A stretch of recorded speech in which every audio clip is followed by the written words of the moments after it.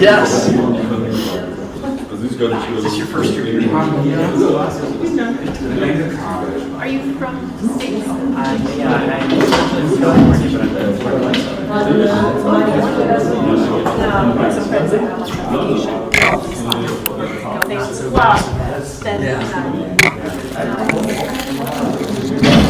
we're from Seattle. He's a replant. What you were saying. We can deal with this. And you? Oh, yeah. As well?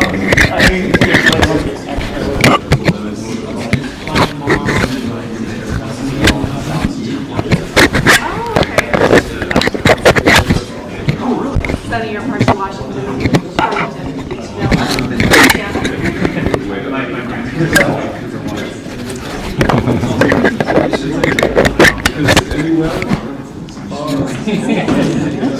Aber besser als sonst. Nee, weil ich habe gerade. Geht super.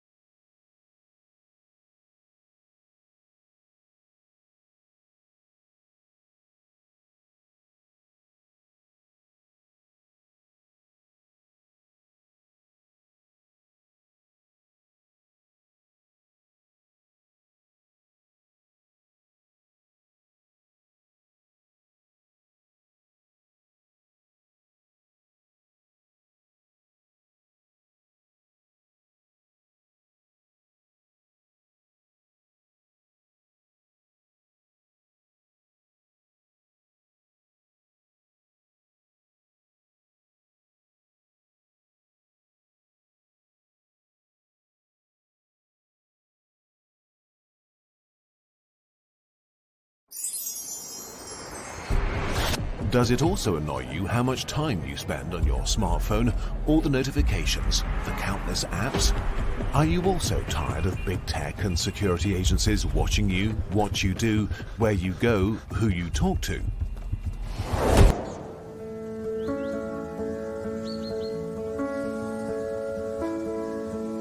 Then we have good news for you. The new Volla Phone 22 for your freedom through simplicity and security.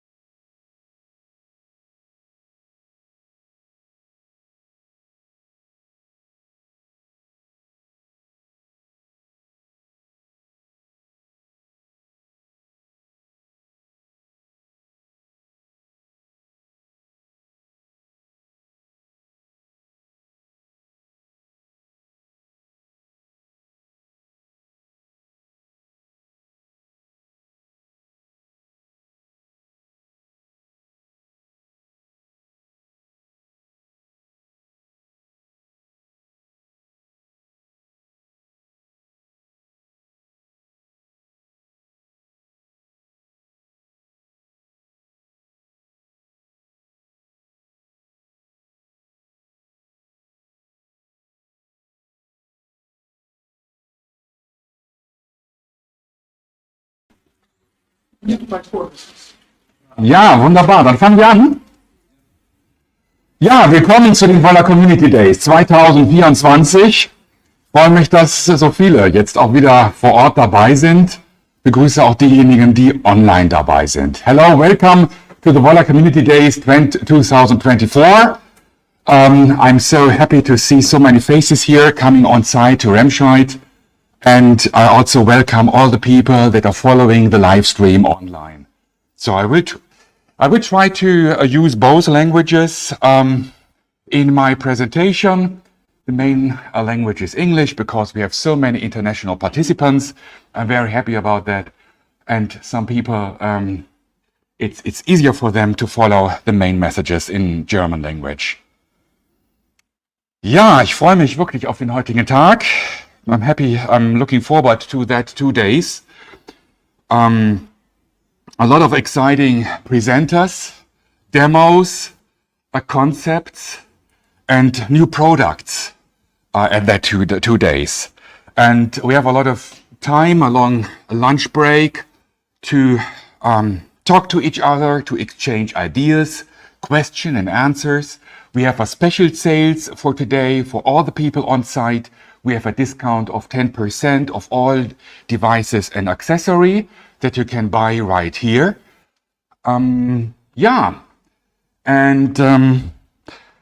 Let's start the discussion. So this morning we have our keynote. I will report what happened in the last year and what we are planning to do. And we have two very exciting guests. Oh, the cable sometimes is interrupted. So, and we have two guests with amazing products that we bundle and that we created together. And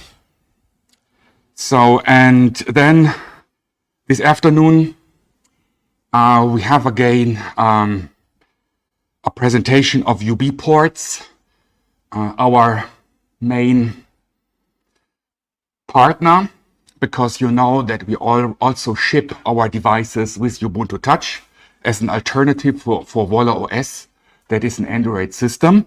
And we have very interesting business cases or use cases of partners that are using our devices and our software as a platform for solutions for consumers and for business. Nochmal auf Deutsch. Also wir haben ganz spannende Inhalte in den nächsten 2 Tagen. Wir diskutieren miteinander. Wir können Fragen, Ideen teilen. Davon lebt die Community. Wir versuchen auch immer Anregungen aufzugreifen und dann einzuarbeiten in den Produkten. Wir haben ganz besondere Gäste heute, die zu einem gemeinsamen Produkt beitragen. Da freue ich mich ganz besonders drauf. Und heute Nachmittag neben einem Vortrag von UBports, einer unserer ganz wichtigen Partner, weil wir ja neben Volla OS ein Android-Betriebssystem auch Ubuntu Touch anbieten als Alternative, haben wir dann auch Fallbeispiele, wo Partner unsere Geräte und unser Betriebssystem als Plattform nutzen, um neue Produkte, neue Lösungen zu entwickeln für die Industrie und für Anwender.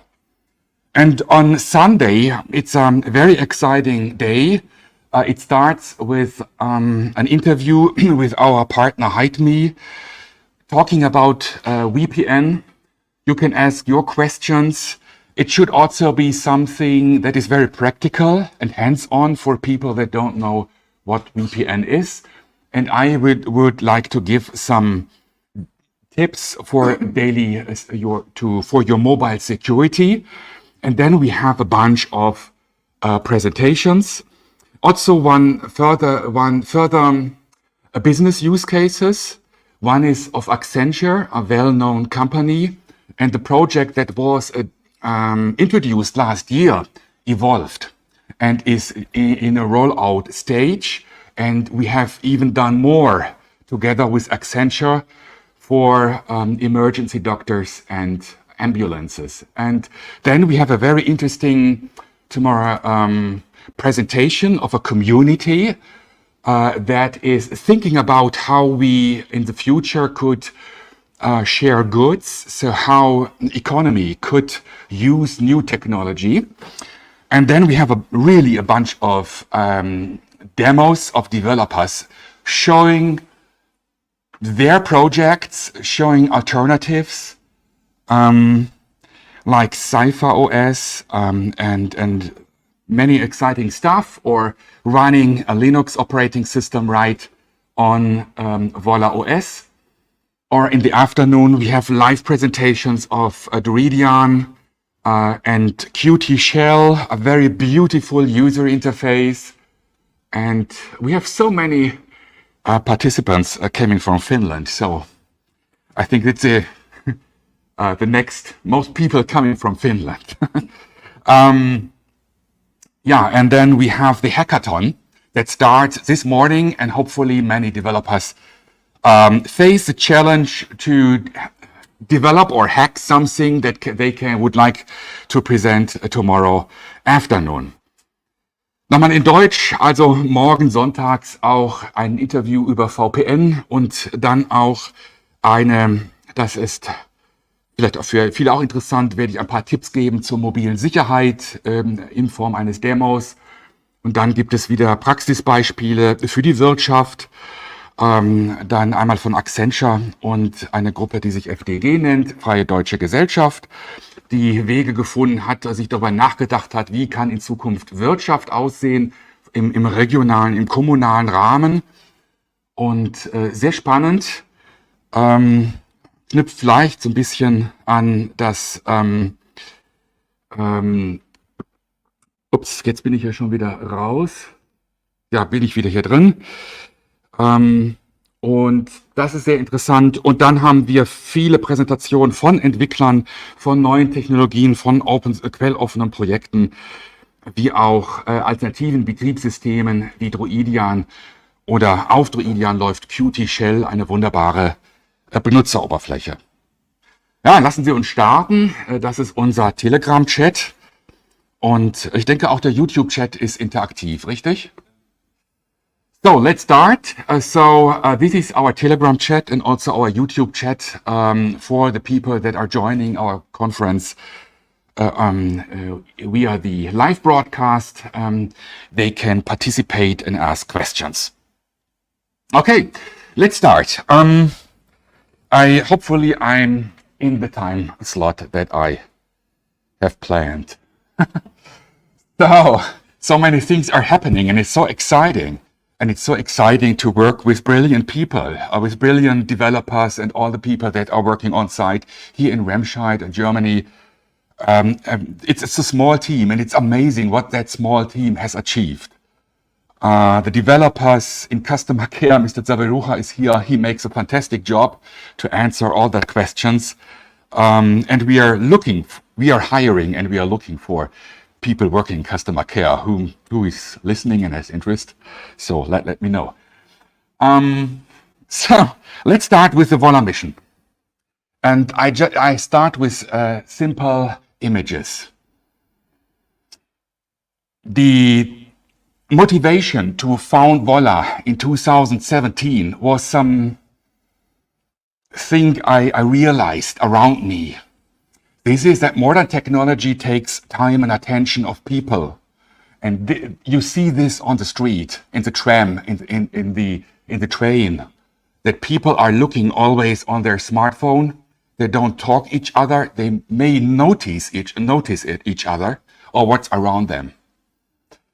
I think it's, and also for myself, I looked something that helps me to take time and attention of things that really matters. And this is outside the digital world. It's the people around us, the real world. Nochmal in Deutsch, also eine Sache, die mich motiviert hat, ist, dass ich beobachtet habe, dass moderne Technologie, ganz besonders Smartphones, viel Zeit und Aufmerksamkeit beanspruchen. So sind sie auch gestaltet, aus verschiedenen Gründen. Denn auch mit der Aufmerksamkeit der Anwender verdienen Unternehmen Geld. Und da habe ich gedacht, es ist wirklich Zeit, sich darüber Gedanken zu machen, einen Weg zu finden, wie man auf der einen Seite ein gutes Werkzeug hat, zu kommunizieren und auf der anderen Seite aber auch Zeit und Aufmerksamkeit für die Dinge zu gewinnen, die wirklich von Bedeutung sind. Und das ist nicht die digitale Welt, sondern das sind die Menschen um uns herum, das sind die realen Dinge, die wir erzeugen. Das ist die Welt, in der wir leben. And also, this is a quite old photo. It's even more messed up in my point of view that operating systems becomes more and more complex. And it's even exhausting to have the mental representation of all the features and of a modern device. And this is overwhelming. And maybe you've seen the last Worldwide Developer Conference keynote. And it's so complex what a device can do. And it goes again in the same direction, to find a solution that we free our mind to be focused on the things that really matters. Hier geht es also um die Feststellung, dass moderne Systeme aufgrund der Vielzahl der Funktionen immer komplexer werden. Und ich finde es inzwischen auch anstrengend, auch ja, das einfach im Kopf zu sortieren und präsent zu haben, was für Möglichkeiten ich habe mit diesen Systemen. Und das muss irgendwo einfacher sein. And then we came to the the second part of motivation for Volla. I called it here patronization. So I think it's for Apple devices, it's even worse, that you can't set up an iPhone or iPad or whatever without setting up an iCloud or an Apple ID. And the devices are always connected with that iCloud, with a bunch of services that might be useful, but you can't opt out. You're always in. For the Google devices, it's almost the same, but you can skip the registration to a Google account, and then you have annoying toc toc toc always if you suppress the Google services. And you're not sure, you're not connected with your private Google account, but the device is still connected to Google Play services. I will also say something about that. And I call that patronization. So, nochmal in Deutsch, weil es wichtig ist. Also was ich hier auch thematisiere, ist, dass die Bevormundung, ich kann eigentlich kein iPhone in Betrieb nehmen, ohne eine Apple ID zu erhalten und oder ein iCloud-Konto zu eröffnen. Bei Google ist es ähnlich, es ist nicht so streng, brauche ich kein Google-Konto, aber ich bin dafür aber immer mit den Google Cloud dennoch verbunden durch die Google Play-Dienste. Ich werde dazu auch noch mal ein bisschen was sagen. And here surveillance in several levels. It's from governmental organizations, but also from with economic targets that companies are interested and organizations in general are interested what we are doing sometimes to derive services, or they say they would like to make services better. And also governments have other objectives behind it. And this is, and I think the book, maybe you have read this, was an inspiration of many people to reflect what big tech, Apple, Google, not talking about Microsoft, doing. So if you're logged into the Microsoft 365 cloud, you are always connected, and they not only collect telemetrics, they also collect what you are typing, so the content. Ja, hier nochmal in Deutsch, also hier geht es darum, dass auch unsere Daten überwacht werden aus verschiedenen Interessenlagen. Einmal gibt es ein öffentliches Interesse der Regierungsorganisation, dann gibt es ein Interesse von wirtschaftlichen Interessen von den Unternehmen, die Cloud-Dienste bereitstellen oder auch eben die Geräte wie Apple und Google. And I think it's time for a change. That was what I concluded. And this was a claim from the beginning, freedom through simplicity and security. And simplicity in the meaning of convenience, intelligence, of a really smart smartphone. But it needs to be easy. And it was also my benchmark of paper and pencil. And let me just, I think it's an important question here. Why can't big tech offer privacy and security? They claim that they do, and they protect, maybe perfectly, their devices against third parties.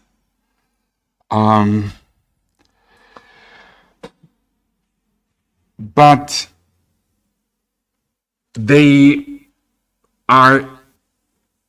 they're dependent on their cloud services in a technical way and in an economic way. They can't go away from their cloud services because they are implicit and embedded deeply in the operating system, whether it's iOS or iPad OS or stock Android. And they are forced by law to open up the back doors for governmental organizations. And for sure they have themselves access to the data because they're hosting the data and they can access them. And just, I think in the US, they have their own laws, like the Cloud Act, Patriot Act. I just mentioned here the two important laws of the European Union, the Digital Service Act. That I didn't translate. So large platforms, it's a fine-grained differentiation between the size of a platform, what they need to fulfill for the law, and they are forced to introduce mechanisms, technologies for surveillance and censorship. They are forced to provide access to organizations that take the role of taking care of the content. So they decide there's some private organizations that are looking at the content and decide whether it's legal or not. And then they can force the platform to remove data or something. And this is important to know, that this is a public law that people need to fulfill. And also the AI Act, hundreds of pages. I think this is not appropriate for a law. It needs to be transparent for the people, in my point of view. Anyway, hundreds of pages about the AI Act. And they are regulating, or they are describing when AI can be used for mass surveillance. So it's a lot of legal text. And here's some links of some analytics for that laws that needs to be implemented by the nations, or that are part of the European Union. And that's the reason why big tech can't provide privacy and security, because they are forced to open the back door. And why is privacy and data protection important at all?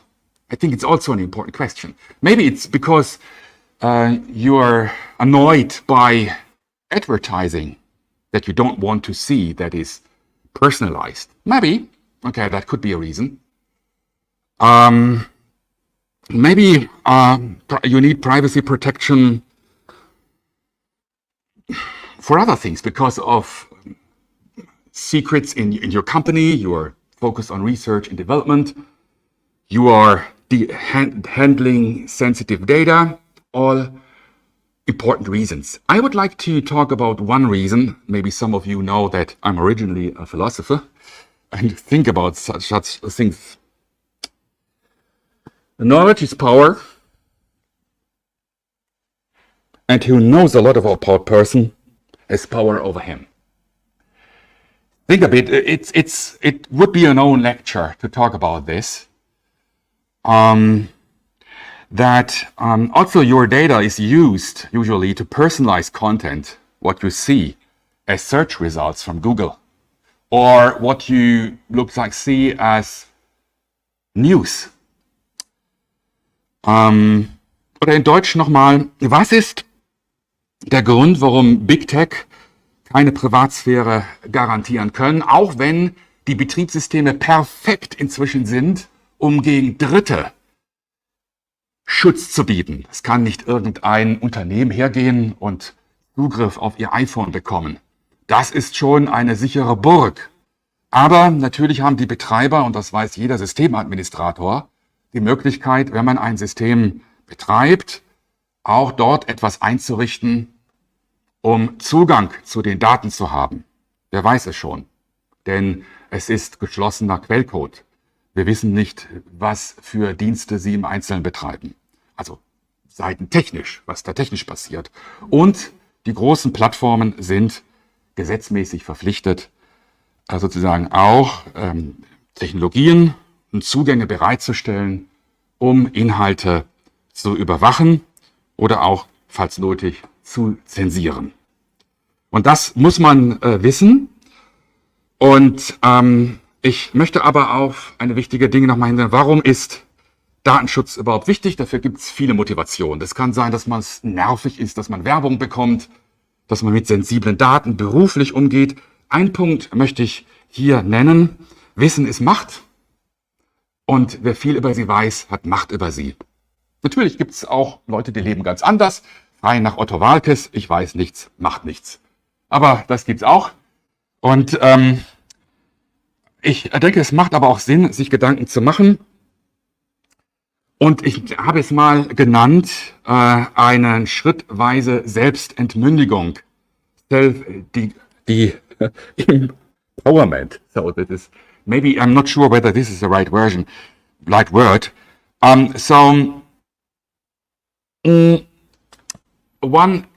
Just an inspiration to think about it. If data leads to recommendations or personalized services, and recommendation leads to actions and decisions and opinions, then we have that loop of how technology or organizations that are using technology have an impact. Maybe it's not so scaring. It doesn't matter if Spotify recommends you better music. You listen to that music and maybe you like that music. That's fine, maybe. But we may, if we only go that way, we don't find maybe exciting new styles that we have never looked before. Or if you maybe use FriendScout, and FriendScout says, because of your profile, these are the potential partners for you. Maybe you should reflect it, whether you follow an artificial intelligence or an algorithm, to choose your partner for life. And then we have in Germany also an app that is called Valomat. You answer some question, and then the app tells you which party you should vote. And this is a moment when you should reflect it, whether you really would like to follow that loop. I think it's time that we empower ourselves to have a free access to information, to free access to communication and discussion, and to reflect what we are doing and decide with good, well information.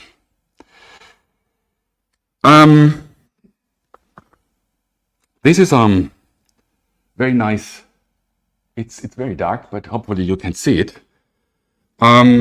It's from Konrad Zuse, a quote I found. I like it. It was not the inventor of the computer. Maybe Leibniz was the real inventor of computer. But I think I like that. Die Gefahr, dass der Computer so wird wie der Mensch, ist nicht so groß wie die Gefahr, dass der Mensch wird wie der Computer. And I think I agree. There was a very interesting book. It called Payback from the former publisher of Frankfurter Allgemeine Zeitung, Schirmacher. Very good book. It was also about technology. It's some years ago it was written. Unfortunately, he died very early. And he wrote about that the risk he was analyzing and concluded is that people think that a computer knows better than we self what we should do and think. And this is something that is a motivation. Last year, you know how I quoted official documents from the German government, from two ministries. They announced in a public document, again, a post-vote society and post-choice society, because artificial intelligence knows what we need. Why voting? And then another document from our government, from one ministry. It was a Ministry of Umwelt and Bau, and they announced a social credit system. And the social credit system can be established if a lot of data is collected, how we behave, how we think. And they announced that the plan is that we can start studying earlier or later or not, depending how we think or how we behaved or what we said in public. And last but not least, because this is my favorite philosopher, I studied a lot. I like his book, The Open Society and Its Enemies. It's up to date. It was written in the last century. You can read it on the screen. Wir müssen für die Freiheit planen und nicht für die Sicherheit. Und wenn auch vielleicht aus keinem anderen Grund als dem, dass nur die Freiheit die Sicherheit sichern kann. Sounds like a contradiction for some people. That freedom is the basis for security. And this is our, also the fundament that we are working on, the European Charter of Human Rights, or Rights, Human Charter of Rights, and in Article 8, everyone has a right to protection of personal data concerning him or her. This is Article 8 of European Charter. It's great. It's not so explicit in the German fundamental law, and I think also not in other countries. It's very explicit on the European level, and I love it. So this is the motivation.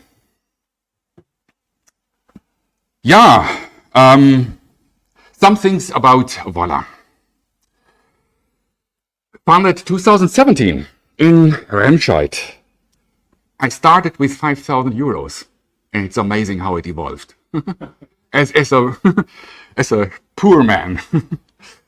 And I was working a long time as a freelancing journalist, and also founder of other companies like Nikon Group, that is a little bit bigger now. And 2020 we entered into the market. And what's also important to the DNA of Volla systems, we started with three. Now we have three successful crowdfunding campaigns in the past. For the first Volla Phone, and the Volla Phone 22, and the Volla tablet this year. And so it's a company backed by the people, backed like the community, and I thank all the people that helped us to realize that vision. and there's no venture capital in it. It would make a lot of things much easier, but maybe also some other things more difficult, because I would like to fulfill the promise of security and privacy in a long term. And if I have an exit strategy with venture capitalists, they will sell it to big tech, and then the idea and motivation is gone. And I don't want that. And that's without venture capital. And we grow from cash flow. Sometimes things are going a little slower, but more stable. And this is a product lineup in the last years. Volla Phone, first generation. You find it over there. Also, a sample demo, sold out. A very nice product, very lightweighted. I love it. It came with Vola OS 9. Then Volla Phone X came with Vola OS 10. It's a rugged version 1 year later. And the Volla Phone 22, our recent flagship model. Black is sold out. White is available. Beautiful, very sporty, very fresh design, lightweighted, large screen. I love it. I have also as a daily driver here. And then we have Volla Phone X23, the new rack device that will be available again in August, because we had some troubles with our vendor. You know it, most people know it. And we started production in the last month. And so we can continue selling that really beast. It's a rugged device, very powerful, and not only for industry, also for people that are going outside or people with children. Sometimes it's good to have a rugged device.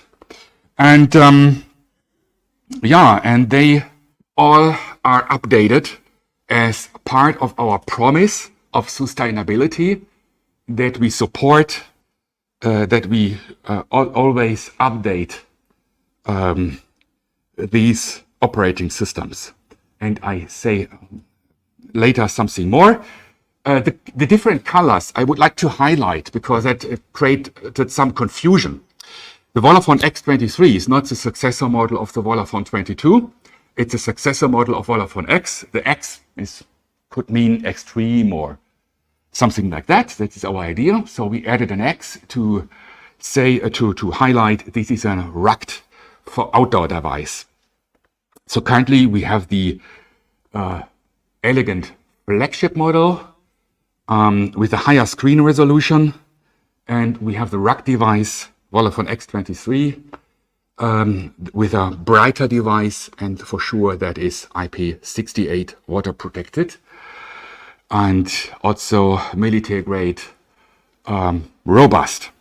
Yeah, that our devices, and it's awesome. We have in that small team and with the community, we realized that products. Volla Phone in figures, they're not I'm honest to you, are not figures of Samsung or Huawei. We have guests from Huawei today. I'm very happy to have that company here.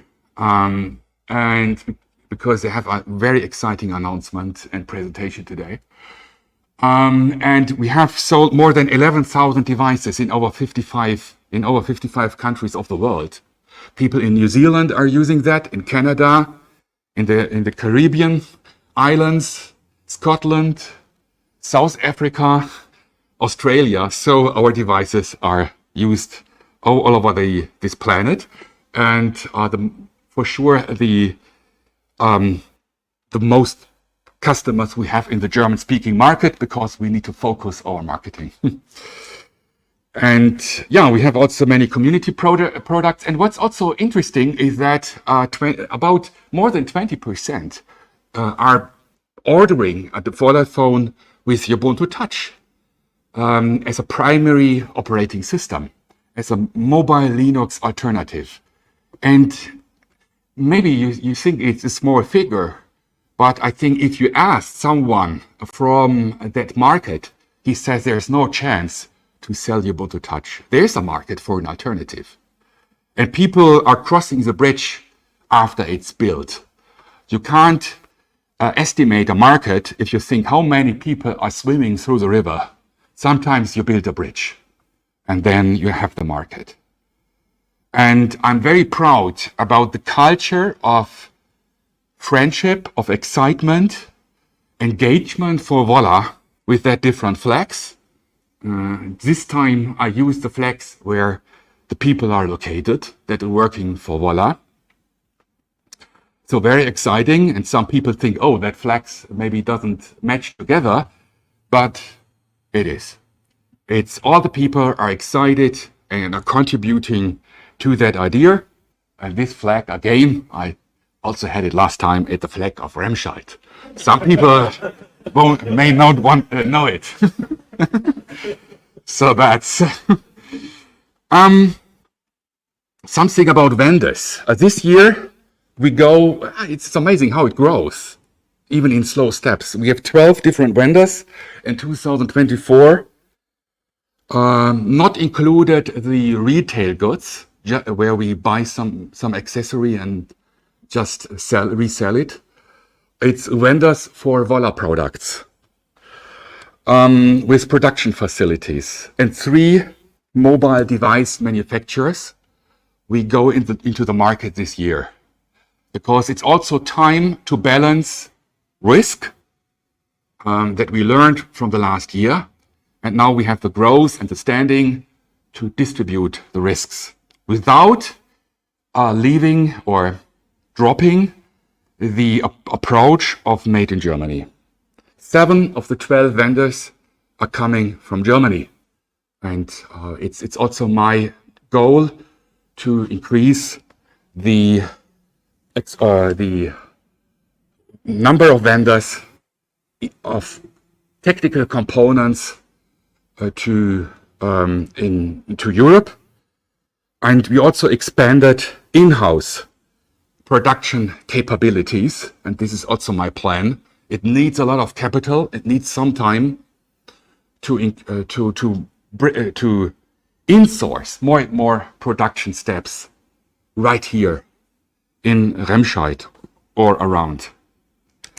And we continue with cooperation with Gigaset. With Gigaset. So to clarify it, Gigaset have registered, or how do you say, announced insolvency last year. They had some problems. I think it was a management issue anyway. And then now they managed it. So with a new management. And so they have an investor now again, a new investor that spent money. They had to they need kind of reorganization, Sanierung, we would say in Germany.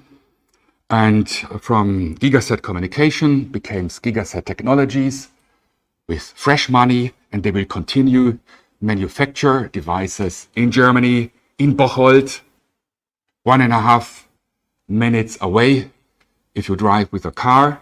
That helped us in the past, in the last year of the proclaimed pandemic, that we never had at that time the delay of delivery, because we have short supply chains. And this is also still the approach that we continue with Gigaset, and there currently the machines are running for the Volla Phone X23. And made in Germany strategy, in particular, that we have the hands on the servers for OTA, or for building the operating system, for flashing the devices, because this is a security critical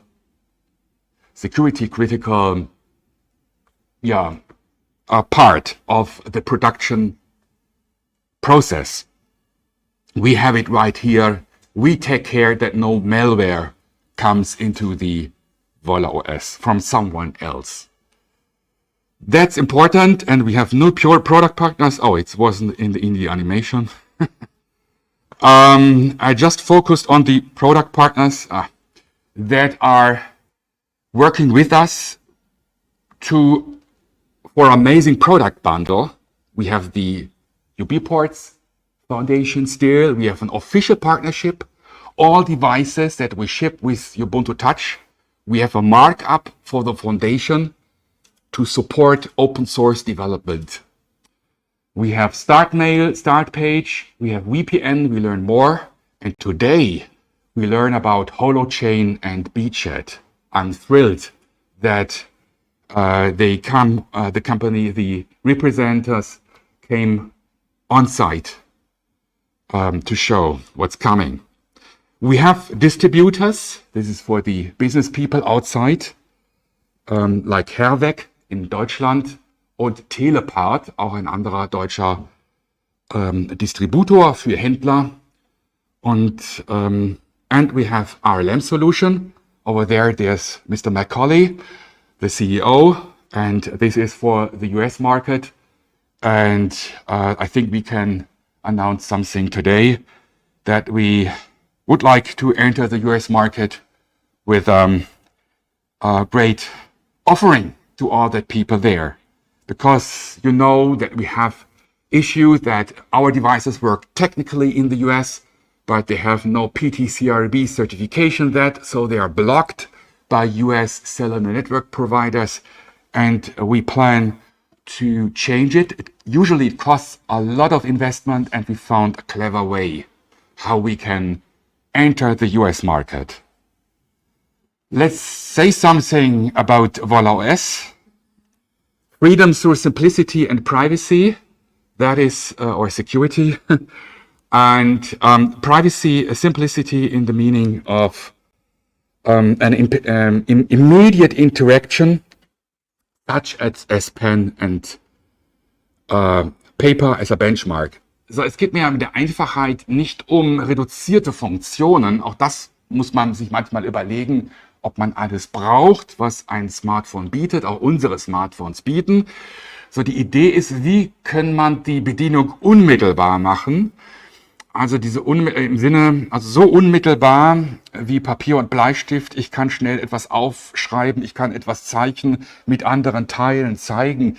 Es ist also, da steht, und deswegen die Überlegung, Menschen und Inhalte in den Mittelpunkt zu rücken, anstelle von Apps oder Technologien oder Dienste. So instead of apps and we should have an user interface that is people and content-centric. And that it is, I just briefly, most people already know it. Maybe for some people it's new. We have the Springboard concept as an offering. We don't force people to use it. You can switch to a classic Android view, and you can install your launcher as you want. We don't force anyone what he or she will do with with his or her smartphone. This is quite different, like if you open, and we have that quick menu for all the daily features you need. Quite easy, just tap, swipe, and leave your hands. And then you have the main functions, your camera, your calendar, and so-called collections. And then we have the concept that you can type anything and the system anticipates what you would like to do and offers auto-completion and features. Also das ist eine wichtige Funktion, dass man im Sinne von dieser unmittelbaren Bedienung, ich habe hier einfach ein Textfeld, ich gebe etwas ein und das Gerät erahnt, was ich tun will, macht Vorschläge zur Ergänzung und auch Funktionen. Ich kann damit eine Nachricht schreiben und viele Dinge. Ich habe das hier mal aufgelistet. Ich kann Nachricht schreiben und einen Kalendereintrag erfassen. Und neuerdings auch ist das erweiterbar. Ich kann dann zum Beispiel auch den Wetterbericht abfragen oder schnell in Wikipedia suchen. Solche Dinge. Das sind erweiterbare Skills. Da komme ich gleich nochmal zu. Und wir haben die gruppierten Apps. And we have the grouped apps that helps you to just focus on the most important things, the most important apps you frequently use in the last time, so you're not overwhelmed by all the number of apps you may have installed for some reason or for rare use. It also, for a free mind, to have everything, minimalistic and very efficient. And then we have the so-called collections. In Deutsch wir sagen Sammlungen, the collection of the most recent people you have been in contact, and your notes. You can also capture right on the Springboard the threads from short messages or even from Signal, all at one place, because it's content and people-centric, not app-centric.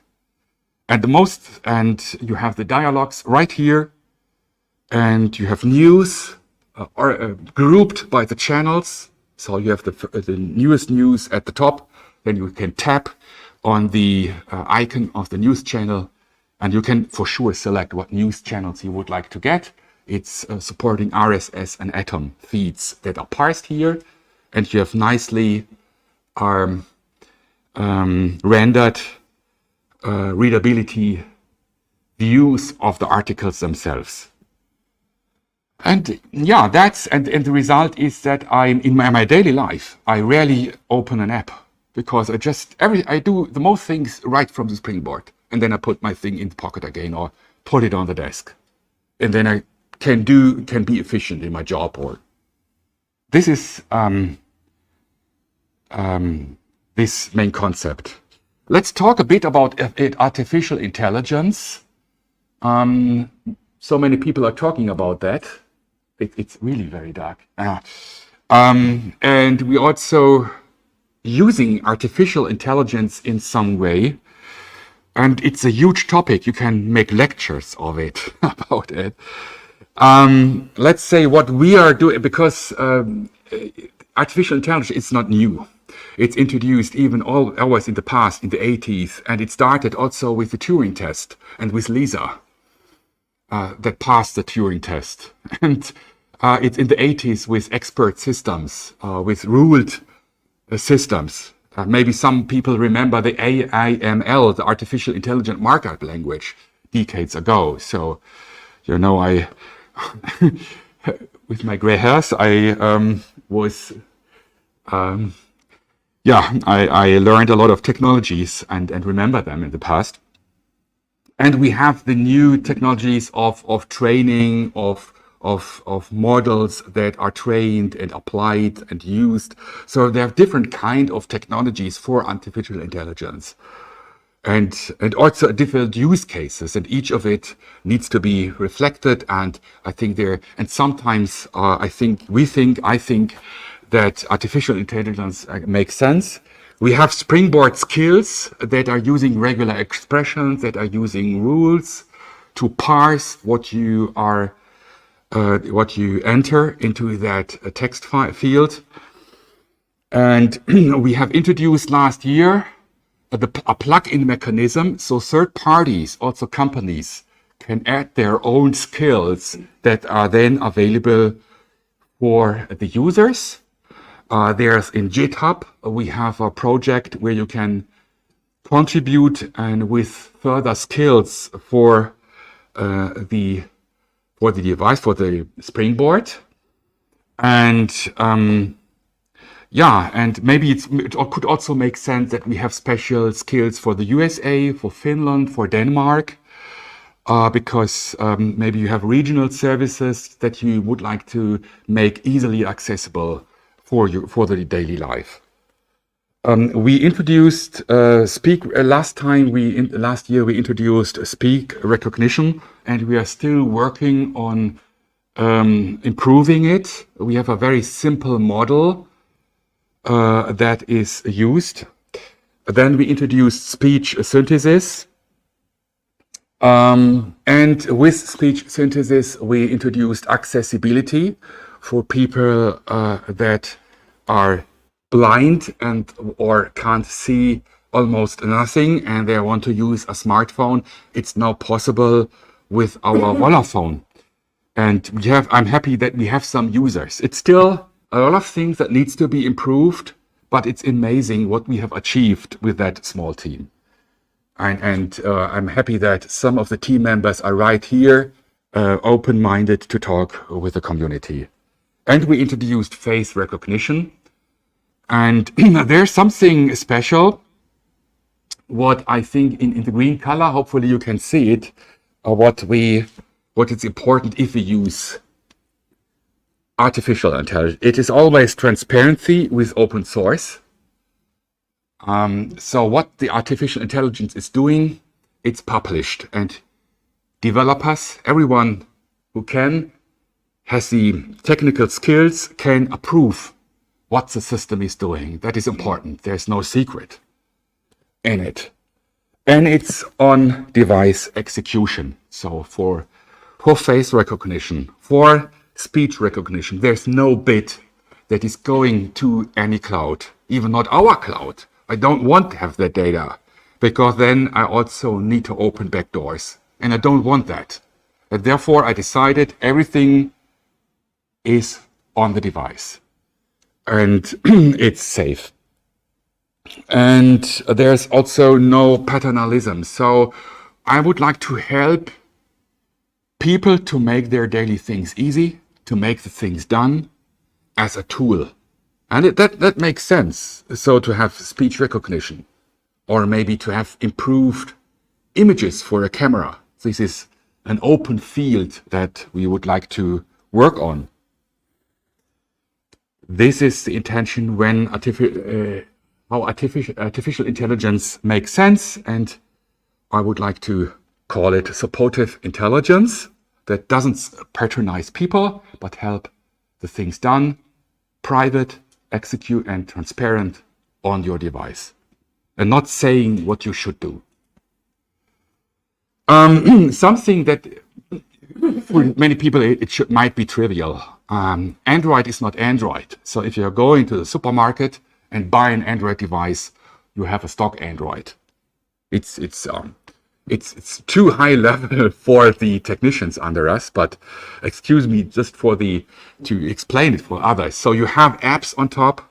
There are Google apps made by Google. It's closed source. And they are closely connected to the Google Play services. Play services are used to push notifications. It was a US senator in the last year, in fall, who make it public that all the push notifications are systematically evaluated or analyzed by the 3 character agencies. And it was nice. The press was publishing all smartphones are infected, and that was fine, because I thought, our not. And then we have the Android open source project. This is the base underlying operating system, and we have drivers just to connect the operating system with the hardware. It needs for display, for audio, and most complex modem with millions of code lines. And then we have the kernel. And this is the green parts are open source. Also Samsung, whoever is using a Linux kernel, is forced to publish it. But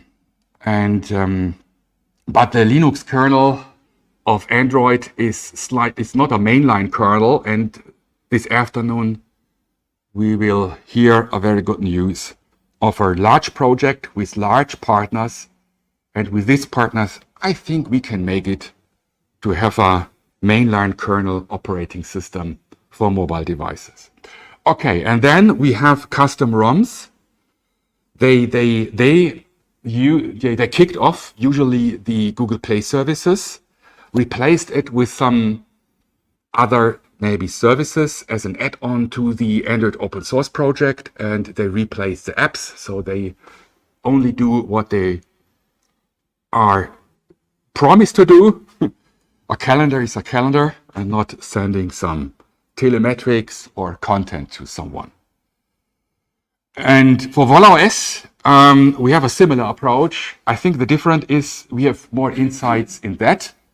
We are not allowed to publish the source code for legal reasons, but we have it. We have our hands on the so-called board support package as a manufacturer or a vendor of operating system, and it can take care that everything is fine. And we added our own apps and services like the security mode. If it comes to security, I must hurry. If it comes to security, it's also an extremely complex topic. You can have a lecture at the university about cybersecurity. And there's also, we need to distinguish between privacy and security, and cybersecurity to be prepared for attacks of cybercrime, or just trivial things like you lose your data because you trashed your device. It falls down somewhere in the water or something. Android open source project do its best. Developers all over the world are improving Android open source project. I listed some highlighted things that are different to other stock Android. No Google, no cloud, no registration. There's no Vola account. I don't want that data because then I would be responsible for it. We don't collect anything. We just have the an archive of invoices and delivery notes. That's it. And we don't know what people doing with their smartphone, whether they trash it, whether they use it or not. We don't know whether they flash it. There is no telemetry, even no telemetrics. It's independent devices. And some of the highlights in a different color is the the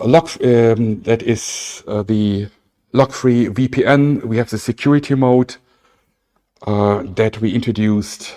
We have a special browser. We've chosen the best browser regarding privacy that allows plugins to even improve it. It's not the fastest browser. That is maybe Vivaldi, for instance. They use Chrome engine. It's also a very private focused browser. But it's, for some reason, the Firefox, mobile Firefox is, I think, a better choice. So that's no. Let's quickly talk about the security mode. Tomorrow, I will introduce it in more details. The security mode, just to sell it, is it's a special add-on for the mobile operating system. So I list it here in English and maybe say it in German. Oops, go back here. We have an app blocker that blocks. If the security mode is on, you can precisely define the apps that are blocked, including their services running in the background. And the reason why we introduced it, because you may need to use some apps you don't trust for your daily life, for business, for your studies, and you know it's crap. And so with the security mode, you install them, you set them up, but then you block them, and you only deactivate them by deactivating the security mode for the time you use it. You go into a Zoom meeting and afterwards you block that Zoom app again, for instance. Then it's just, if you're going into your parking lot or something, maybe you have some app that is using the Google Play services. You don't want to have it always on. You just unlock the security mode, start the parking lot app, drive into the parking lot, and then you activate security mode again. And the app is gone, like it isn't installed for the system. And then we have a domain blocker, a whitelist and a blacklist. So, and we have introduced templates last year for malware, crime, porn, all that things, trackers. And you can, on a low system level, you can block that domains, even for trackers of some apps you may want to use in your daily life. They have some trackers, but they have no chance with the security mode to send their data. And the whitelist, maybe it's important if you are a small company, you can't afford an MDM, but you define what your employees would like to do with the device, or for parents who would give with a free mind and peace in mind a smartphone to their children because they need it for their school. And then you define what your child can see in the web. There are a lot of pages and domains in the web that children shouldn't see, and all that child crying with grooming and so on. Define what your child can do on the device. And we have also an open source project where parents and pedagogues and teachers can contribute to a list domains as a template what are appropriate for children. In Germany, for instance, we have a search engine for children called Blinde Kuh. Maybe, vielleicht kennen einige das Spiel, was Kinder spielen. So, und da haben wir auch gerade für den deutschen Markt schon mal begonnen, so eine Liste zusammenzustellen von Domänen, die vielleicht für Kinder geeignet sind und damit man das nicht alles selbst eingeben muss. And we have new last year, we introduced a network blocker. Why that? Then you can open an app, but this app has no internet access. For instance, if you need to use some Microsoft apps like Word or PowerPoint, it will be relevant if you have it on your tablet. And you know that Microsoft is not only collecting telemetrics, they're collecting content, what you type in your Word. And so with a good peace in mind, you can start Word, but it has no chance to send anything to the web. So you block it. And so this is a good compromise. And last year we introduced also the link to activate or deactivate microG if you activate the security mode. So some apps need Google Play services, and you know that optionally you can activate microG as a substitution of Google Play services. Okay. Some apps need notifications, some apps needs Google Maps, whatever, it's provided by Google Play services. And here it's a simulation of the apps. For sure, you are connected with Google at that time, if you need it. But we would like to give people the freedom of decision. So they have a secure phone. If they want use Google apps or apps that requires Google Play service, they can do it. And they can activate microG for that. And you can connect that activation or deactivation with the security mode. Very convenient. I need it for my daily life. There's some rare apps I use and they need Google Play services. And so Google Play is blocked, but only unblocked if I deactivate the security mode. Let's tell something about updates. We have monthly security updates we introduced. With that small developer team, I'm impressed, but it was time that we introduced monthly security updates and sometimes of feature updates. If you've seen the Volla Phone 1 and the Volla Phone X, we can't provide Volla OS 13. One reason is that Android 13 needs a new encryption that is not anymore supported. And so we can't offer Volla OS 13 for Volla Phone 1 and 12, but we will continue to provide security updates and new features. So if you introduce new features for the security mode, for the launcher, and things that you will hear today, we will introduce also for all devices. That is our promise of sustainability. So if you have your Volla Phone from the first generation, you can know that you have new features and benefit from new features. And this is very important. And we are currently working for Volla OS 14 that will come this summer with more personalization, improved security settings, and global zooming settings, and also some new settings, or new features, from Android 14. And this is already in preparation. It's already under testing, alpha testing. Maybe it's also under beta testing. I'm not sure yet. My colleagues will know. And so this will come this summer, Vola OS 14. And some words about multi-boot. Multi-boot is a feature of Vola OS as a primary operating system to install easily another operating system, a second or even a third operating system of a micro SD card, of your memory card.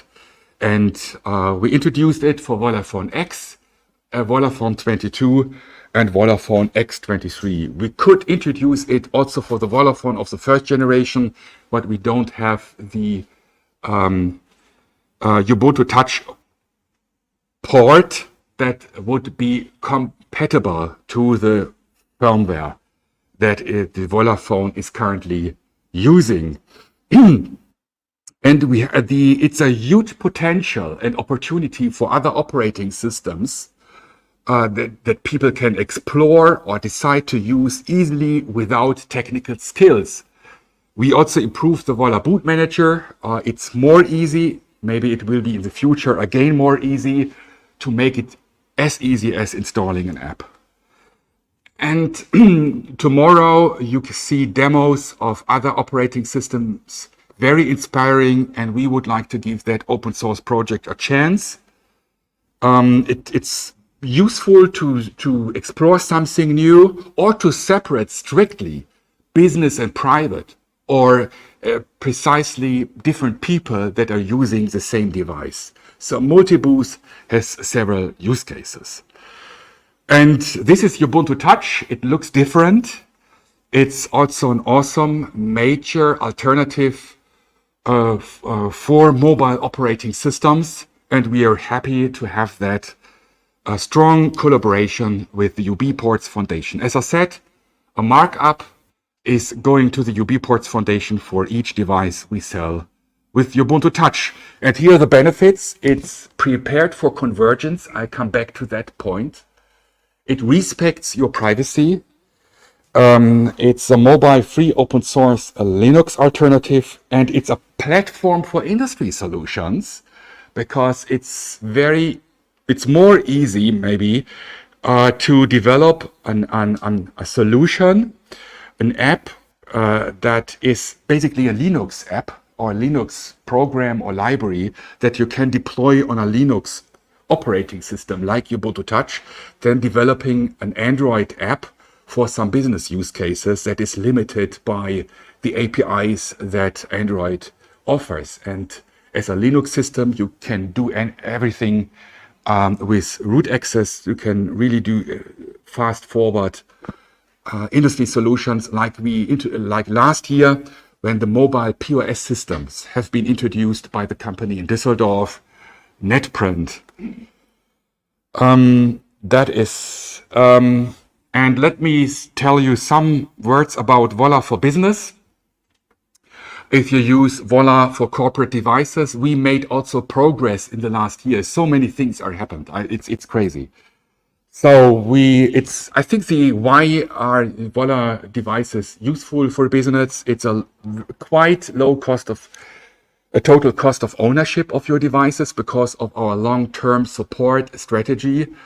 And also the quality of, in particular, the X23 is a very robust device that you can give your employees that usually don't care about what they get.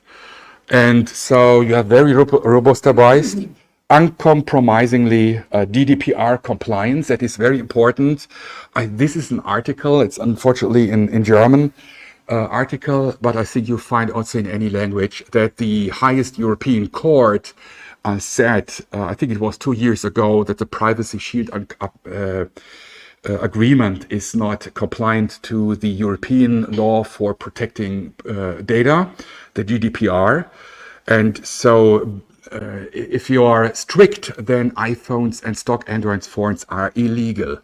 But for sure, the economy doesn't like to discuss it, the impact of that expertise of the highest European court.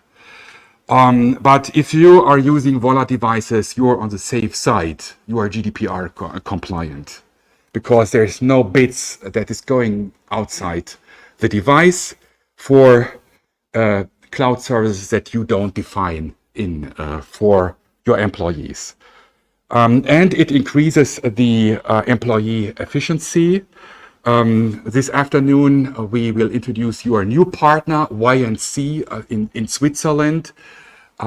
We have, this is a partner product with a dual branding device that is prepared for business. And we are discussing also to use the speech recognition and the Springboard skills for a mobile assistant. So to make it smart, reliable, not just ChatGTP crap, based on the data that is reliable of the company. It's private, and you have a mobile assistant that we would like to introduce into business. And if we also have a new partnership with a German company, Phonlos, and this is all for companies that would like that don't want to invest or cannot afford to invest in 200 or 300 devices. We have a partner that you can rent Volla phones for a monthly fee and with a full service. So if something is wrong, they will replace the device. They take care of everything. Also, they help you to set up an MDM. And this is also what we can provide. You can choose your MDM that doesn't require Google Enterprise Services. And we offer also as a cloud services with servers hosted in Germany, or we can also offer it for installation on premise. And the good news is that over the last year we found an MDM for not only for Volla OS, but also for mobile Linux. So it's also possible to introduce Volla phones with Ubuntu Touch or with an industry solution into a company, and you manage it in your IT departments with an professional MDM system. These are the options for renting our cloud services. You can have a look at our webpage to see all the prices. This is just a quote of the table. And we offer customized operating systems. One example is the device of YNC, a company in Switzerland. We prepared a Volla Phone X23 with that dual branded operating system as an inspiration for you to see it right here, and it will be also presented this afternoon. And this is for this, and now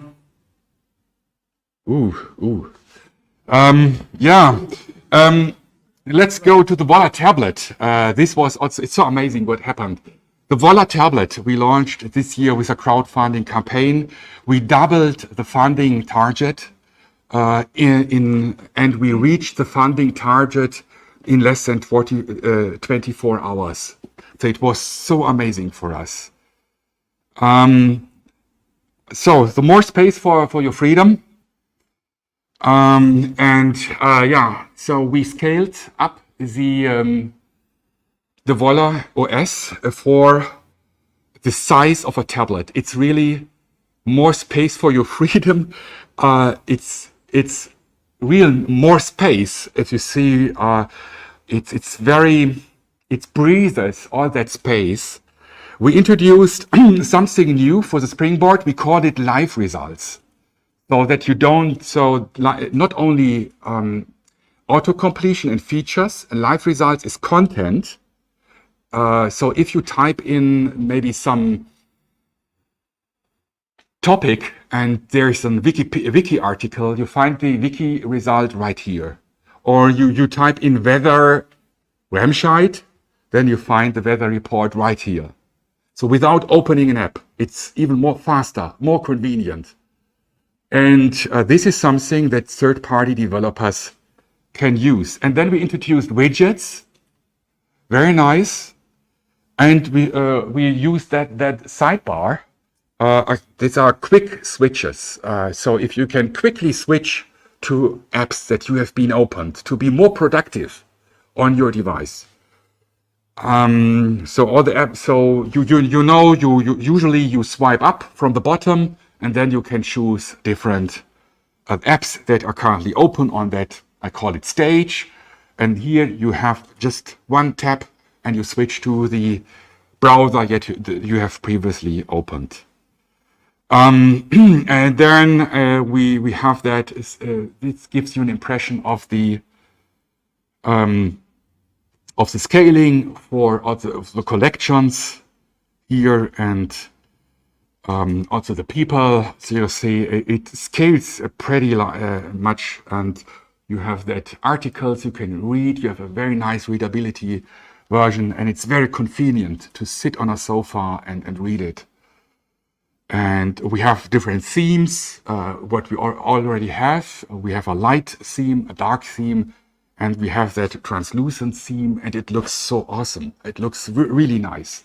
And this design for me, it's a whole package of convenience, design, and the power of the devices.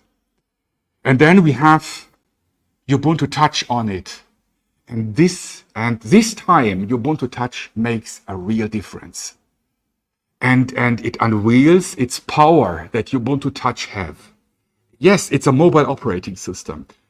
But now what you can benefit from is that Ubuntu Touch, I think it's years ago, they introduced the convergence use case.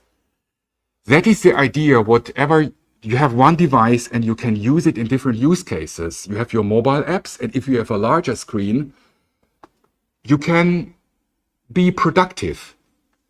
So the apps on Ubuntu Touch scales pretty well. You can have split screen, sometimes it's automized, and you can use desktop Linux apps. And tomorrow we have a presentation. Our promise is that until the device will ship, we would like to make installation of desktop apps easy. You can do it right now. Most people that are knowing Ubuntu Touch know there's Libertine, Container, and yeah, it's more for technically trained people. It's not too difficult, but it's more for technical trained people. We would like to make it easy. So think about this device using just your LibreOffice. So your tablet is your laptop. So you have that. You have the 3-in-1 device: a smartphone, a tablet, and a laptop, because the Volla tablet includes up to 2 SIM cards. You can make phone calls. You don't need tethering in the train or at the airport. You just can use the capabilities of the device. Ubuntu Touch is ready for convergence, as I said, and it scales the native apps scales that are prepared, and you can use Linux desktop apps. And we have a brilliant new developer, therefore the new flag of France, that some may have realized. And this is, you can do a window mode. This is also quite unique. You can switch to a window mode, so you have it like Ubuntu, like a desktop. And it's a 12.7-inch display that the device has. The specs, 12.7-inch display. It's the MediaTek G99 processor. G stands for gaming, with Hyper Engine technology, made for gamers originally, so it boosts the performance, and it's the same chipset that we are using for the Volla Phone X23, but with 12 GB of RAM and 256 GB of internal storage, and you can put any SD card, 1 TB or so in it, and you have 10,000 milliampere hours. You have it like a laptop. And this is accessory. It's currently still in production, so we can't present so much today, but you can have later the hands on the tablet. We will have a Volla backlit keyboard with USB-C port, so you can attach your mouse or another drive, like you are used to do and it's attachable. That display to the tablet attachable to the keyboard. It comes with a nice case, so you can fold it like a laptop and take it with you. You can unattach it to have it on your sofa, or to show it in a team and discuss some handwritten notes or sketches and work on it. It's a really amazing product for creativity, for productivity, also to do shopping on a sofa or use or see HD movies. With 4 speakers, it's loud enough to and to enjoy your movie. And this is we have a plan for a Volla pen, a Volla matte or glossy display protection, and we have Volla back shells also. Someone who would like to have it more lightweighted in some like nice colors, most likely in light blue, pink, and green. So we have several colors, so it looks nice. It's a happy device that should inspire people, and it's private. You have peace in mind for that device. And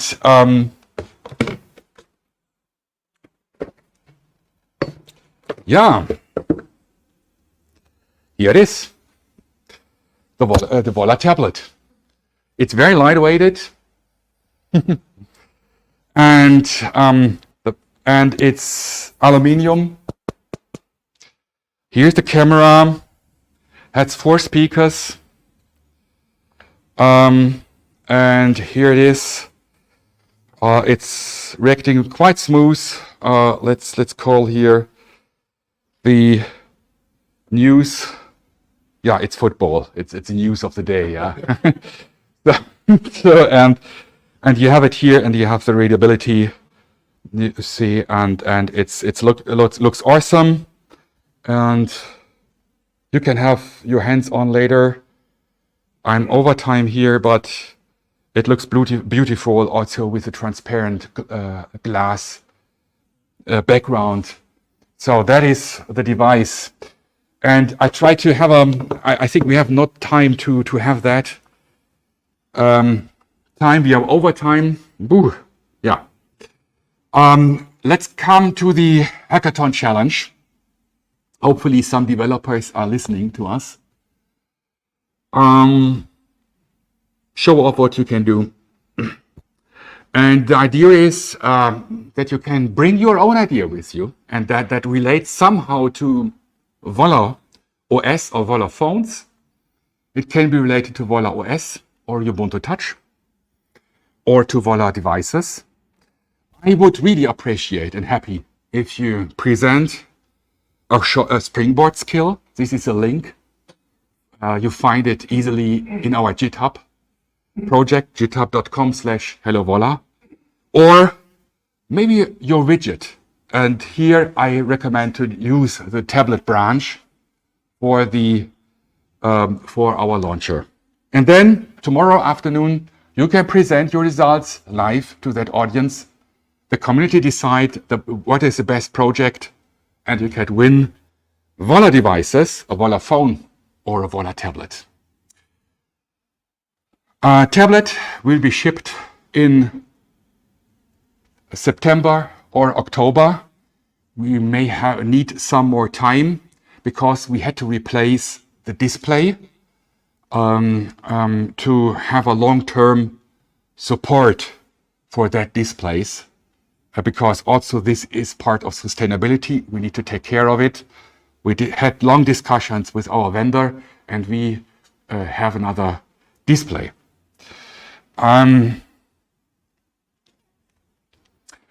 Now it becomes more and more exciting. One more thing. So that we didn't show yet this year. Yeah, and this is so amazing. Something is going on in the world. And I'm personally, because maybe I know a little bit more, I'm so looking forward to the future. And we can build that future. And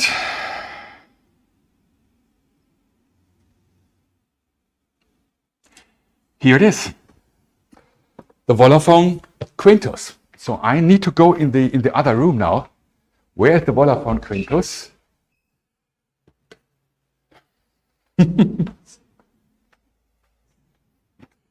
Here it is.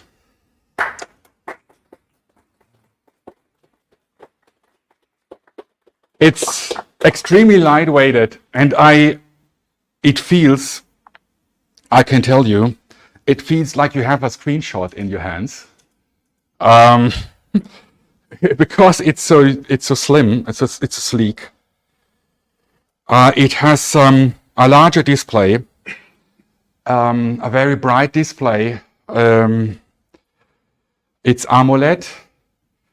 It's very strong chipset.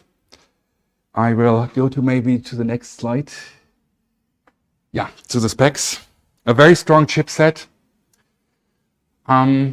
We support all the different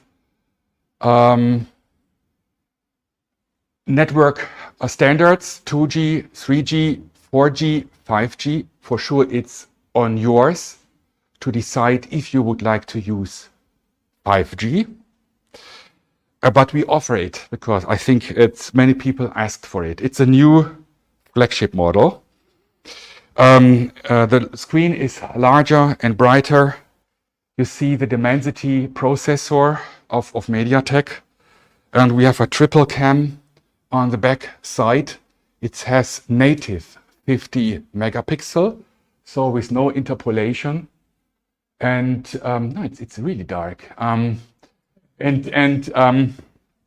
Maybe it's better to see it's what I prepared here in comparison with the Volla Phone 22 that is still available, and just compare it visualized.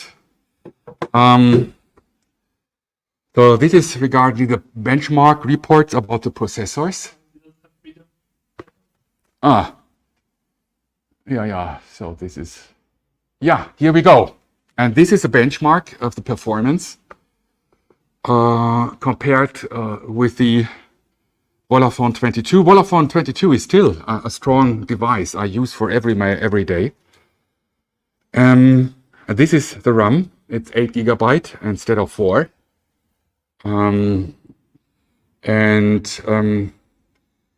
We have larger brightness because it's a new display technology that we use, not LCD anymore. And it has less SAR value. So if the bar is smaller, it's good. So we have a lot of customers that are looking at the SAR value of the device. So it's also good news. And we have a slightly bigger screen. It has a 29 ratio. Very nice to see also movies. And currently a developer prepares an open source implementation of the Google gaming services. We will also introduce that for Volla OS 14. So the gamers, they have a lot of fun with it, with performance boost. About the availability, pre-order the Volla Phone Quintos at Kickstarter. The campaign starts at July the 2nd. Maybe some of you have already seen our landing page and the announcement. Register now at Quintos at tablet.online. And save up to 20%. For super early bird, we have then early bird, and we have a Kickstarter special. And so it's a really flagship model. Here we have the recommended retail price, and you can get it at Kickstarter at $575. I think that is a very good deal.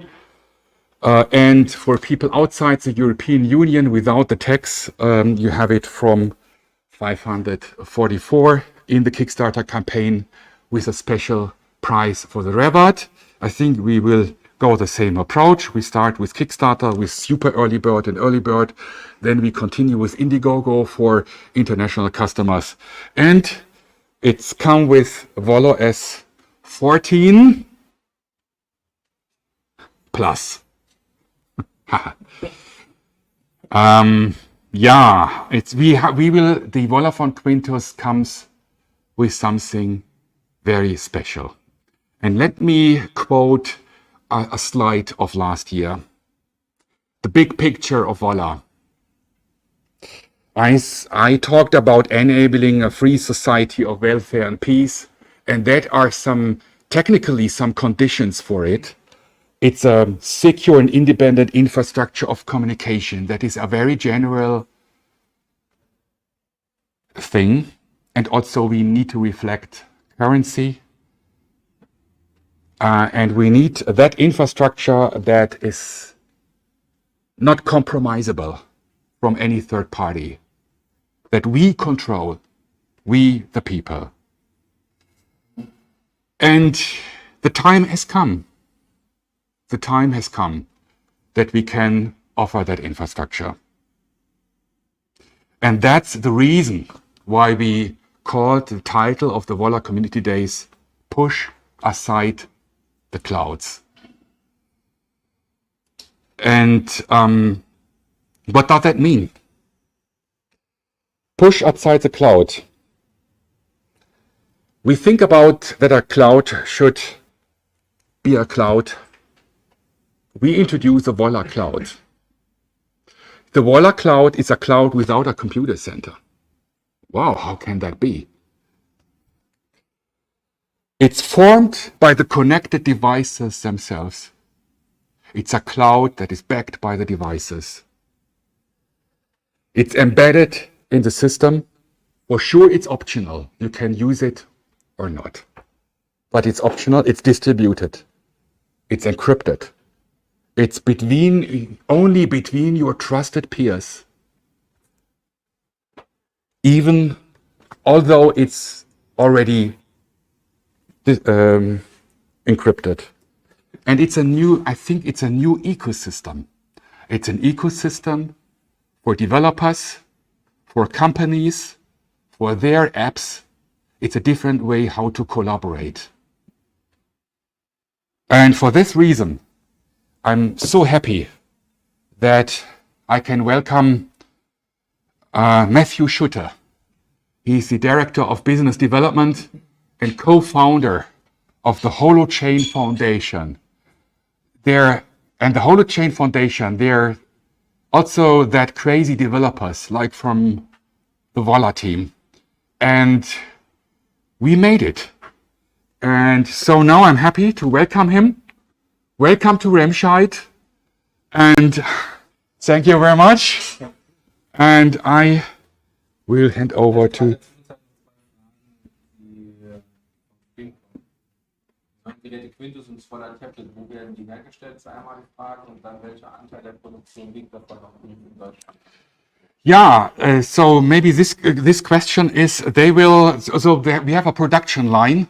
They start in China, in Asia, and the last production steps are done here in this building. So it's in the main thing that is done is here flashing the software, so that we take care that everything is clean and there's no malware in it. So we get raw devices from a vendor in Asia, and we do the last steps of the production right here in Remscheid. But we will have a question and answering session for sure. I think so many people will have so many questions. So I will send, this is your, can you start, do you know how to start? Yeah. And can I get the microphone? Yeah, for sure. You should. You can play this. Great. Something like that. Hopefully that's good enough. Hello, everybody. Can you do me a favor and just all stand up? You at home can do this as well. We're just going to wiggle a little bit. You know, it's going to be a long day, right? We're going to breathe a little.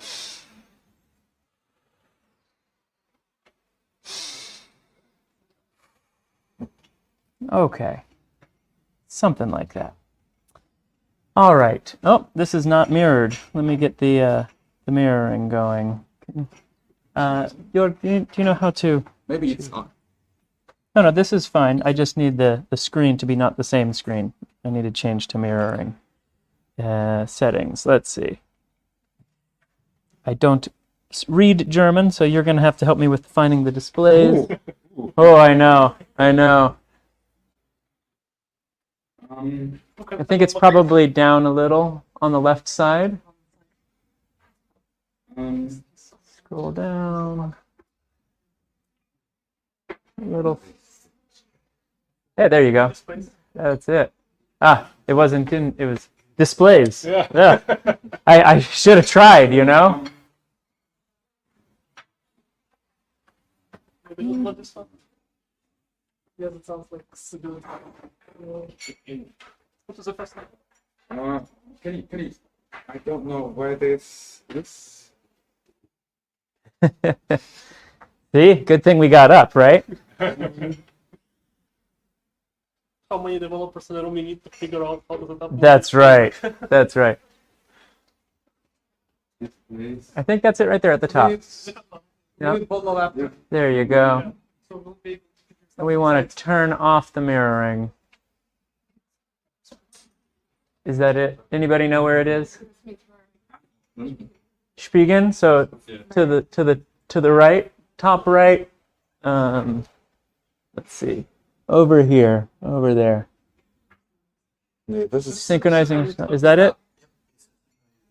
So you're gonna go back up to that top one you just had, and you're gonna click that. I think that's right. Okay. okay. All right. Thank you so much, everybody. Okay. All right. We can go ahead and take seats.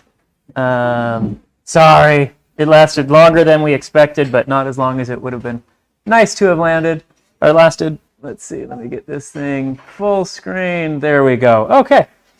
And I'll be over on the, if I can, there we go. All right. Hi. Hi. I'm Matt. If you see me in the hall or at lunch, you can call me Matt, Matthew, Matty, Mateo.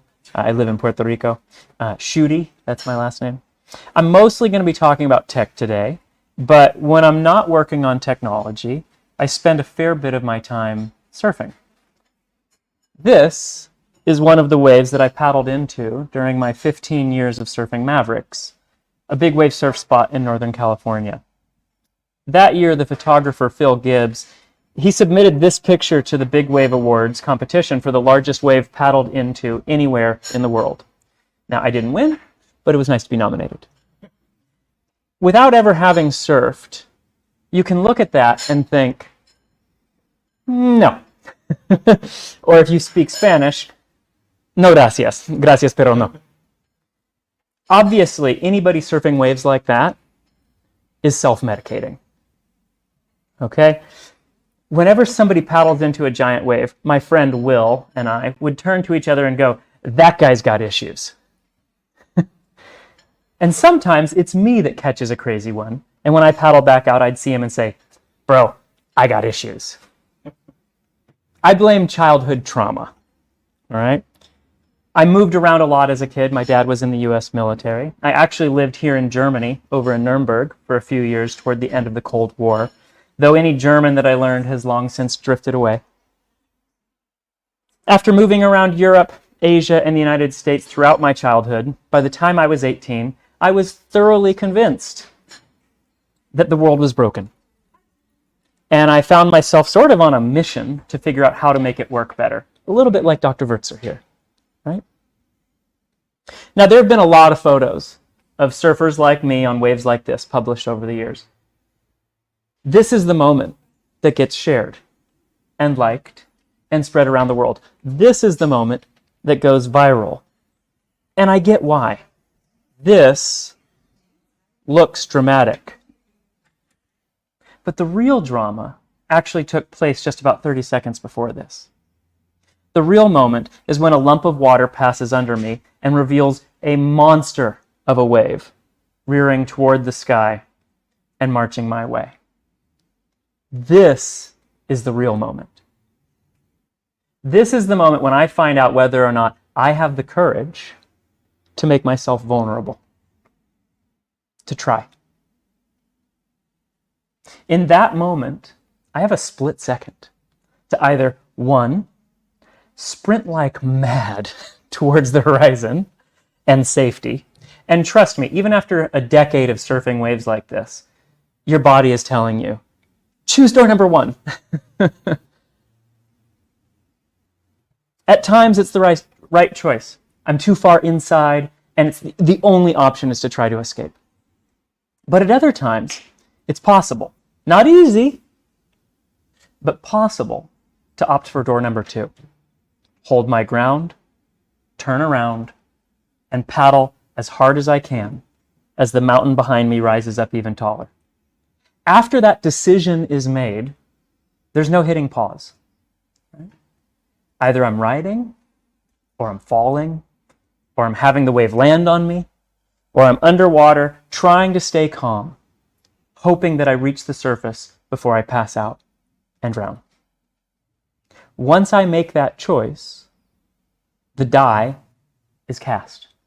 And I'm just along for the ride from there on out, whatever the result. But let me tell you something. For some reason, when I'm turning to paddle into a wave like this, I'm not thinking about the jerk that cut me off on the highway, or the parking ticket that I still need to pay, or any of that stuff. All the background noise, the ADHD, the minor worries and buzzing of thoughts, it all quiets down. And I'm just trying to make it down this wave. For that brief bit of time, I'm entirely immersed in the moment. I'm present.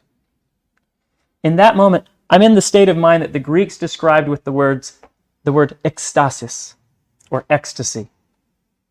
Me and the other mostly grown men and women that surf waves like this do it because, whee!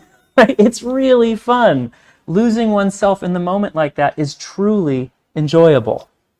We wouldn't risk all of that if it weren't. But of course, paddling into giant waves isn't the only way to access that feeling. I'm also capable of completely losing myself in my search for ways to improve how our world works. And typically, that involves studying nature and trying to apply the lessons that I learn from natural living systems to the problem of designing communication tools to support a healthier, more thriving society. One time this guy said to me, "Are we trying to get away from nature? Who wants to live in nature? There's snakes there." And in some ways, he's right. Nature can be ruthless. But as a result, the patterns that it has stumbled onto are elegant. To me, it's kind of simple, actually. Am I going to dream up some solution on my own? Or am I going to choose to pay attention to the world around me and borrow from the solutions that have been generated and refined after billions of years of unrelenting transcontextual research? I believe that the biomimicry approach is far more promising than the, well, let me just try something. Nature is ruthless, but the patterns that it has figured out as a result are elegant. These patterns aren't simple, but they balance a number of different tensions in astonishingly beautiful ways. Efficiency and resilience, for instance. Privacy and transparency. And when I dive into the details of how these things show up all around us in the natural world, I lose myself in the experience every bit as much as I do when I'm turning around to paddle for a wave at Mavericks. A few years ago, some of my friends and I tried to apply some of the insights that we had learned from our various dances with and studies of nature and co-founded a project called Holo Chain. Our goal was to take a different approach to the design of communications systems based on the design patterns that we had witnessed in nature. Why a different approach? Well, similar to what Dr. Wurzer shared in his keynote, it seemed obvious to us that the way that software worked just wasn't good enough to meet society's needs. Our vision of the gap between where digital communication was at and where it should be was similar to Dr. Wurzer and the other folks at Vola. But before diving into what Holo Chain is, I'll actually start with what it isn't. So, first off, despite the name, Holo Chain is not a blockchain. I know, it says chain. Still, not a blockchain. We're not making use of global consensus. The chain comes from a technology that both blockchain and Holo Chain make use of, something called hash chains. But it is not a blockchain. In addition, it is not a platform. There isn't one big Holo Chain. Instead, Holo Chain is just a way of building software applications that run using just the devices of the participants themselves. Holo Chain isn't a platform, it's a pattern, right? It's a way to build apps. Each app operates as its own separate, encrypted, peer-to-peer network, running on the devices of the users themselves, enforcing the rules of whatever social dance they've chosen to do with one another, validating, storing, and serving content efficiently together as a community. That is true whether that group of folks has chosen to do an old school Twitter-like social dance with 140 character text messages, or something like Uber with ride shares, offers, and requests, or something like Google Docs with real-time collaborative document editing. All of this and much more is done without needing to rely on centralized servers. Or blockchains with their external incentives required. There's no mining, there's no staking for those of you in the cryptocurrency world. Or any of the fees that go along with those blockchains, not to mention the latency and energy waste still so common there, right? There are no tokens for Holo Chain itself. That's not required. It's just a way of running an app together, whether there's 2 of us or 2 million of us. Holo Chain apps are just truly peer-to-peer applications. You want to play this game, I want to play this game, great, we can play this game using just our own devices. It's so important and so different than how the world currently does things that I will repeat it again, okay? Holo Chain applications run on the devices of the participants themselves. Oftentimes I will give this talk and then people will go, okay, so where are the servers? No servers, right? Peer-to-peer. Each of our devices is doing a little bit of work that offsets our own use. They're doing a little bit of storage, a little bit of processing, a little bit of validation. And together as a community, we're able to do the social kinds of things that we do today, except without a company in the middle. Why a different approach? Well, as mentioned by Dr. Wurzer, I'm sure you're already no doubt aware, today, when we use applications, there's almost always a corporation in the middle. The message that I send you using Facebook Messenger doesn't go from me to you. It goes from me to Facebook. And then Facebook forwards it to you. And when you reply, it again goes first to Facebook, who then forwards it to me. This pattern of having some company's web server in the middle is the default way that applications work on the web today.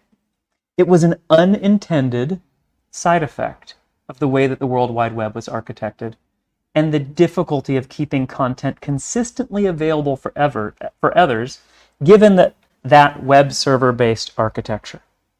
I'm pretty sure that I'm not alone. Dr. Wurzer and I are not alone in getting the sense that this isn't working well for us, right? Like everybody feels this in their daily lived experience. In fact, Tim Berners-Lee, the inventor of the World Wide Web, is similarly dissatisfied and has spent years and years trying to make it work better, specifically with regard to data ownership and improved privacy. One of the results of today's web architecture is that whoever is hosting those web servers actually ends up having to spend quite a bit of money to support our communication. I have a friend who we're partnered with in a different company, and he had produced a little kind of masterclass kind of thing with videos, educational content, trying to really do a bunch of good in the world. And he almost went broke because they built up about $500,000 worth of server costs serving that video content to communities around the globe. If you don't figure out a business model, and quick, in today's web architecture, in that way of building apps, then you can't keep providing that service, and the application, and usually all of our content, goes away. Now, there are a variety of business models out there. Wikipedia pays for their servers by asking for donations. Slack, Tinder, Duolingo, they each generate a good portion of their revenue by charging users a subscription for the ability to connect to other applications, access more of their own chat history, send more messages, or other premium quote-unquote features. Some of these are annoying, but none of them has done the damage that the dominant business model of the web has done: spying and manipulation for profit. You're probably already familiar with Shoshana Zuboff and what she calls surveillance capitalism. Dr. Wurzer talked about it quite extensively in his keynote this morning. But even if you weren't, we all feel its effects every day.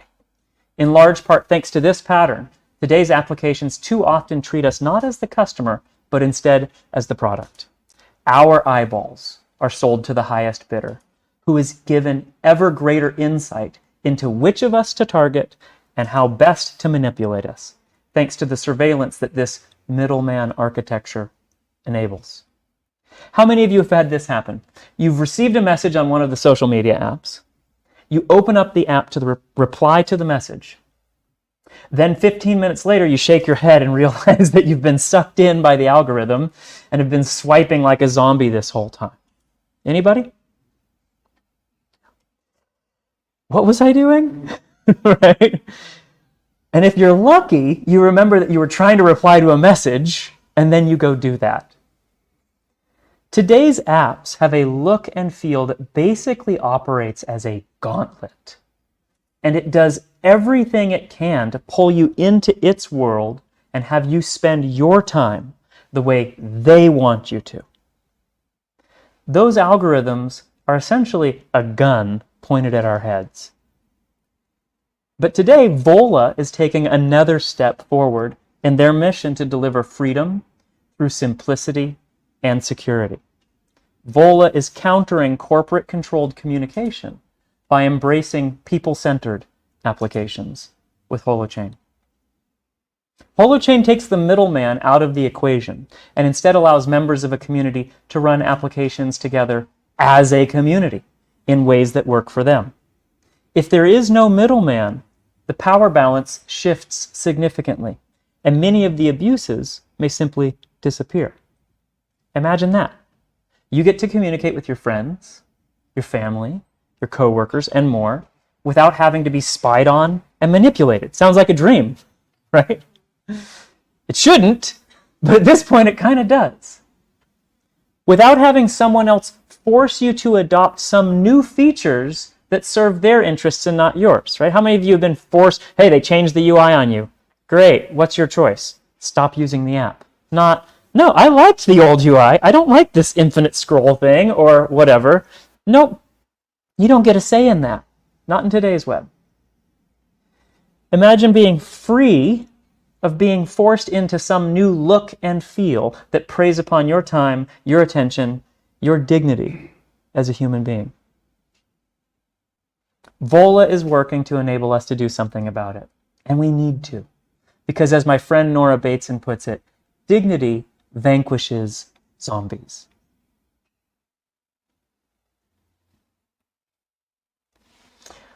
Holo Chain's people-centered approach to applications work for us, the people, not just for them, the corporations. And they keep working. If we talk about today's applications that are fighting the good fight, right, the good ones, Signal is definitely one of them. In fact, I actually donated to Signal the other day because I support their mission and want them to be able to continue delivering their their services.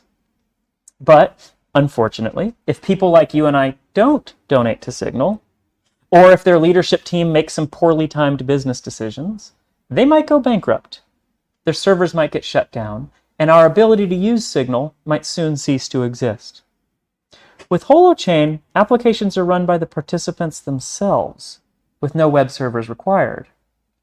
Holo Chain lets us free ourselves of corporate platforms and instead communicate through the devices of the people participating in that app. Each app is its own separate network, right? And can be run entirely free of charge and independent of anyone's business model. As long as anyone wants to keep using that application, they'll be able to do so, alongside anyone else that wants to play along as well.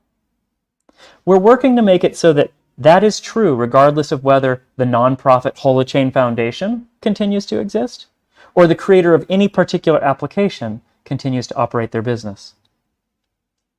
Today, I'm proud to announce that Vola Phone Quintos is the first mobile phone on the planet that is shipping with native support for Holo Chain and the people-centered applications that it makes possible. Can we get a round of applause for that?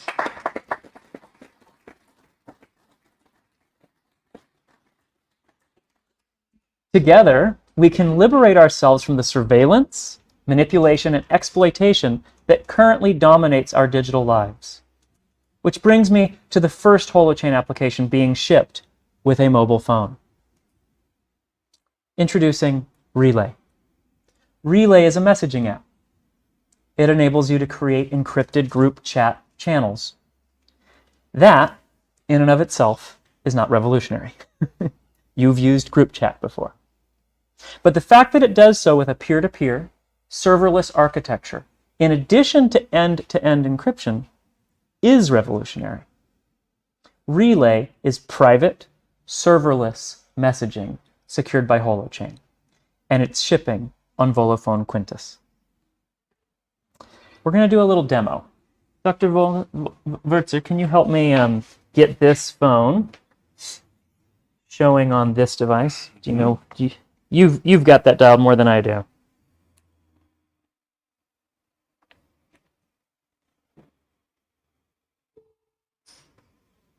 Okay, there we go. I'm gonna have to screens. That's okay. I'm gonna just bring this across. No, I can do it. Yep, it'll be okay. Work. Okay, you can do it. I believe so. Yep. Oh yeah, full screen. Thank you.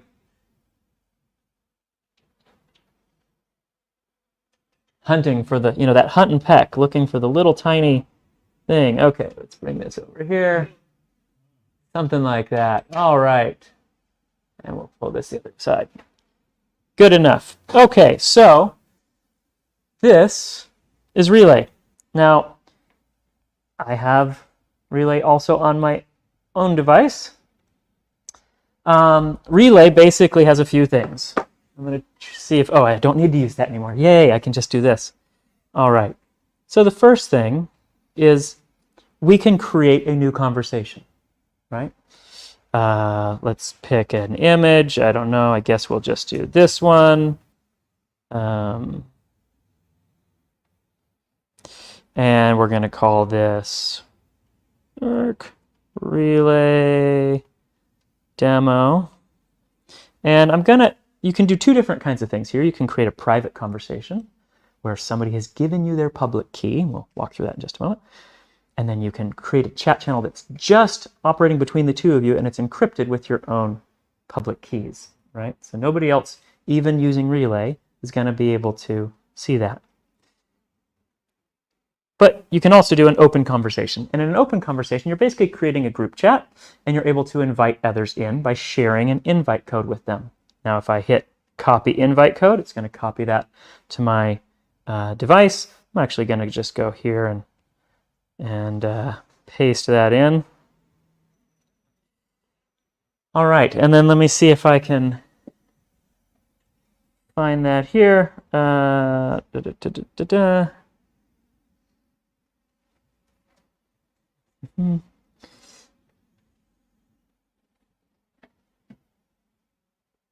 Copy, and I'm going to show you on this device what it is that I'm doing over here. Enter invite code. So when I click this little ticket icon in the upper right side, but the left of the three icons, I get the option to enter an invite code. So that's what I'm doing right now. I'm entering that invite code. I'm pasting it in. Join conversation. Okay.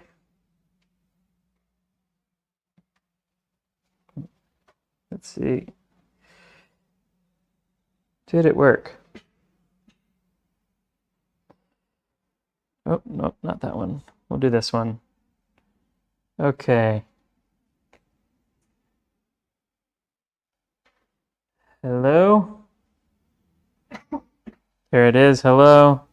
Hi. There we are.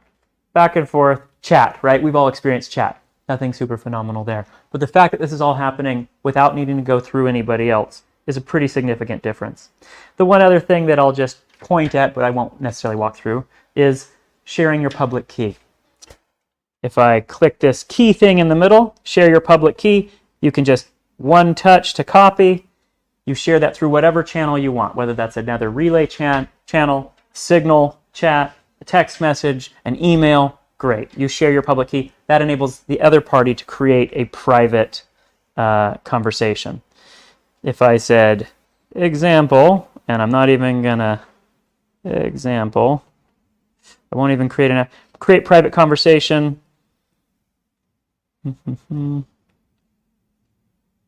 Oh, actually I might have, there we go.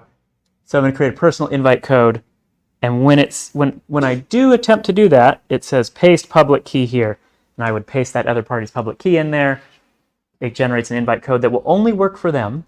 I'll share it with them, and away we go. Right? So that's a quick demo of Relay.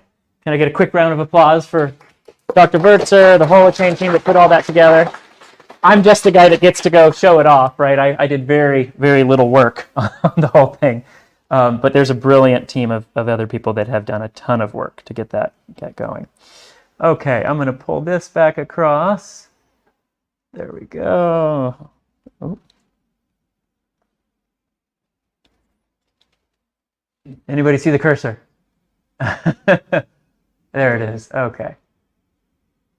Pulling across and up. All right. Oh, I might. Let's see. I may have lost my notes temporarily. Okay. The beauty of the demo, right?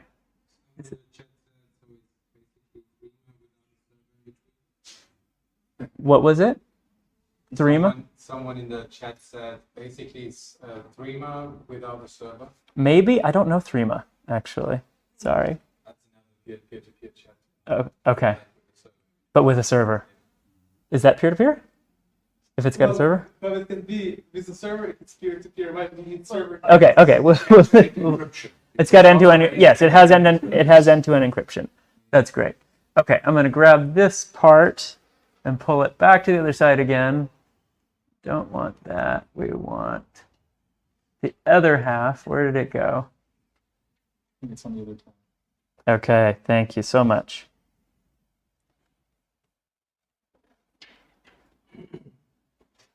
Alrighty. So, diving back in. Relay isn't dependent on anyone's business model to continue to be viable, right? Even if we go away or Vola goes away, you'll still be able to keep chatting with Relay. Today, Relay brings to the world peer-to-peer, end-to-end encrypted, secure messaging. But this is really just the start. Next, in partnership with Vola, we're developing a secure, private, friends and family data recovery app. The vision here is that you and your friends and family can together back up one another's content. And if something happens to your device, you can download the backups from them, even though the backup content itself would be encrypted and not readable by your siblings or your childhood friends or others that are storing the backups. The price point is a bit different than the existing cloud backup services. Whether Apple $10 a month, or Google, whatever it is that they're charging for, based on how much storage you're wanting. That adds up pretty quick, especially in a family like mine. My dad was one of 17 kids, and they had kids. So you can imagine the savings over just a year, right? Not to mention the security and privacy benefits. Recover, like Relay, will be free. But this is just the beginning. As more and more applications get built, the ways that we are in relationship with the world around us will migrate away from platforms of exploitation and toward these people-centered patterns of generative communication. Vola is leading the way towards a world where communicating with the people we care about doesn't require us to give up our dignity. Together, we can create a safer, saner, more secure, and free internet. And it all starts here. Relay is launching again with Vola Quintos, a step towards a safer, saner, more secure, and free internet. Now, so to bring it full circle, in a way, you could say that the Vola team has been in this moment over and over during their journey, including in this partnership with us. The opportunity arose to embrace a promising, but as of then, unproven approach to software with Holo Chain. And Dr. Wurzer and team had the courage to choose to make themselves vulnerable and try. I'm so grateful that they did, and I'm looking forward to being along for the ride from here on out, whatever the result. Thank you.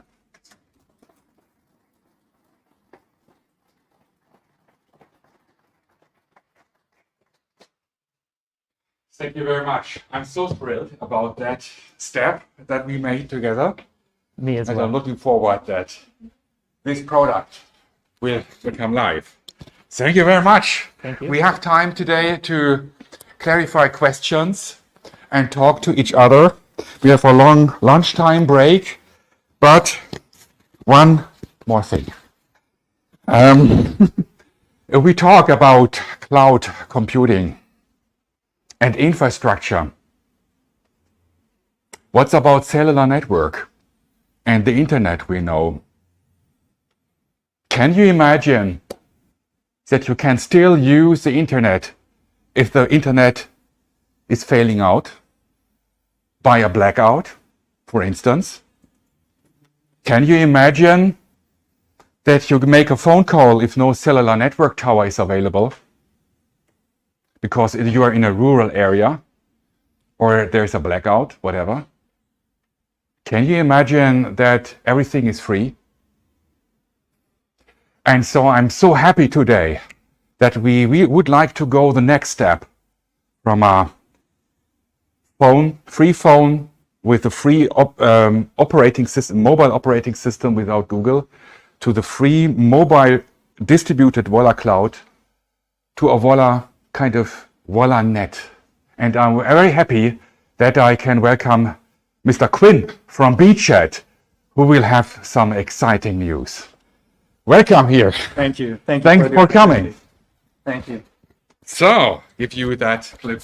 All right. Wow. Thank you so much for the opportunity to present here. What a wonderful presentation by Matt. Can we have another round of applause for him? What a great presentation. Yeah, so I'm Nick, or Nicholas, and I'm the founder and CEO of BChat. Are we able to pull that? It's the tab here. I think we go back to the Without the mirroring? okay. Okay. More easy, I guess. Yeah. There it is. The Firefox on the left. Yep. Yep. Great. Oh, previous one. Previous slide. Yeah. Okay. We can leave it here. Yeah, okay. I know. Yeah. Right. So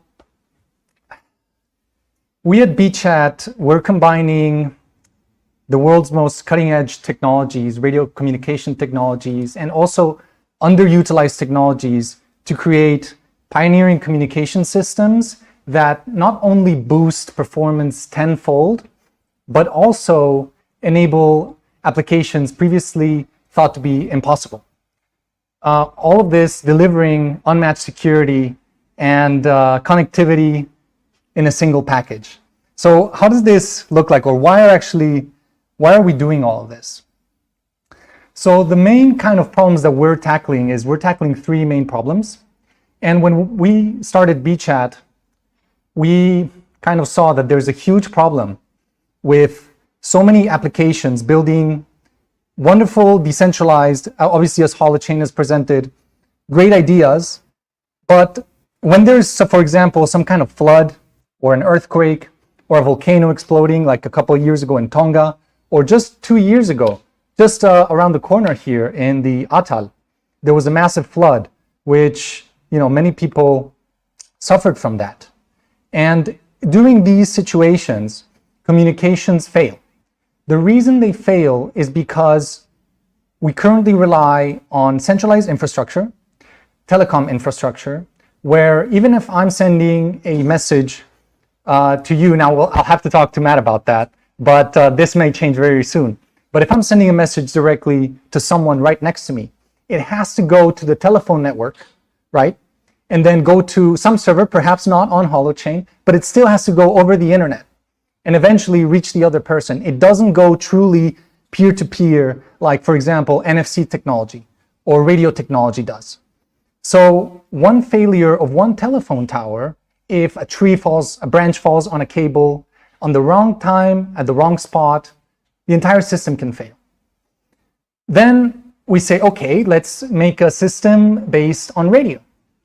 Unfortunately, if you try to look for radio technology that would be able to enable these applications to have phone calls and to have all these wonderful applications that we have today, it's just not possible, because the current radio technology was made many decades ago and it barely has changed because they have legacy requirements.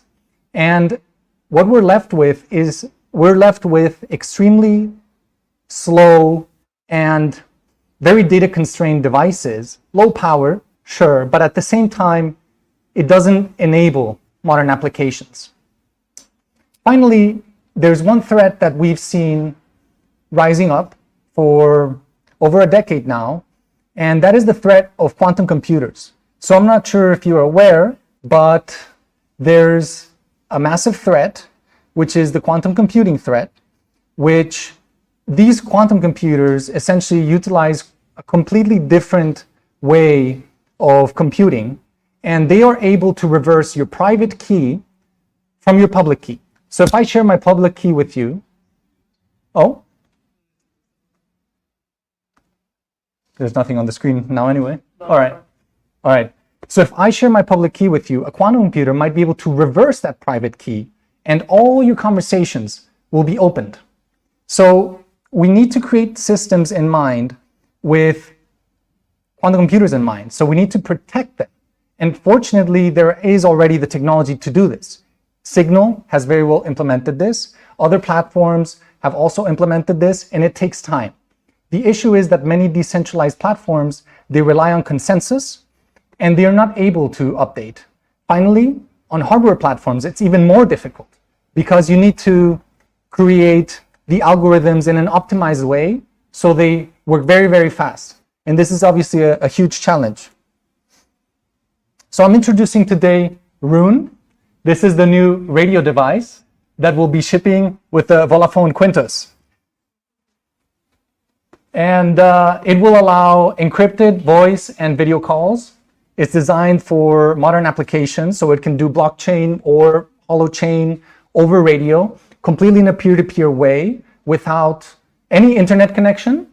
And it uses extremely advanced mesh networking. Now, what is mesh networking? Mesh networking is something that we've been working on for quite some years, and we've been through the motions. So what I mean by that is, right now, your connection on a smartphone is going directly to a cell phone tower. Okay, what if we want to replace that with radio? Currently, for example, walkie-talkies, they will just have a range around them, and they don't have any repeaters. Well, mesh network technology, what it allows is it allows every single device to repeat that signal and bring it over to the final destination.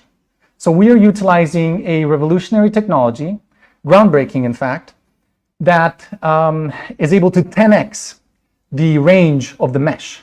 So this is using the cryptography itself. So that is a massive groundbreaking breakthrough. And let's dig a bit deeper into the technical details. So some of the specifications is we are able to reach over 10x the speeds of current radios. I'm not sure if any of you here, some developers, have maybe worked with LoRa, anyone?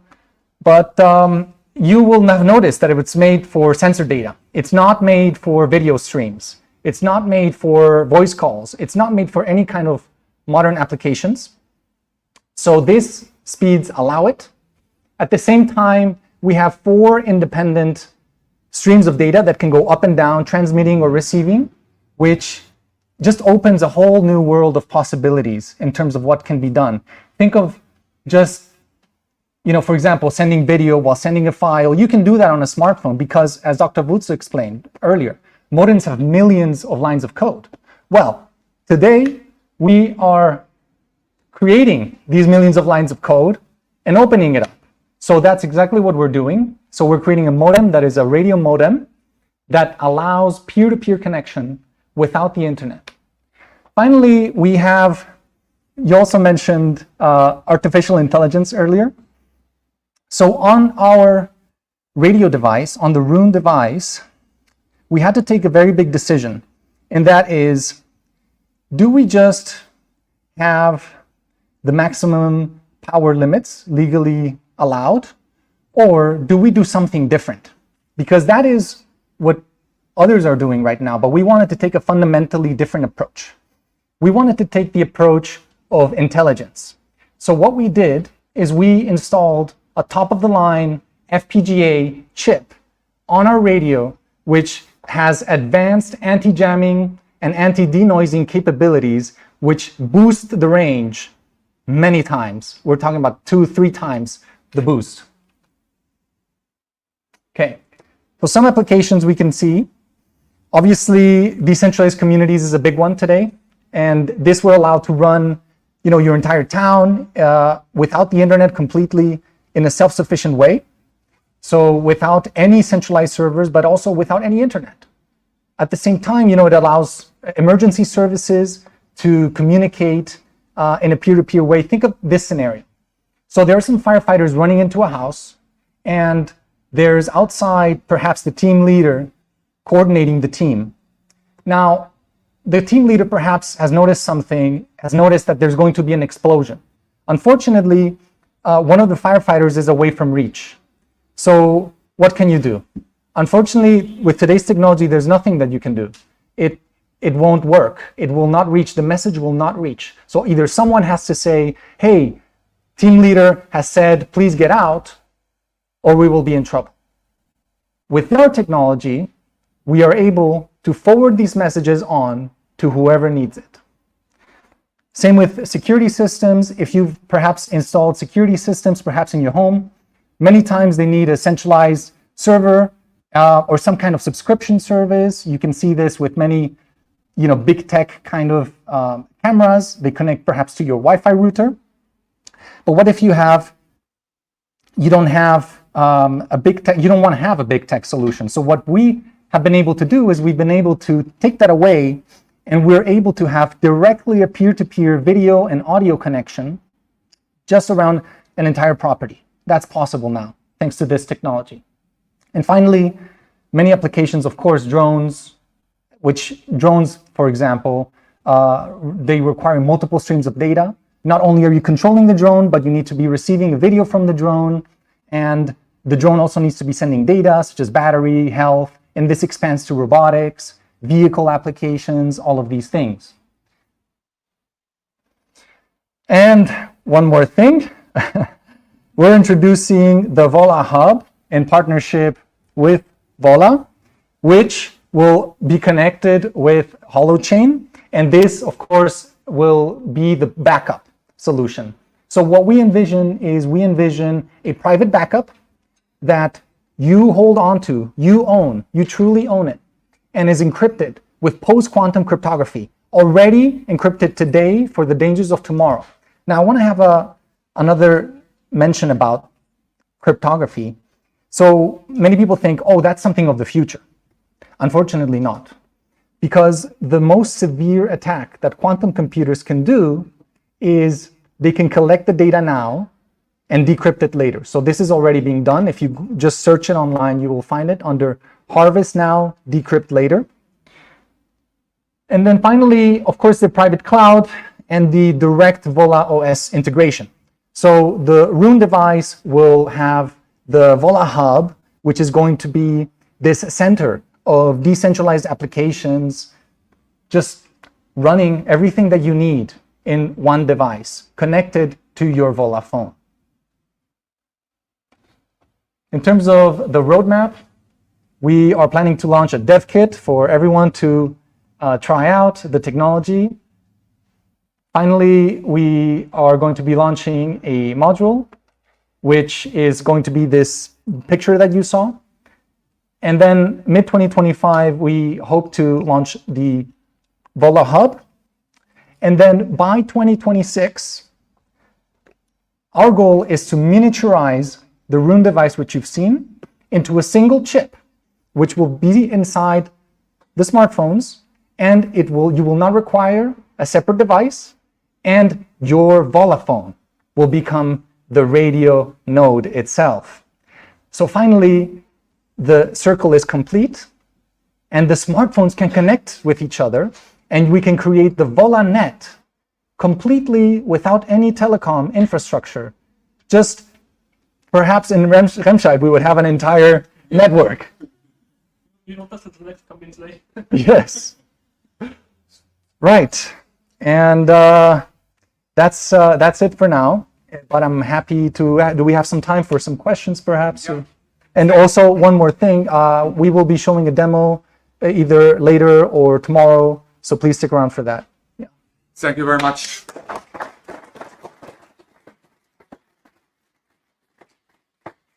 Thank you so much for coming. It's so exciting. Imagine that peer-to-peer application messaging and also peer-to-peer infrastructure that can't fail, that is private, and imagine it's free.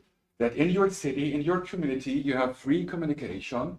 If you make a call in your family, in your company, or your community, to be connected in a secure way. It's so amazing. I'm so thrilled that we can introduce and announce it together. Very happy that you come, and maybe we have some instant questions but we this afternoon and during the lunchtime for sure we have. That's fine.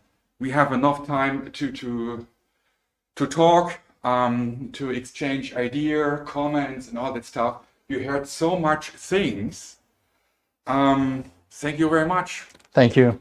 Are there any questions coming up?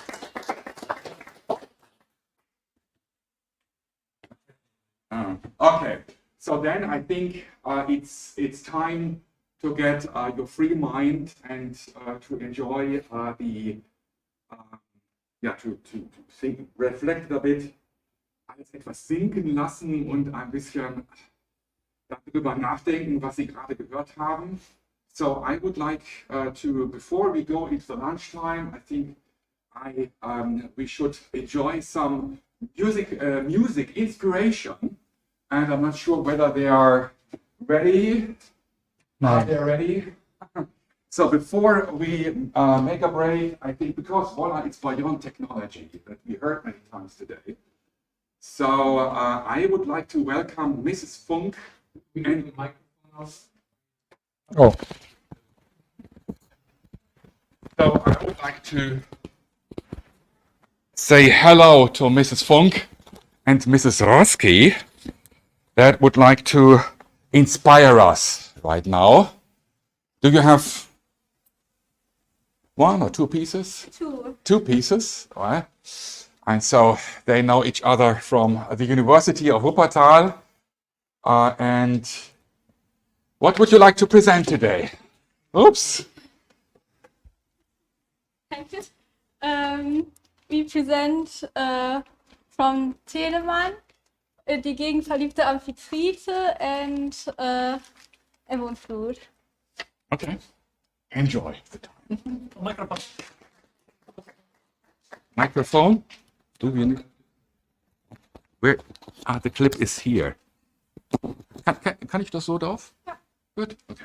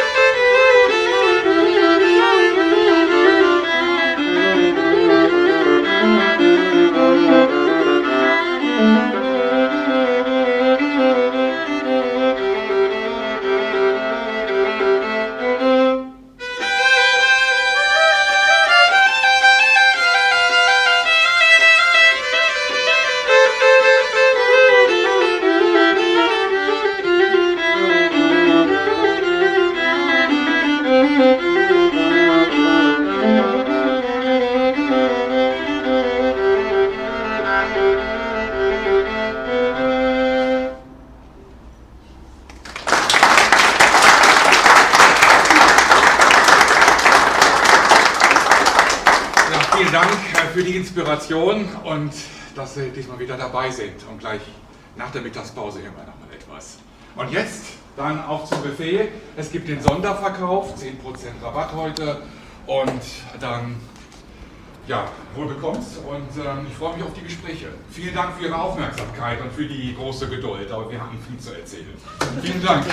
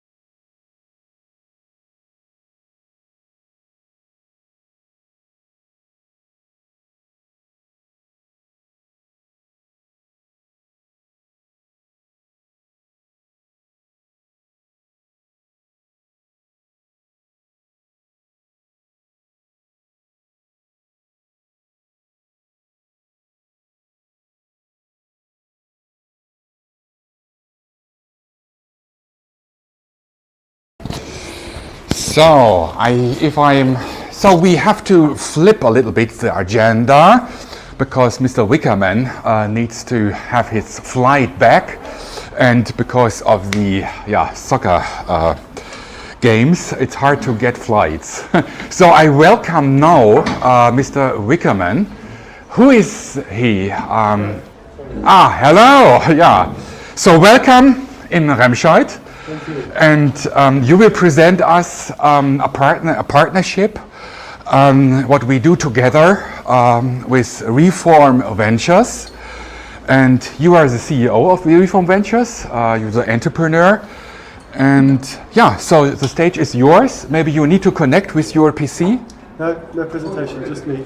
I'm not using slides. Not using slides. Okay, then you're welcome to present and what you will do. Good afternoon, and thank you for your time. I appreciate it. I know you've heard a lot today. I think I need to get the mic. Is that what you said? Yeah. Yeah. Thank you. I know there's a hackathon happening in parallel, and you've consumed a lot of information today, so I will be brief, but hopefully I can be helpful in terms of our plans to partner with Vola. Do you want to get it? Did I? Something was. Sorry. It's probably right. We coordinated this earlier. Here we go. Okay, there we go. Is the sound okay? Can you hear me? Great. Okay. So I first came across Vola not that long ago, and have spent a very long time looking for a solution to a problem that I've been trying to solve with a number of our community friends. And when I met Dr. Wertzer, I realized I'd found the solution to our problem.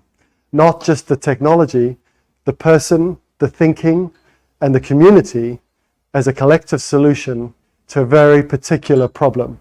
And in this case, the problem is very simple.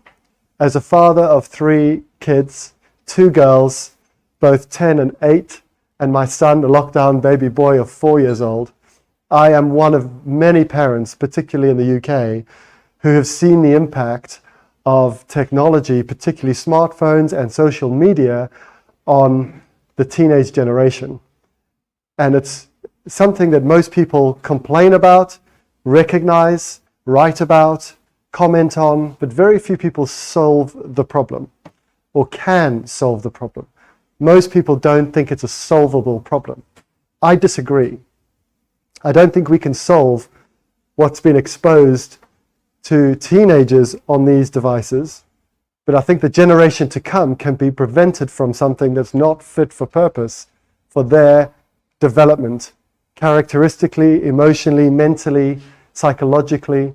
There's a book written by Dr. Jonathan Haidt, Professor Haidt, who talks about the impact of technology on children. From 2010 to 2011, there was very little evidence until a decade later. And he's done a global report, and there's a book that I've read that I'd highly recommend everybody looks at. But the reality is suicide rates, mental health, the implications are many. That's all well evidenced in the research. But why let that keep happening? I also happen to be originally South African. I grew up in Botswana, the country above South Africa. My parents are from Zambia and Botswana. And I've seen the impact of technology as a force for good when money can be shared quickly and easily. M-Pesa is an airtime-based currency that people use their phone numbers to share money between each other. Highly efficient, no need for a bank, and low tech. So technology is incredible when it works well. It's incredibly damaging when it's not considered, when the implications are retrospectively realized, and that's where we are today. So I decided to go and find a way to build or manufacture or create a phone that could be fit for purpose for my 10-year-old when she gets to the right age. And we started a little WhatsApp group asking if there was other parents interested. We went to gather a few of us got to government and we managed to ban the use of smartphones in the United Kingdom up until the age of 16 in schools. That's just come in.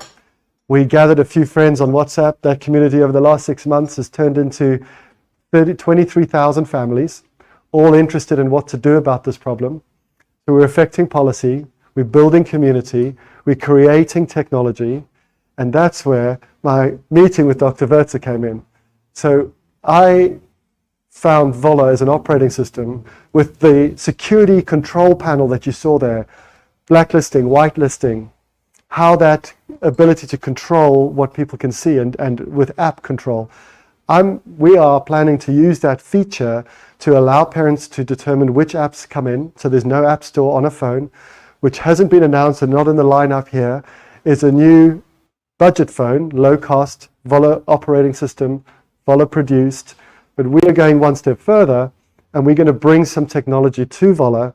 Firstly, in terms of a wallet on a SIM to allow, in this case, parents to give money to their children as pocket money, but have full oversight as to how that's spent or to permission and allow that. So that's a Web3 based solution. And we are going to use the security features to allow parents to have control over what their children are allowed to see. You can switch off the internet, all the things that a family needs from a phone that's not a hand-me-down iPhone or an overly priced for what a child needs. So we've solved that problem in the last 3 months, and we have a lot of interest and we're going to market. So that's what we're doing as a community in the United Kingdom to solve the problem of low tech for children to be able to grow up with a new, fresh approach, with a new, fresh operating system that's fit for purpose for them as they evolve. So that's part one. Part two is, in my day job, I happen to be involved in technology. I work for a very large security company, world leader in encryption and cryptography, Switzerland's largest cybersecurity firm, and also the larger use of encryption for satellite communication technology. And we have, across our top 10 telecommunication clients, so telco clients globally, we represent about 1.2 to 1.4 billion mobile users from Asia, Africa, Europe, and Latin America. And I'm working with our organization to prepare the grounds for Volla operating system and hardware to become a conduit, a additional offering for the markets that need what we've been trying to create in the UK. Because we are not alone in the UK as family. We know that as a South African, Southern African, lots of people need an affordable phone they can make payments on, they can connect, but that can be secure, that doesn't have high subscription costs or expensive connectivity and data costs.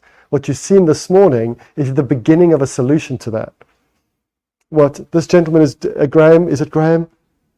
Robert is working on with his team in America is to get that validated and verified so Rob's team can get Volla working in the US.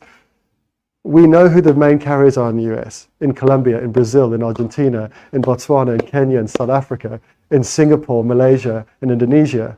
I want to see Volla as an option, affordable, beyond just connectivity, using the technologies you've seen today, become available in the stores of the telco operators in multiple countries so they can start to see how things can be done differently. So stage one, start small, build a community, find a user case for low tech. That's us and family. Stage two, find a distribution route globally for the technology that's necessary and that's time has come. Stage three, probably the most exciting part of this, is how the education system needs to be able to transform how they deliver content. My daughter is in a very expensive private school, expensive for me, great for her, but they've moved all of them into the Google Classroom. She doesn't get homework on paper anymore. She's 10 years old. Google are not a charity, people. I'm sorry, this is not the right answer. And so we've looked at Open University and a number of other technologies that we can start to look at using education as a force for good, particularly if you look at the founder of Ubuntu, Mark Shuttleworth, who's also a 50-year-old South African, who my dear friend knows well and helped launch Ubuntu, is interested in education for Africa. So I think the Volla technology is not just good for us and community, it's actually a really important part of the future of global education. Affordable access to education. as it will become part of the affordable access to financial services that don't need SWIFT, Visa, or MasterCard, which is the stuff that I'm working on in terms of mobile money, where I want to pilot that here. So I found a new best friend. I love his philosophy, I love his thinking, I love his community, and I'm really excited to be building with you, Dr. Bertzer, with Volla, and with all of you, and we are only just starting. Thank you very much.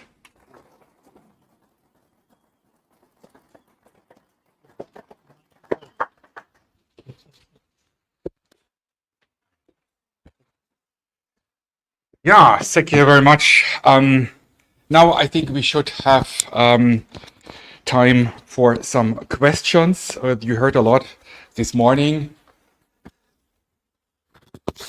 And so I think you talked to each other, and maybe you have questions to Mr. Wickerman and all the brilliant presenters of this morning, Mr. I spell it German, Mr. Schutte and Mr. Quinn. I think they are still here, and you can, yeah, over there. I have some weak eyes. You may have realized it was good when I was a musician. Ich hatte niemals Lampenfieber. Ich habe das Publikum nicht gesehen. So some things, everything is good for something. Yeah? So maybe you have some questions right here. Maybe you think a moment about it. Maybe Mr. Macaulay, you would like to take the chance to introduce RLM solutions a bit? Oh, you have questions. Okay. Just thought if we move to beachheads, there's a need for the same operator system on the phone. So now we have a relatively small community of Vola users. Is it also possible to connect across? Yeah, sure. Sure, that's the intention. We would like to give some, I would say, a motivation that people get their Vola phone. So we will have that Vola hub that can be used with a Vola phone with some optimization. We will tweak the kernel or the drivers that it's really perfectly works together with the Vola hub, that external product, but also other devices should be able to use it. So it's my intention to push the use forwards. So the more people that are using that product, the better that mesh network would work. It's also the same with Holo Chain. So we embed in an optimized way the whole Holo Chain ecosystem, or in our Volla OS, but also other people should be able to use it. Therefore, it's a plan that we publish the Relay app also for macOS, Linux, and Windows, so that people can stay in touch wherever they are working or whatever they are using. So yeah, so there will be some benefit and motivation to use a Vola phone in an optimized way, but it's opened for everyone. Okay. Mm-hmm. Other questions, maybe? I think so. Maybe, yeah, somewhere there. Is it possible with most of the phones that Vola makes, can the consumer replace the battery? Yes, so, yeah. The Vola Quintos needs a tool to open it, but for sure, battery is replaceable.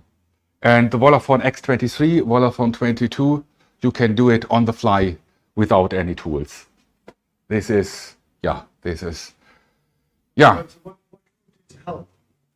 Pardon? What can we do to help support everything that's going on? That's a question. What support do you need in terms of everything that you're developing? Yeah, I think you're already brilliant and help us to that the story becomes public.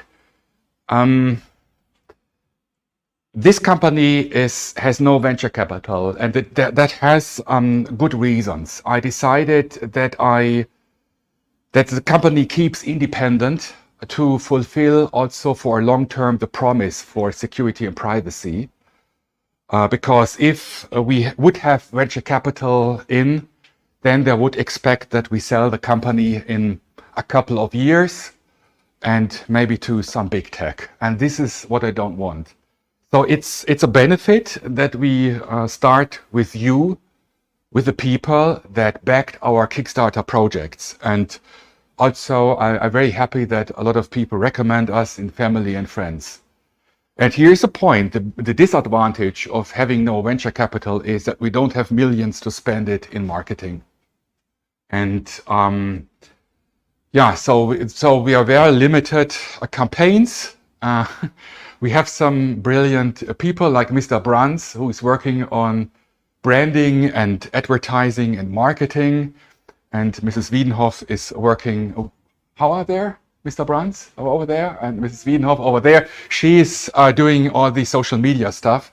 But so because we don't have this budget of massive marketing and sales, I appreciate if you are spreading the news that our product and that vision is available to family and friends. If you have contacts to the press or to other companies that are interested to look what we are doing. And over there in the technique is Herr Kehl, Mr. Kehl, who is our head of sales. And you can talk with him if you have ideas for business opportunities. And in Denmark, we have Mr. Dr. Haug, who will help us to enter the market there in Denmark. Yeah, that's basically that we need. Therefore, also we have strategic partnerships. The partnerships are to have a perfect bundle of products, but the strategy is also that HideMe, that UBports and other companies like StartMail are talking about us. They are writing in their blog to spread the news what we are doing. So the best help is that you say family and friends, and if your ideas. Yeah, and I'm so happy that the community is doing so much for us. We have a beta tester group. So we don't have a huge department of quality assurance. So we have volunteers in a beta tester group that help us that the software is properly working. And we have people that comes with ideas to us, what should be improved.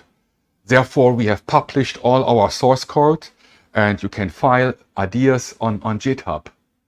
And I really appreciate what the community is doing for us. So, for instance, we had a press release to the French press. They don't read a German press release or an English press release, the French journalists. So I translated it with AI, and then I asked the community in Telegram, is someone who can help me to review the press release? And after some minutes, someone said to me, my wife, she's a professional lecturer, and she will look at that. So this is so great that all the community helps to make happen what we are doing. Yeah, so that's basically about that.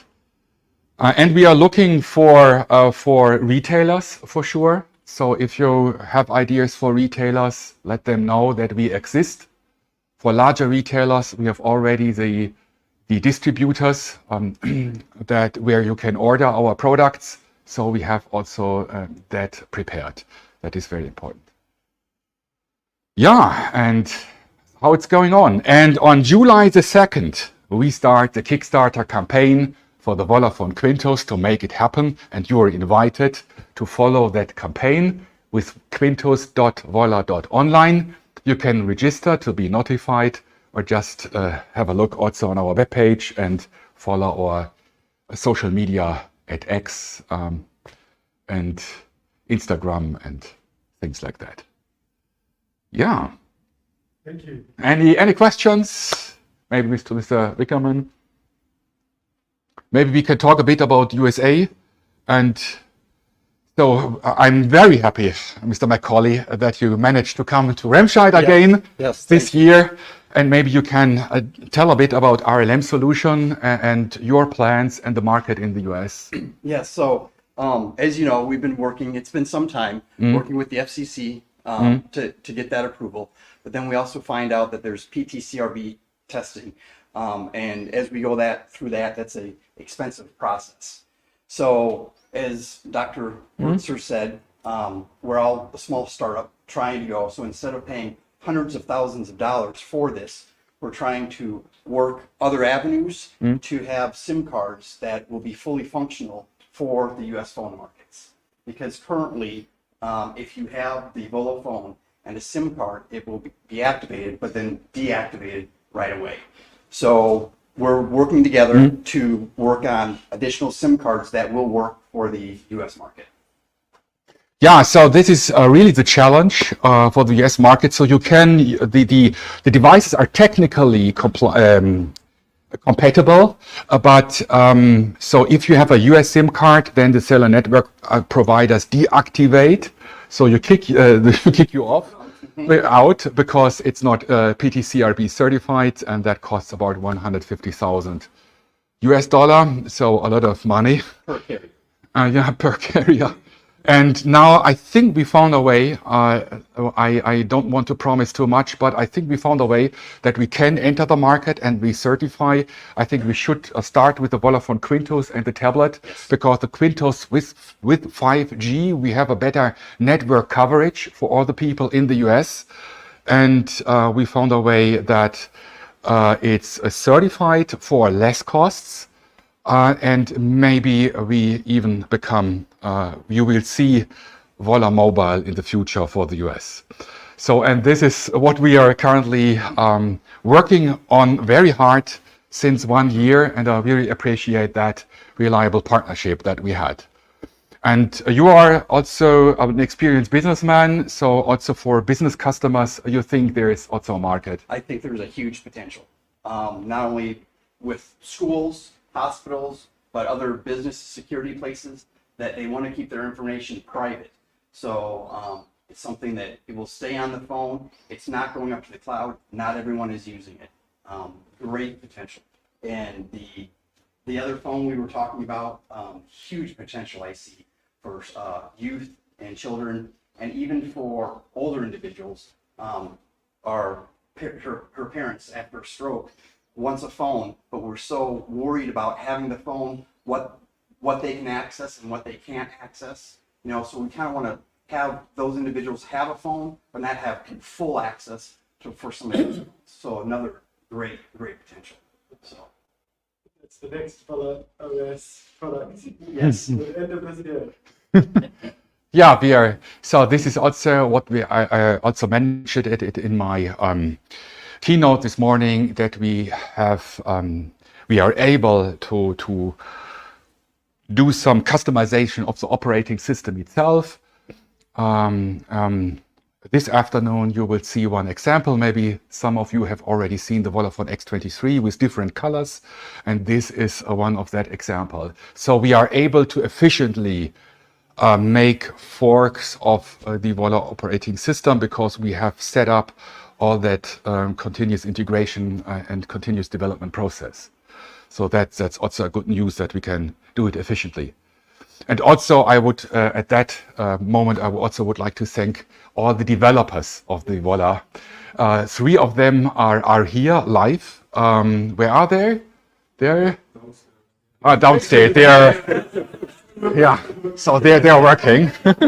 And so I'm so happy, because there's so young and potential people that that are working on that device, and so international. I'm very proud of that culture in the company.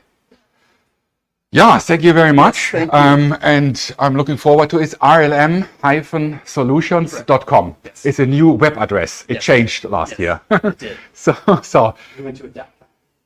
Yeah. So thank you very much. Thank you.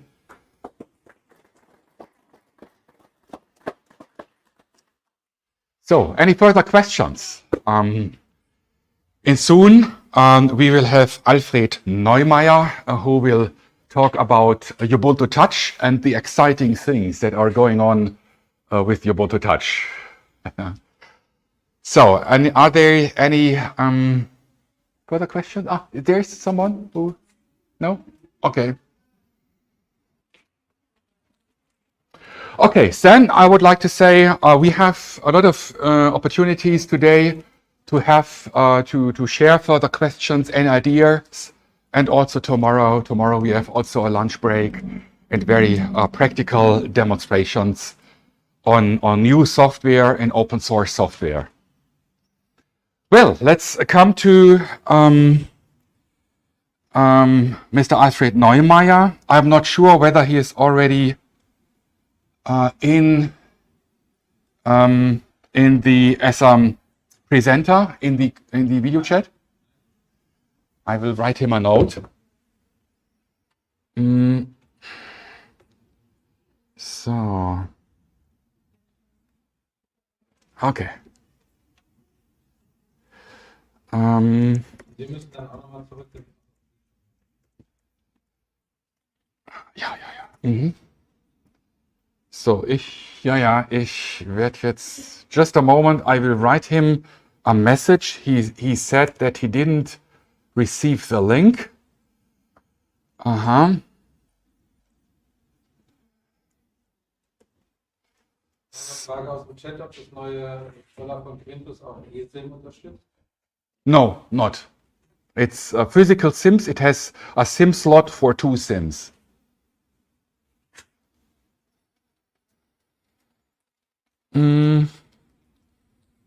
Yeah, here we go.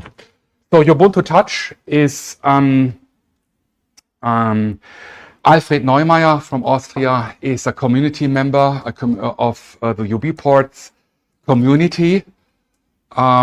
Originally developed by Canonical, as most people of you may know, and Ubuntu is a very popular Linux distribution, and they developed Ubuntu Touch as a mobile version that scales perfectly. BQ, I think, was the first Spanish company that sold devices with pre-installed Ubuntu Touch. But BQ, unfortunately, is not existing anymore. They have been acquired by a company in Vietnam, and then they shut down the company in Spain. Das ist wunderbar. Gut, dann machen wir das. So. Ach, ich habe ihm selbst den Link geschickt, aber ich muss auch... wie machen wir das jetzt? Soll ich mich anmelden? Okay.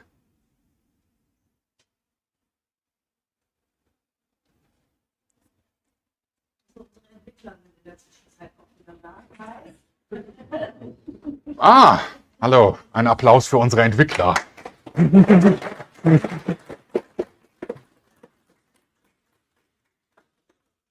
So, was muss ich tun dann? Ach so. Ist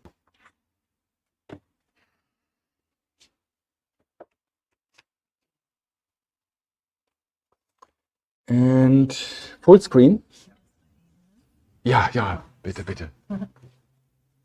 So. Hallo. So, guten Tag, Herr Neumeier. Schönen guten Tag. Ich hoffe, Sie hören mich. Wahrscheinlich den Ganzen mal lauter machen. Hier ist die ganz viele Tasten.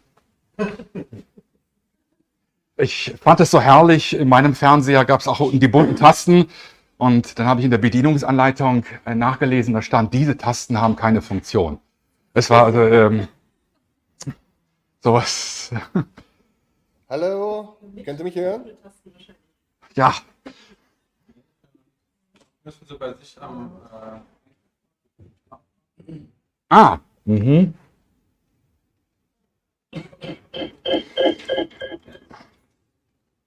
Könnt ihr mich jetzt hören? Ja, jetzt. Aber ich muss, glaube ich, den Ton auf den Monitor.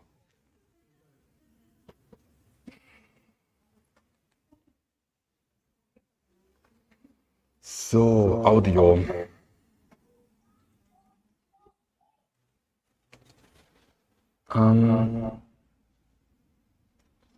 Now, Okay. it should be on the TV.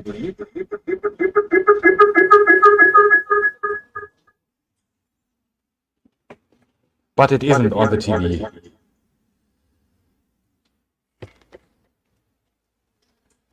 Why do I have this echo?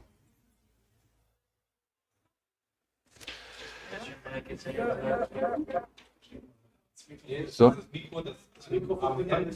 Ach!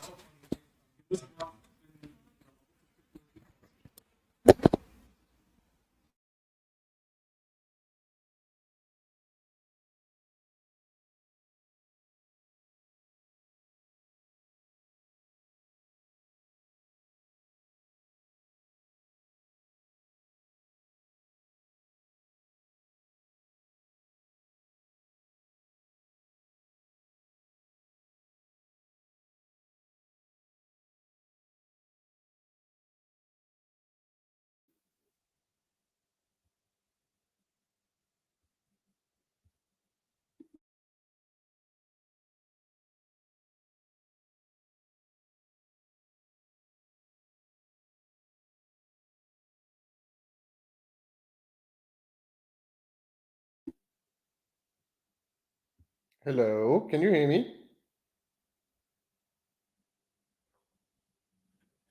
Now you are muted though. Now I cannot hear you. So I don't know what's going on here. Yeah. Oh.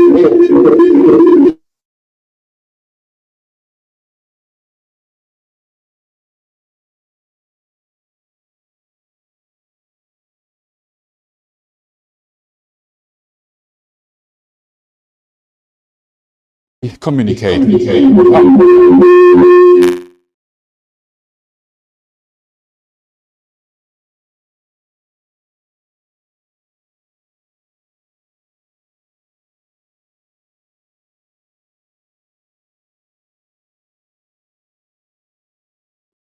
Ne?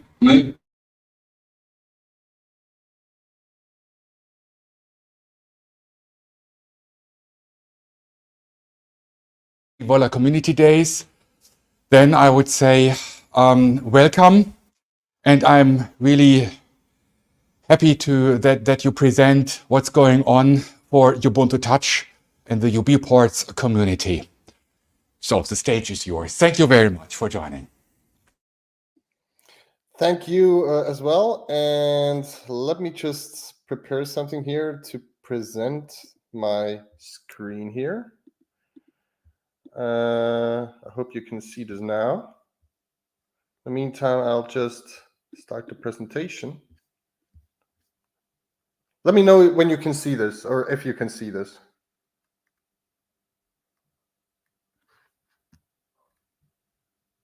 No? Now you can see it. Okay, nobody's telling me when things are seeable, so I have to just go ahead and do it like this. All right, so welcome to my little presentation here, Ubuntu Touch, past, present, and future. The date is wrong, as you can tell, but this is all done live. I'll talk about these little agenda points here. I'll talk about the history and where we are now, where we want to go, and resources where you can find us and help us. So the history about Ubuntu Touch. Ubuntu Touch has been announced 2013, or was announced 2013, as part of a bigger product offering from Canonical. And the idea was to provide one platform for smartphone, tablet, and desktop. So big effort, big undertaking. And by 2016, 5 devices were released, which supported Ubuntu Touch as the main operating system, which was shipped using this, actually. And then 2017, the abrupt stop for Canonical and ending the investment in Ubuntu Touch happened. And the UBports community took over, now maintains it, and 2019 the UBports Stiftung was officially founded. So from 2019 until now, we've been working on a lot of things, and that includes the new operating system base. So Ubuntu Touch used to be running with 15.04. We upgraded it to 16.04, then to 20.04, and I'll show you later how the things are supposed to progress from there. We've supported new devices, mostly community project, but also Hallo System joining as a partner for providing devices with Ubuntu Touch pre-installed. So this is a very big thing to us, and probably also for Hallo System, so to say. And since 2019, we've also gained new features. So NFC and pre-installed QR code reader, camera, and hardware accelerated video in the browser, and much, much more have landed since then. Little spit and polish enhancements in various areas, and that was a little historic overview of Ubuntu Touch until then. So where are we now? Ubuntu Touch availability. For now, which is also quite an interesting number to me, 26 devices on 20.04 are available right now, installable through the UBports installer. And those are from the 50 or something number of devices that were available with 16.04. Some of them are not supported anymore or need someone to do the work to regain the functionality and regain official status.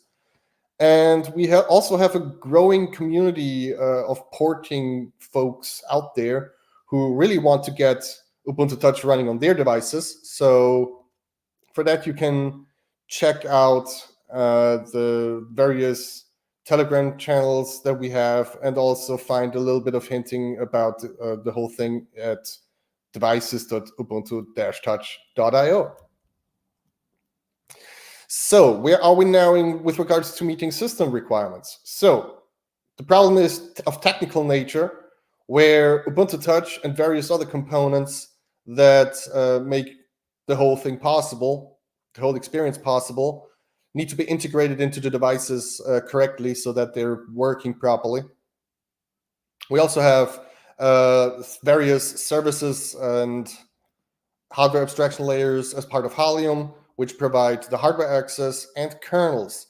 So right now we are at the spot where the currently available devices are able to run on Ubuntu Touch with very little modification. I'm not going to say no modification. There still needs to be done something in order to have the device working with Ubuntu Touch. But right now things are looking pretty good. There will be in the future, with not 24.04, but at least somewhere in the future, there will be changes with regards to kernels that need to be implemented in order to keep on supporting those devices, which might have an older kernel version out there. This is what the systemd stuff looks like. I'm going to spare you most of it, but the most important things are really the kernel at the bottom with the C groups, systemd libraries, and as various daemons that run. The whole Ubuntu Touch experience needs to integrate into that. It does integrate into that, but it's not at the spot where it could be. That is where features like file system encryption, like file-based encryption, will be integrated more properly, and it will have to adhere to what you're seeing here. And also here we have Halium, which provides the whole integration into originally Android-based devices, where we have libhybris, we have the Linux kernel, we have a container, and those work together in a way that the host distribution allows it to work properly. Now, that currently allows you to have a fully functioning device, like really fully functioning, and enabling your daily work. We support currently with the mere 1.x or 1.8 in this specific case, a scenario where mere clients, the old server protocol, and the Wayland, the new display server protocol, that we want to keep on improving on are still supported. So you are able to run all the applications from Ubuntu Touch flawlessly while still having an ability to peek into the future with Wayland. And Wayland support is still rough. It's not perfect, but we will get there. Especially after 2404 has been released, we will make sure that a Wayland-only system becomes a reality pretty soon. And yeah, so desktop mode, also very important. I will showcase a few screenshots later where the desktop mode is particularly shining. And also, we currently have preliminary snap support. What does that mean? That means that via installation through a second, like an additional application, you gain the functionality of enabling snap support on Ubuntu Touch, which means you get access to the full Snap Store with all the applications available in the Snap Store, which might range from graphical applications over to server utilities and command line tools that enable you to do what you want to do without breaking the system, especially in ways that are unrecoverable. Where do we want to go, though? And that is specifically with the 2404 release. As mentioned, we are preparing for that. We are still at the point where we're putting those pieces that comprise the whole Ubuntu Touch experience fall into place. They start to be put there. We still need images to release it to testers and have them play around with the system. Right now, there is no way of installing 2404 at all. We're currently still, quote unquote, blindly creating the image until it can be installed and things can be figured out from there. But what we do want to contribute to Lemiri is consumer-grade new changes where the UI and the UX become more of a interesting whole experience with regards to how to use the desktop, the laptop, the smartphone, the tablet, and how to use specific scenarios across different device types, where you can just take a tablet and the tablet turns into a full-blown desktop mode work machine with Ethercast running in the background, so Miracast support and whatnot.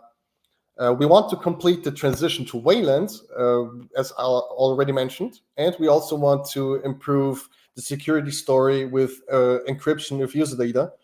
We do have experiments with FSCrypt, which is a Google technology for encrypting file system-based or file-based images of or parts of the user data, where as part of the Ubuntu Touch operating system. But systemd would provide us a more manageable way of how to do this, and we might in the future, just after 2404 is released and we have all the components that allow us to do encryption of user data as we see fit, when those things are in place, we can start implementing those features as well. We want to put more emphasis on snaps and many more things as well. So here we have a screenshot of Lemiri running on Ubuntu 2404 right now, as available from the Ubuntu archive, where you can just install it on your laptop. And you can see GIMP running as a snap, and behind that, there's also Eclipse running as a snap. So all the applications that you would expect from the new quote-unquote shiny world that is supposed to emerge out of the ashes of Ubuntu Touch and click support. We really want to provide something that works with this environment as well. And as you can see, it works already pretty well. Here is the application spread, so to say, the overview of all the running applications and the workspaces that you're dealing with, where you can focus on your work. As you can see, you can drop the windows across multiple workspaces, and the multiple workspaces support is pretty good already, considering that we have not officially released anything with regards to desktop other than preliminary desktop support on mobile devices. But in the context of Ubuntu and Lumiri, this is a pretty decent work of craft, so to say, where you can use the desktop, you can drop the windows at the workspace that you like, you can manage windows as you expect from a desktop operating system, and it works. So next up, snaps. Just putting more details into what snaps are supposed to bring.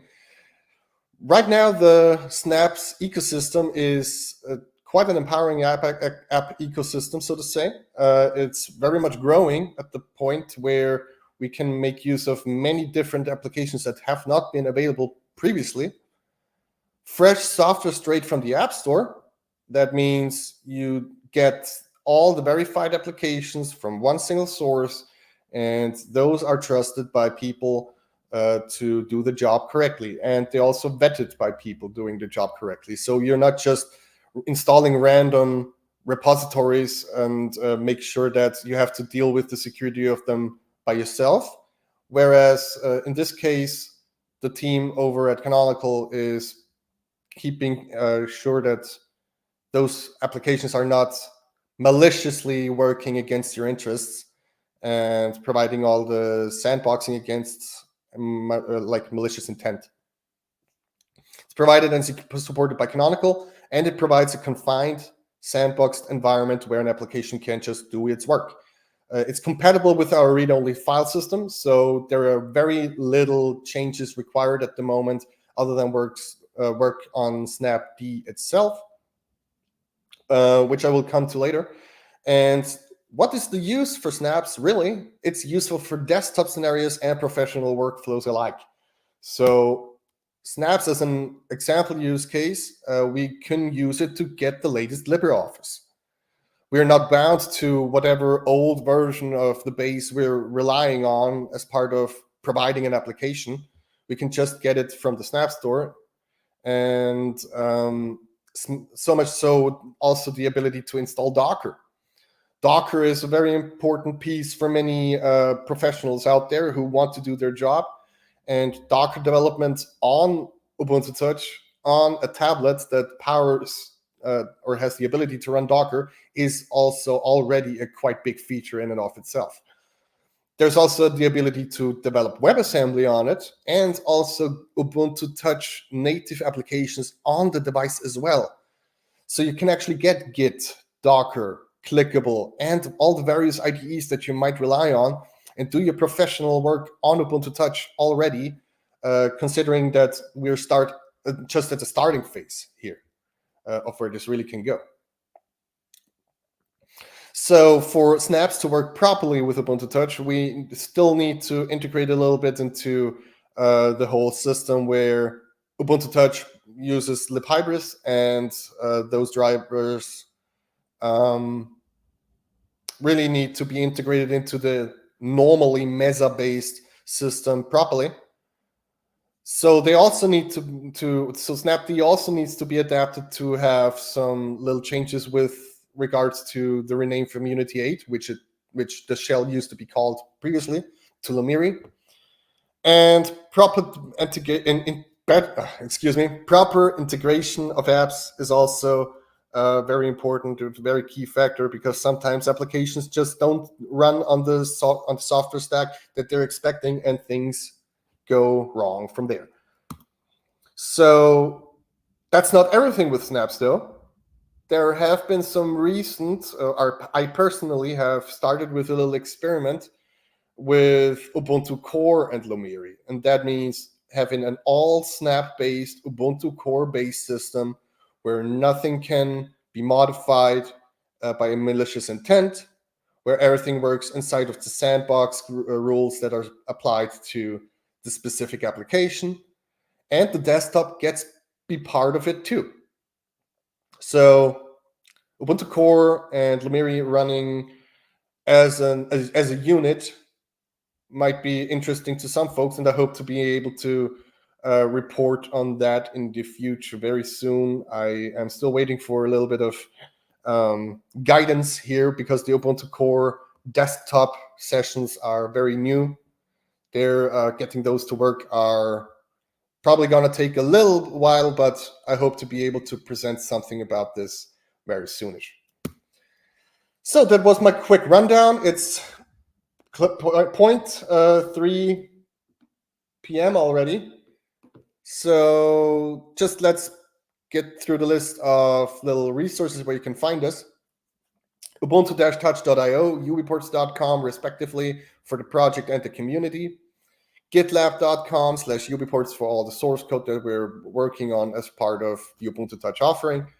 Twitter.com and Mastodon.social for UBports related news, and also other channels that might not have fit on this short slide here as well. So I think that would be it from my side, and I'm open to questions because I ran down through this very quickly, and I hope I'm not... Oh, am I the only one here?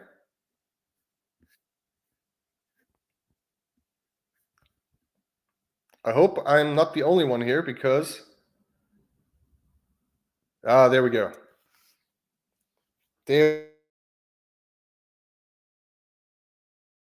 We are happy to be partner of UBports. Thank you very much. Applaus to Mr. Neumeier.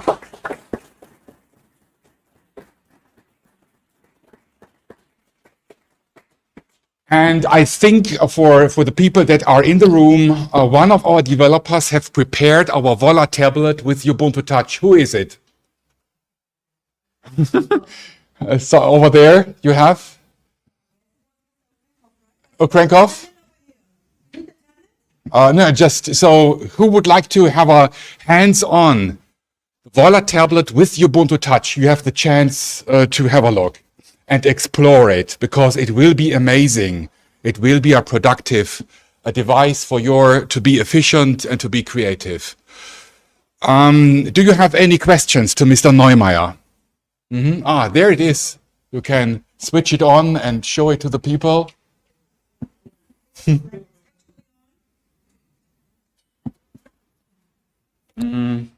Yeah, it is. You know that cycle. And I think I must turn it around here.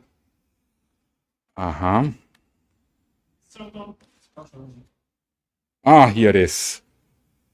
And yeah, you see the fan of apps that are currently running.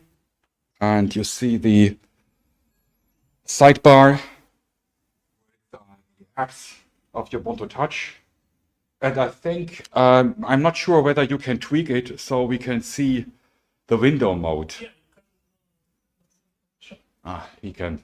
And here we have LibreOffice, right? Yeah. So for the desktop mode, you can open this side menu and desktop mode. And now the applications will start in the small windows. You can zoom around like on desktop, switch between workspaces and so on. So then you can easily activate window mode. Desktop mode is by default enabled when you plug in the keyboard, and when you have no keyboard, it will be in tablet mode.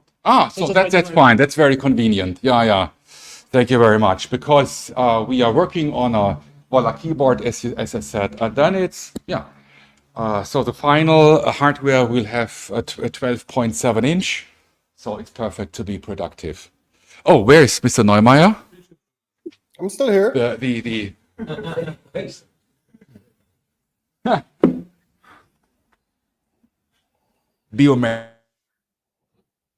the first. Maybe I have the first question. Can you give us a timeline, or is there a timeline to introduce user data encryption?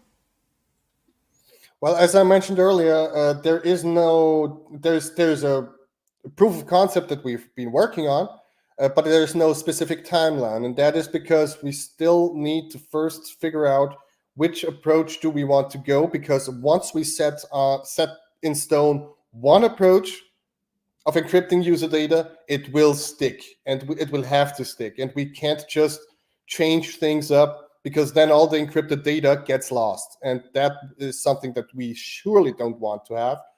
So it needs to be worked out in a way that is feasible for now and also for a longer term, right? So there is no specific timeline. There will be some discussions, I suppose, about whether to use FS-crypt or systemd-based encryption there. But future's bright. And when will 2404 come? 2404 is aimed to be, as far as I'm aware, released as part of until have the first images that are installable. Whether they're final or not needs to be determined, but somewhere around September, where we want to be able to put those things at least out to users who want to test things and get things into shape, rather than releasing something prematurely and then it breaks all of a sudden. But I would closely say that maybe it's gonna take even longer, just to be sure. Just a pessimistic approach of not yeah, you know what I mean.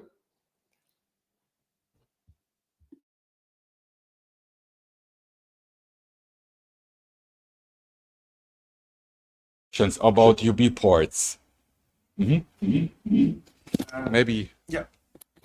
So as far as I know, Ubuntu Touch, most of the user interfaces based on Qt frameworks, Qt Quick. Currently, I think was it 5.15? So now that you're doing all of these big transitions from Mir to Wayland and from Ubuntu version to another, are you also planning at some point to look into porting all of the UI to Qt 6, as also Qt 5 series have already been sunsetted by the Qt group? Yes, we do want that. We will have to, but we don't have a clear plan on how to do that now, because Ubuntu 2404 still provides Qt 5 based libraries and keeps them around, keeps them supported for as much as they're able to support. But Qt 6 will definitely need to be taken into account soon. And for that, we probably will need more people helping us. If people out there who are app developers and they want to make sure that they can use Qt 6 in the future, one approach that I would give is take an application, try to port that one to Qt 6 and port the libraries of our UI toolkit up on that in lockstep. So at the same time, because we are right now at the point where we are a limited team, and we have been a limited team, and we can only pull off so much by our own. So we will definitely need some guidance, help, and helping hands here, who basically get us up on par with what you expect. So Qt 6 enablement is one of them. Maybe also other features in the Holium side are suffering from the same problem. So it all depends on how you want to approach this, and it all depends on whether you are willing to jump in as well, because the core team right now is busy bringing it up in the first place, and Qt 5 sunsetting is gonna be a dead end someday in the future, but we don't know when. And until then, we don't have anything prepared. So we need people who are willing to prepare it with us, in a sense. Thanks very much. Further questions about Ubuntu Touch, UBports? So I would like also to highlight that Ubuntu Touch is ready for business, not only for consumers. So we are able to also provide an MDM system, or several MDM systems, so that you can include it, you can manage Ubuntu Touch devices in a professional way. And I can tell you this morning that we have customers that are using our devices with Ubuntu Touch for industry solutions.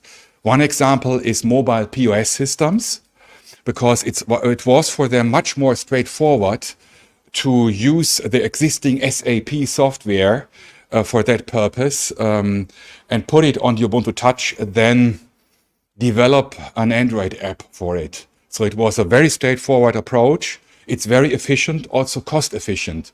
So Ubuntu Touch is an option for business and industry solutions. And there's another customer, hopefully he will present next time. It's a company InSource. They are using our devices as a control unit for wheelchairs, so that people that can just lifting a finger or their hand, that they give them the freedom back by a control unit for their wheelchair, so they go out for themselves. And they choose Ubuntu Touch because of its flexibility, and developers can use Linux technology down to the ground to develop something special. And this special requirement was also to have to communicate with the hardware, because a wheelchair is not a usual accessory for smartphones. So we had to unlock some special protocols over the USB port. So that is also a motivation and a message I have. So Ubuntu Touch, it became not only your daily driver for your private life, but also for business and industry solutions. That could be very interesting. Yeah, and the Volla tablet, I think Ubuntu Touch can unveil its power, because it's a smartphone, a tablet, and a laptop in one device. And if you run Ubuntu Touch, and if you would like to explore Ubuntu Touch and you don't know how it feels and it matches your requirements, you can use the multi-boot feature on our Volla phones and also on the Volla tablet. You will also have then multi-boot feature on the tablet. This is also important. And if you would like to run Android apps, there is Weitere as a container if you need some Android apps at the same time. You had a question. Yes, it was in line. My question was in line with the last words you say. If I use regular Android apps, can I use them easily on Ubuntu Touch? Yes, you can use them with Waydroid, with the solution that Dr. Wurzer just mentioned. The Waydroid container just allows to run Android apps in a window inside of your running Ubuntu Touch installation. I don't have it running at the moment, but it's just one tap away. You open, it takes a couple of seconds to just start up a little minimalized Android runtime. And it has its home screen, it has all the apps that you need, and from there, if you don't need it again, you just close by swiping it, and it's basically just not needed anymore, and then it's disposed of.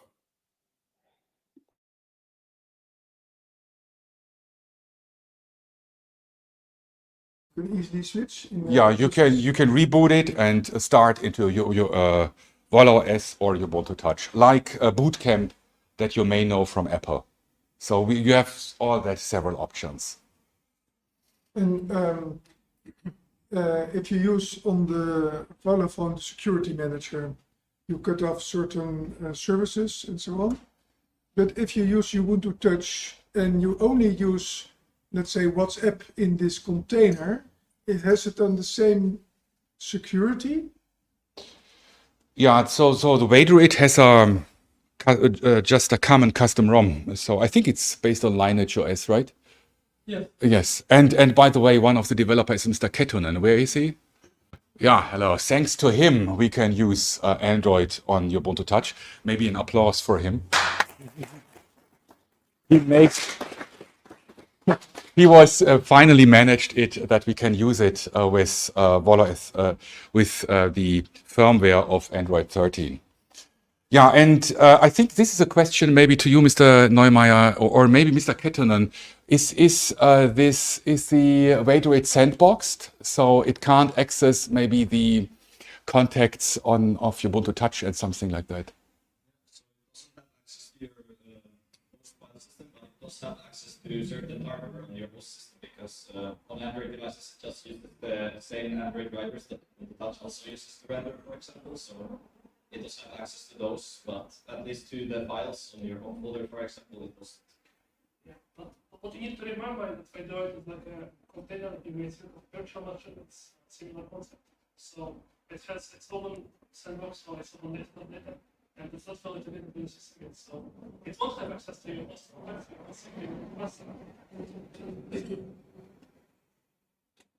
So okay, fine. Yeah, another question. Maybe I forward that.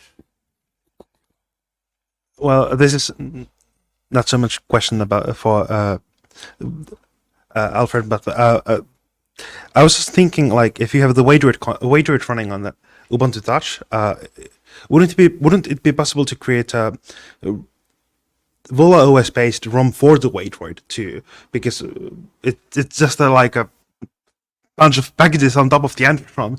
So then you could use if you had a Vola OS based ROM for the Weitere, you could use the Vola OS security inside the container to ensure that the applications inside the container don't get access to the other parts of the container they shouldn't. Mm-hmm. Yeah, that's a good idea. That's why we are sitting together. Yeah. So just I can comment.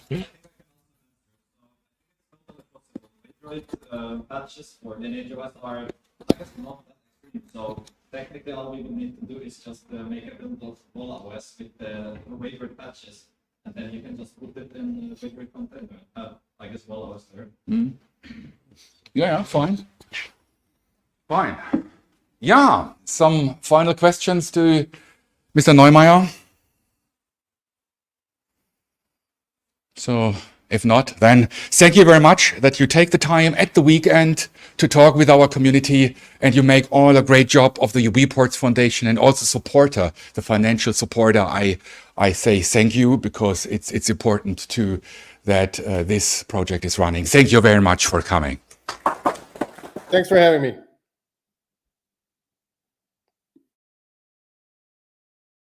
Fine.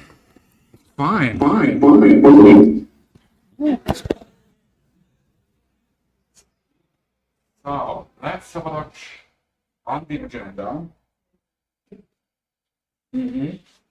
So maybe we have. Yeah. Perfect match. So hopefully is Mrs. Frau Wörlein schon in der Schlange?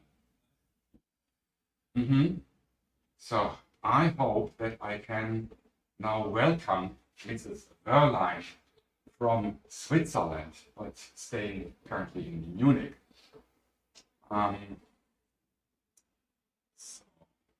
I will then.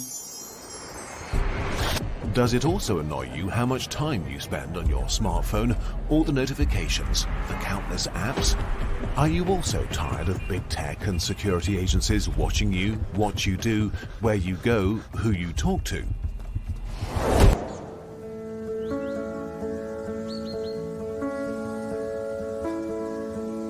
Then we have good news for you. The new Volla Phone 22 for your freedom through simplicity and security.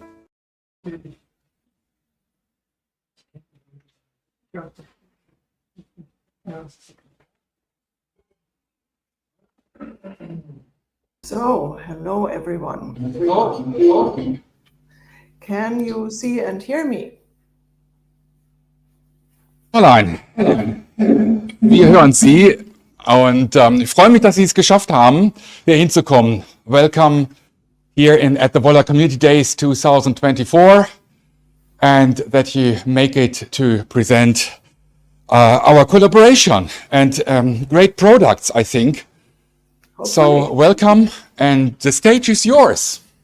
Thank you very much. Hello to everybody, and thank you so much, Dr. Wurzer, for inviting us and having us at your community days. I would really love to be on site. It wasn't to be, but it's a pity. But I'm here in my mind. So I need to find a way how to share my screen. should be okay. Which one? This one. Okay. Here we are. So seems to work, right? And I will tell you a little bit about VNC Lagoon, and happy to be here at the community days. And let me enlarge on that a bit. Then we have a larger screen. So I'm Andrea Börlein. I'm one of the founders of VNC, and we are developing VNC Lagoon. What is VNC Lagoon? It's an open source based communication and collaboration suite. We are located in Switzerland. I'm originally from Germany, but we still have a subsidiary in Germany, in Berlin, but I'm personally am located in Switzerland and in Munich at the moment. What's so special about VNC Lagoon and what makes it a good match or a perfect match with the Volla phones? VNC Lagoon is a complete modern workplace based upon open source. So think security, auditability, privacy, and some other characteristics that you have heard already today with regards to Volla Phone. We have a full feature set, and I will present that to you in a little while. We do integrate with legacy systems, and also our suite of products is perfectly integrated between the different or the various modules. We do have workflows, of course. We do have an advanced search that is due to our index, and I will recur to that point later, because having a great index is one of the main prerequisites in implementing AI. So I will recur to that. Based upon open source technologies, really from the infrastructure to the front ends, that also helps us with having something on the Volla phone. Top level security, this includes also Linux kernel mitigation. Happy to share more about that if you're interested. And you can use, of course, any cloud. So you could use VNC Lagoon at a hyperscaler or at a large cloud provider. But we do have, for example, government institutions as customers. They have usually their own cloud or their trusted cloud provider. So we don't care where you want to host. We need a Kubernetes environment, and there we can deploy. Our target groups are security interested organizations. So we are B2B, but we are also SaaS enabled. So we encourage our partners, for example, to offer VNC Lagoon as a SaaS model to their customers, which could also be consumers. But usually we ourselves sell to large enterprise together with partners or to government entities. What is included in VNC Lagoon? So we have separated between the communication part that includes, of course, a messenger for real-time communication with also video and audio conferencing, screen sharing, etc. We do have, of course, a group where with all necessary features that you need, with contact management and also calendar, etc. And the collaboration part, there you might want to collaborate in a project management system, for example, or task management, or you could use a stream-like feature that enables you to collaborate in channels. I will show you a little bit. And all this is only possible because we have developed heavily into our backend systems and into our front end. What does that mean? So in the backend, all applications are integrated, and we are also able to fill our index at the same time that things happen on the platform. So when you send an email, when you get a chat, when you send a chat, everything goes right away to the index, where you can, from each place within the VNC Lagoon suite, you can search and you can retrieve your content no matter where you are. So you do not have to think, was it an email? Is it a document? To whom did I write that? You just search and you find the things wherever they are. And therefore, this needs really or required lots of work on the backend side.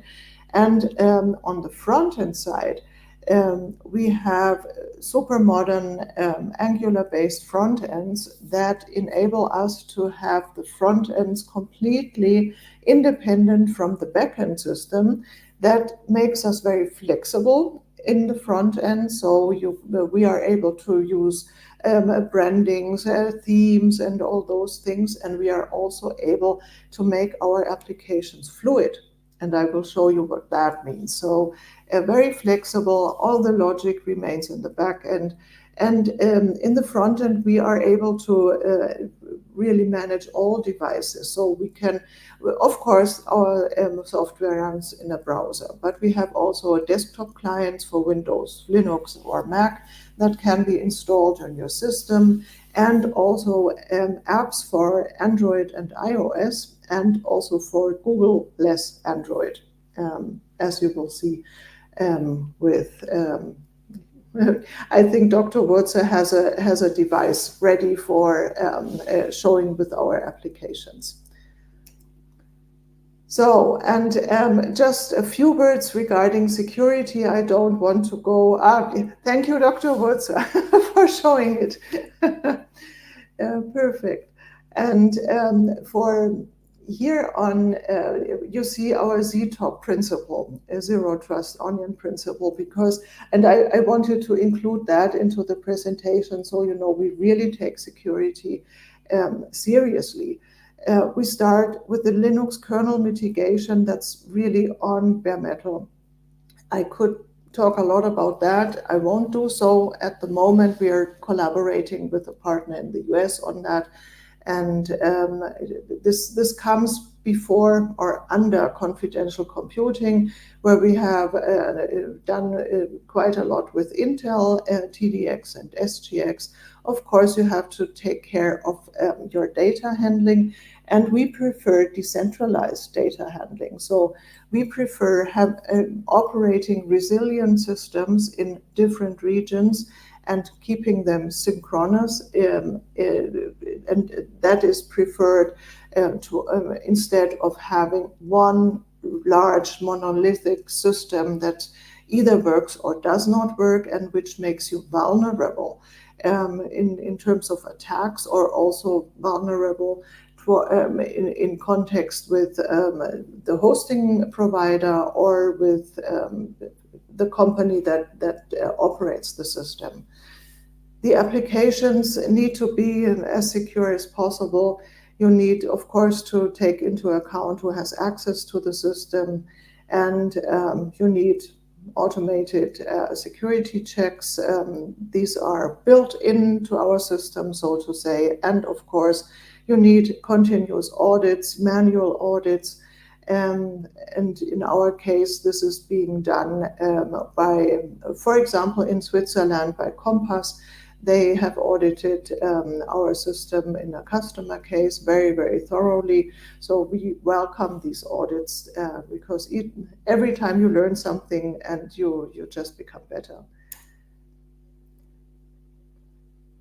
So here you see two devices. So we think that we have end-to-end or as secure as possible devices. And with the Intel Core Ultra processor, for example, with that's the Meteor Lake system, with Intel chips, where we do a lot regarding AI, local compute AI or confidential AI. I can tell you a little bit about that as well. And the other side of the devices, the end user devices, are of course the mobile phones. And today I'm happily announcing the VNC phone, which is powered by Volla Phone, and I will show it to you. And so now we call our system really SUCC, a Secure Unified Communication and Collaboration Suite, and we think this is how we differentiate ourselves from competition. So, very happy to present the VNC phone. So it's powered by Volla Phone. It's a perfect match for secure mobile communication and collaboration. And what's so special, of course, you all know the hardware and you know the Volla operating system. We have done a branded version with the VNC Lagoon operating system. Of course, we're independent from proprietary clouds, and we provide these phones with pre-installed VNC Lagoon apps, for example, VNC Talk, Mail, Calendar, Contacts, and Tasks. I will give you a little bit of an insight. And as Dr. Wurzer can certainly tell you, the production happens in Germany. This is something I don't want to lose lots of words, confidential AI. We are doing that on the local compute, on the local device, because we think on the one side, we prompt, in VNC Lagoon, we implemented an AI component that prompts the data within VNC Lagoon. So this is a secure AI component, not prompting to the outside world, but helping to really gain knowledge from the wealth that each organization has, that's the own data. And to make it even more secure and also more performant, we do that locally on the PC or laptop of the user, which also helps to protect the user data, because your boss, for example, does not need to know that you are asking the same thing every week, because you just forget or you don't remember something. So it's a privacy issue. And we are discussing also with Dr. Wurzer and his team about bringing these AI components securely to the VNC phone, so to the Volla phone. Prompting within the VNC Lagoon suite, within your own data set, and providing the data in a very secure manner. And really, Elon Musk called ChatGPT the woke nanny AI. That's what he said. But we really need to find a professional way of integrating AI into our daily working life. And this is one approach from our side, how we could do that. So a little bit, I can share this presentation also with you, and I think I already did with the Volla team, so they can forward it to you as well. Here are lots of links with further information and with the contact details. But you know, I think you want to see something live. It's and this is how it looks like. So I'm logged into VNC Lagoon Live. I will give you a very quick overview of what VNC Lagoon looks like in your browser, and then I will switch to the phone, so you will find the same content there. So you have a greeting, good afternoon, Andrea. You see what is urgent, and here you see the recent activity. So here are the recent chat messages, the recent emails, and here from the calendar. And if you want to have a quick preview, you just click on it, and then you see, this is a group chat with my friends or with whomever. And I could also go there and really open the complete thing in VNC Talk, but maybe this it's enough to have it here in this preview window. The same happens when you go to here, the email dashlet, where you see, this was the last email, and you can answer it at the same time very, very quickly. On the left side, you might find this a bit familiar, so we try to go with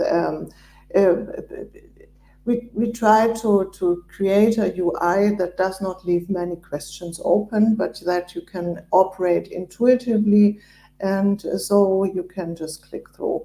So here is again in the complete screen the group chat, where you see, who is there, Leo is there, Svea is there, and so on. And you can, of course, if you have moderator rights, you can manage everybody. You could say, okay, Alyssa now is not only participant, but she's moderator. So you see, what we do is we offer easy to use applications, but with an enterprise functionality. Changing the roles is important for roles and permissions and workflows and all these things, and this is why we have them. And here in the info, you see we have an additional encryption with Omimo, and we also manage devices. So if you encrypt your chat here, and then you switch to the VNC phone, you want to be able to read that. And therefore, we manage the devices that are allowed to decrypt that chat, for example. Do you want to share your history? You can make the chat private, etc., etc. And you can also see and manage files there. We have no files in that particular group chat, but in others there might be some. And here you can, on the top right, you can add further participants, or you can start audio calls, video calls, screen share sessions. So this is a really complete real-time communication suite that also you can, here you can share documents with each other, or collaborate live on documents, or you can do surveys and so on. Here in channels, it's a bit more complex. This is something that enables you to collaborate on a joint content.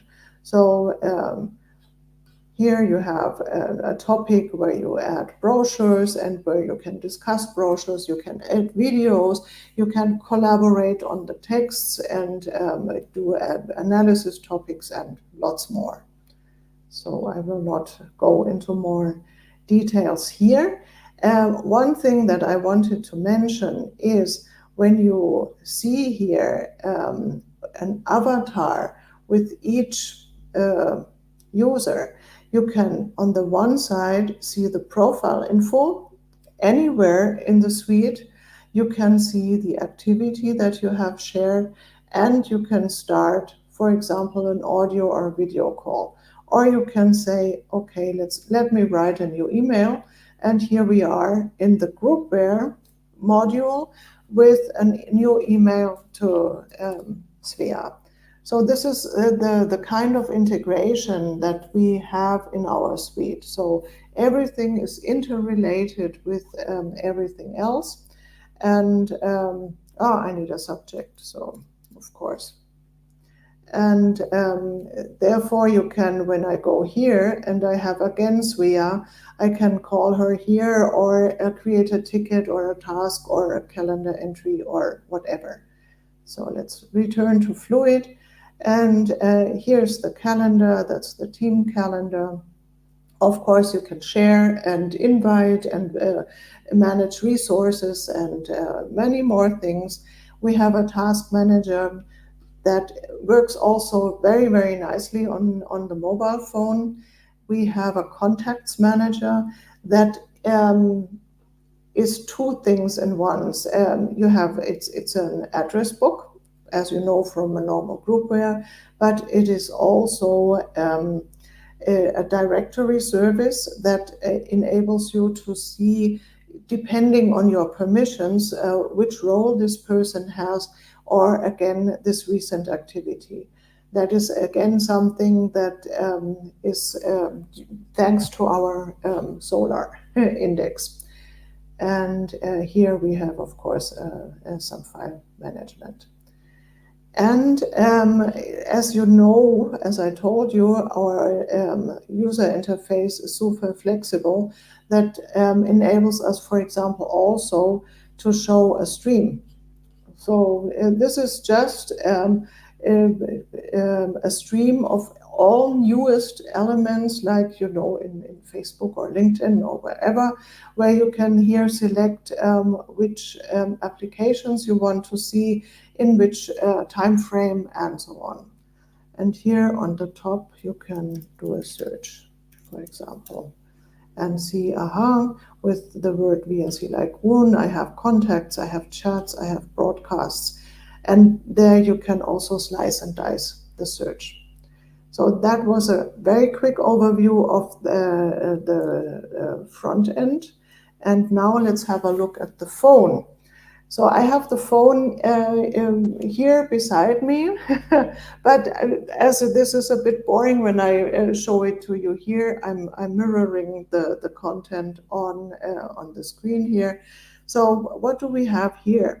That's, for example, the contacts application that you have super nicely here, and I can open the contact, and that's my Berlin address because I'm also the CEO of VNC in Berlin. And here you can just start a new chat or a video call or whatever. Or we go here, I told you the task management is super nice. So here you have the task, and you can have a comment here, or you can delegate a task and tell your colleague, your team member, please, you take care of it. And then you can also say, I'm done now, or I will take care of it tomorrow. And just a little a secret, this task management is our very, very extensive project management solution made simple to use, easy to use. So you can start with VNC Task, and when you find, okay, I need more features, then you can just upscale to VNC Project. What do we have else? Here is VNC Mail. You have now a reminder, Team Grillen. Yeah, well, the weather is not so super nice, so no barbecue today. You can close this, and here you have your emails. You can open emails. You can write emails super easily in your app. And what else? And here, of course, VNC Talk. We have a software update that's available. I know that our people did something today. I have not upgraded yet. So this is a group chat. And you see super nicely all images or also files when it's an image file or a PDF. You have a preview there. You can manage the files there. So and I'm sure Dr. Wurzer can have you a hands-on experience with our demo account, and I'm happy to create demo accounts for whoever wants them, whoever likes them. Just give me a shout. My email address, I can share that again, where you can reach me. And now I have to exit the phone first. Here it's info, or write to aw@vnc.biz.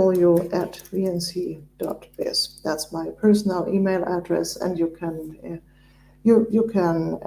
request a demo or test account there, and we can work from there. So that was a very quick overview. I could talk about each feature for hours, but that's, I think, boring for you. Do you have questions?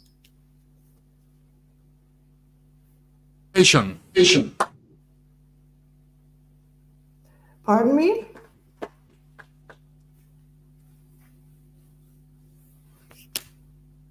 So these are sample apps with sample accounts, and you can browse it and have a look how it works. Maybe my first question, can we summarize that VNC offers a replacement or an alternative of Microsoft 365 or Microsoft Teams? There are partners and customers who say that. I'm very, I want to be modest here, but yes, you know, we had just very high-ranking meetings at some government authorities, and there they called VNC Lagoon the best plan B that is on that exists on the market. So a plan B, what does it mean? When it needs to be super secure, when you really want to make sure that your data stay where they should be, when you want to be resilient, when you want to have a decentralized offering, the plan B. So VNC Lagoon is the suite you should choose, maybe. But I will leave that up to you. But yes, of course. But there are also cases where we coexist. So one of our customers. So you know, we have that soccer, the Euro match. One of our customers is the DFB, the German Soccer Association. They work with VNC Lagoon for communication towards their local soccer, no, not a supper club, a soccer club, on in, you know, in the smaller cities and villages, and more than 50,000 users are working with that system. But in the headquarter, there are still people working with Teams or Microsoft Office 365, but this is perfectly fine. We do not want to fight. We think we can coexist very comfortably. It's fine, and it's open sourced, you say? Yes, on the one side, we are based upon open source, and for all our partners and customers, we provide the complete code so that audits are possible. And we also we have released to the wide open large parts of the code, and we will continue doing so. But we are a bit reluctant with GitHub. So we usually find different ways of doing so. Fine. I can't wait to go further steps with you and make use of the plugin capability of the Springboard Yes. to embed skills for the Springboard to access in a smart way your ocean of data of the company. Exactly, and this is what we are really very, very keen on doing. So we will continue that. The release of the phone today makes us super happy, but it's the first step. We will continue. Any questions? Yeah. Yeah, it looks like Nextcloud. So to Herr Wutzer, why choose VNC Lagoon or Nextcloud? Because it seems the same possibilities.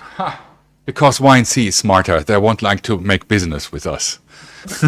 So, yeah, but you know, Nextcloud is originating from a file sync and share solution where it is really very, very good. So we integrate also if a use case requires also the Nextcloud file sync and share or OwnCloud file sync and share, which we historically prefer. But the integration between or of the applications on the backend side, and where I will just show you that, I think you will be interested. And just let me go to the VNC directory side, and which shows you a little bit about the architecture. And you know, Nextcloud does not have all these backend components because Nextcloud works with plugins. And my favorite DevSecOps expert in Germany, who is not member of VNC, calls Nextcloud the plug-in hell. And you need to decide for yourself. Nextcloud does not have integrated front ends, and Nextcloud does not have apps. Nextcloud does not offer all these flexible front ends that can be branded and or easily branded. We have a one code strategy. That means we have one source code, and from this source code we publish all the different front end clients, so the web client, the desktop clients, and the apps. This is done automatically because we rely on Angular front ends, and we use Cordova technology. So this is possible in Nextcloud, sorry, but this is not possible. Structure, right? For large scale. Yes. Yeah, and it's really also the rollout and so on. It's much it's different. We can go really in depth, and we do have battle cards, and we do not shy away from any comparison there. You are also not only providing the apps and the features you presented, it's also a kind of meta level that and integration capability you can offer to the company. Absolutely. So we are open. We do have completely documented and open APIs where any third-party solution can be integrated and, for example, then use a front end like this VNC Fluid, which is only one example how you could display your data. It's fluid.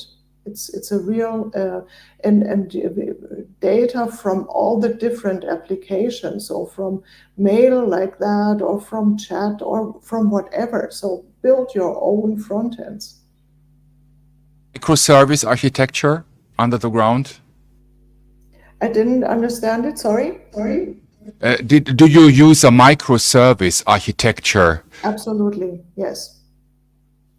Yes. That makes a difference for large corporations. Absolutely, yeah. And historically we come from the enterprise market. So our first customers with VNC Lagoon were large enterprises like banks, for example, who had very, very own notions about what a good software is, and which how a software needs to fit into their legacy systems and needs to present itself in the front end, and needs to be integrated and secured, and so on and so forth. And I think, and the numbers of users were huge oftentimes, and I think we have an advantage there compared to other vendors who come from, for example, small and medium-sized businesses. I pretty know the big data use cases, and this is not trivial. If you have if you need to process and make accessible a huge amount of data. Yes. Any further questions? Maybe to the project, to YNC.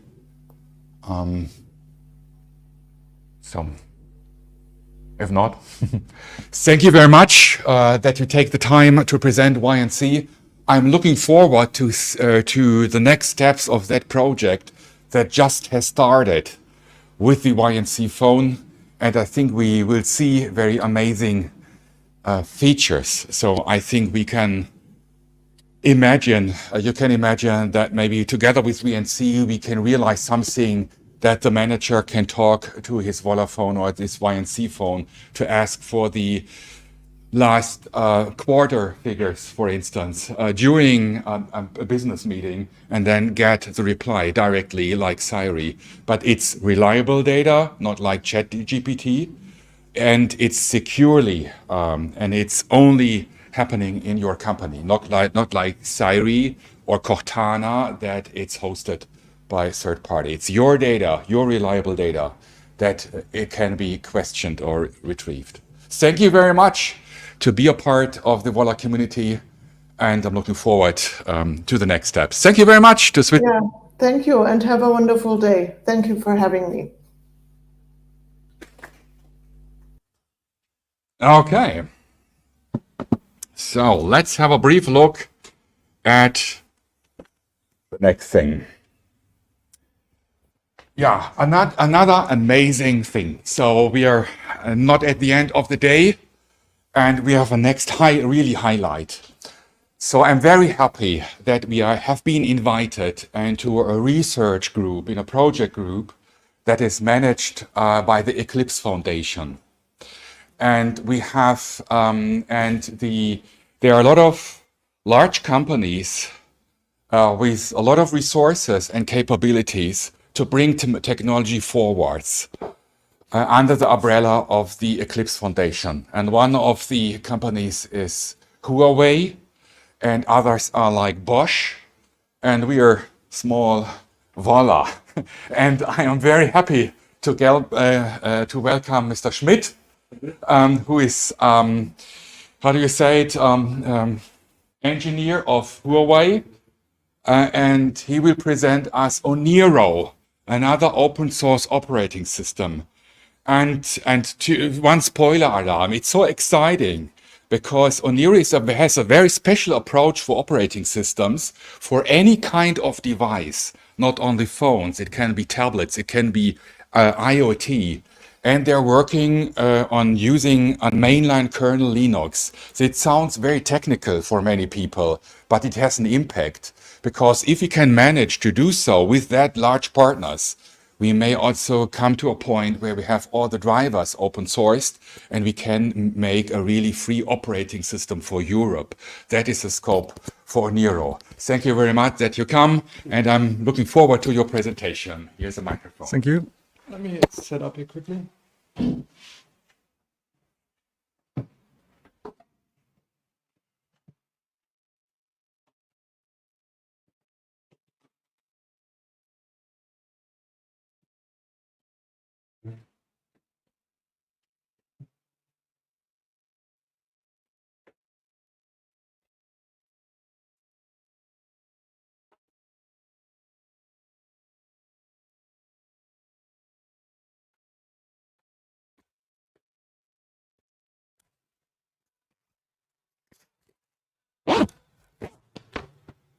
Okay, so hello everybody.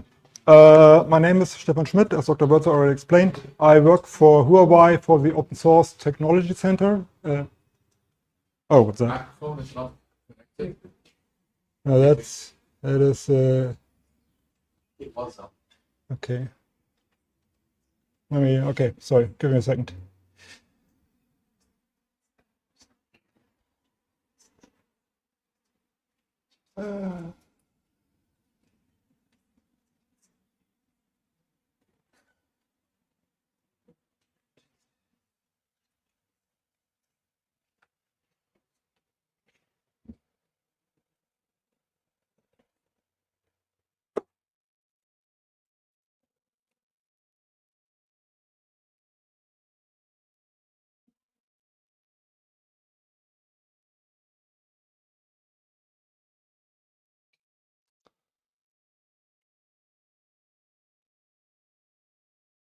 Der Fernseher oder?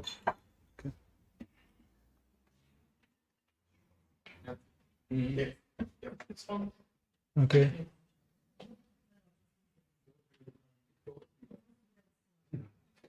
Okay. Hopefully it stays this time. Okay. So let me start again. So my name is Stefan Schmidt. I work for Huawei in the Open Source Technology Center. We have our biggest office in Germany is in Munich. I don't work there, I work remotely, but that's where we started. But in general, it's a big company. We are spread all over the world, basically. So my main role, so here I'm a principal solution architect, but my main role is really to work on Oniro. And as Dr. Wörzer said, that's an Eclipse Foundation project where we're working together with different partners from different business units, from different countries. It's really depending on where you're coming from and what area you're working in. and we are trying to bring something over which is called, Open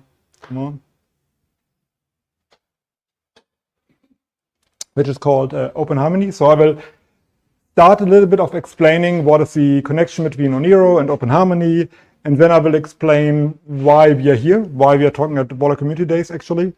So our idea of having a developer handset based on the X23. I will talk a little bit of the current development status we are having.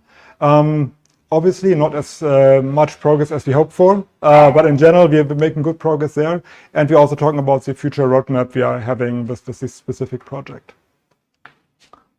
So, Oniro. So what we have here is a collaboration project under the umbrella from the Eclipse Foundation. So when we set up this project, we wanted to be in a vendor-neutral environment where we can go and said, look, we want to do business together, but we don't want to have it like one-to-one business where we just have one partner company we're working with. So we want to have like a neutral ground where other partners can jump in and can work together. There are small companies involved in that, which only like maybe 20 or 50 people or maybe a few hundred or so. And then you have big companies like Bosch in there with it's huge, but maybe only specific business units from us or so. But in general, the idea was to have a ground where we can actually work together without too much limitations in terms of where we are competing in other units or something. So we want something there. And given that it's a complete open source project, the best way for us to go with a foundation here. So Oniro itself, what I highlight here, distributed open source operating system. So the idea here is to bring a new mobile operating system out. So it is not based on Android. It is completely something written new, obviously based on open source technologies that are already there. I mean, it would be crazy to start something from scratch for everything. So we're using obviously a lot of components that are there, but then we are enriching that with technologies we develop ourselves or coming from partners also to integrate that. One of the confusions I often have when starting with this presentation and explaining it to people is what is the relation to Open Harmony here. So Open Harmony is the project that is developed in China. It is hosted by the Open Atom Foundation, which is it's a foundation very similar to what Eclipse Foundation is here in Europe.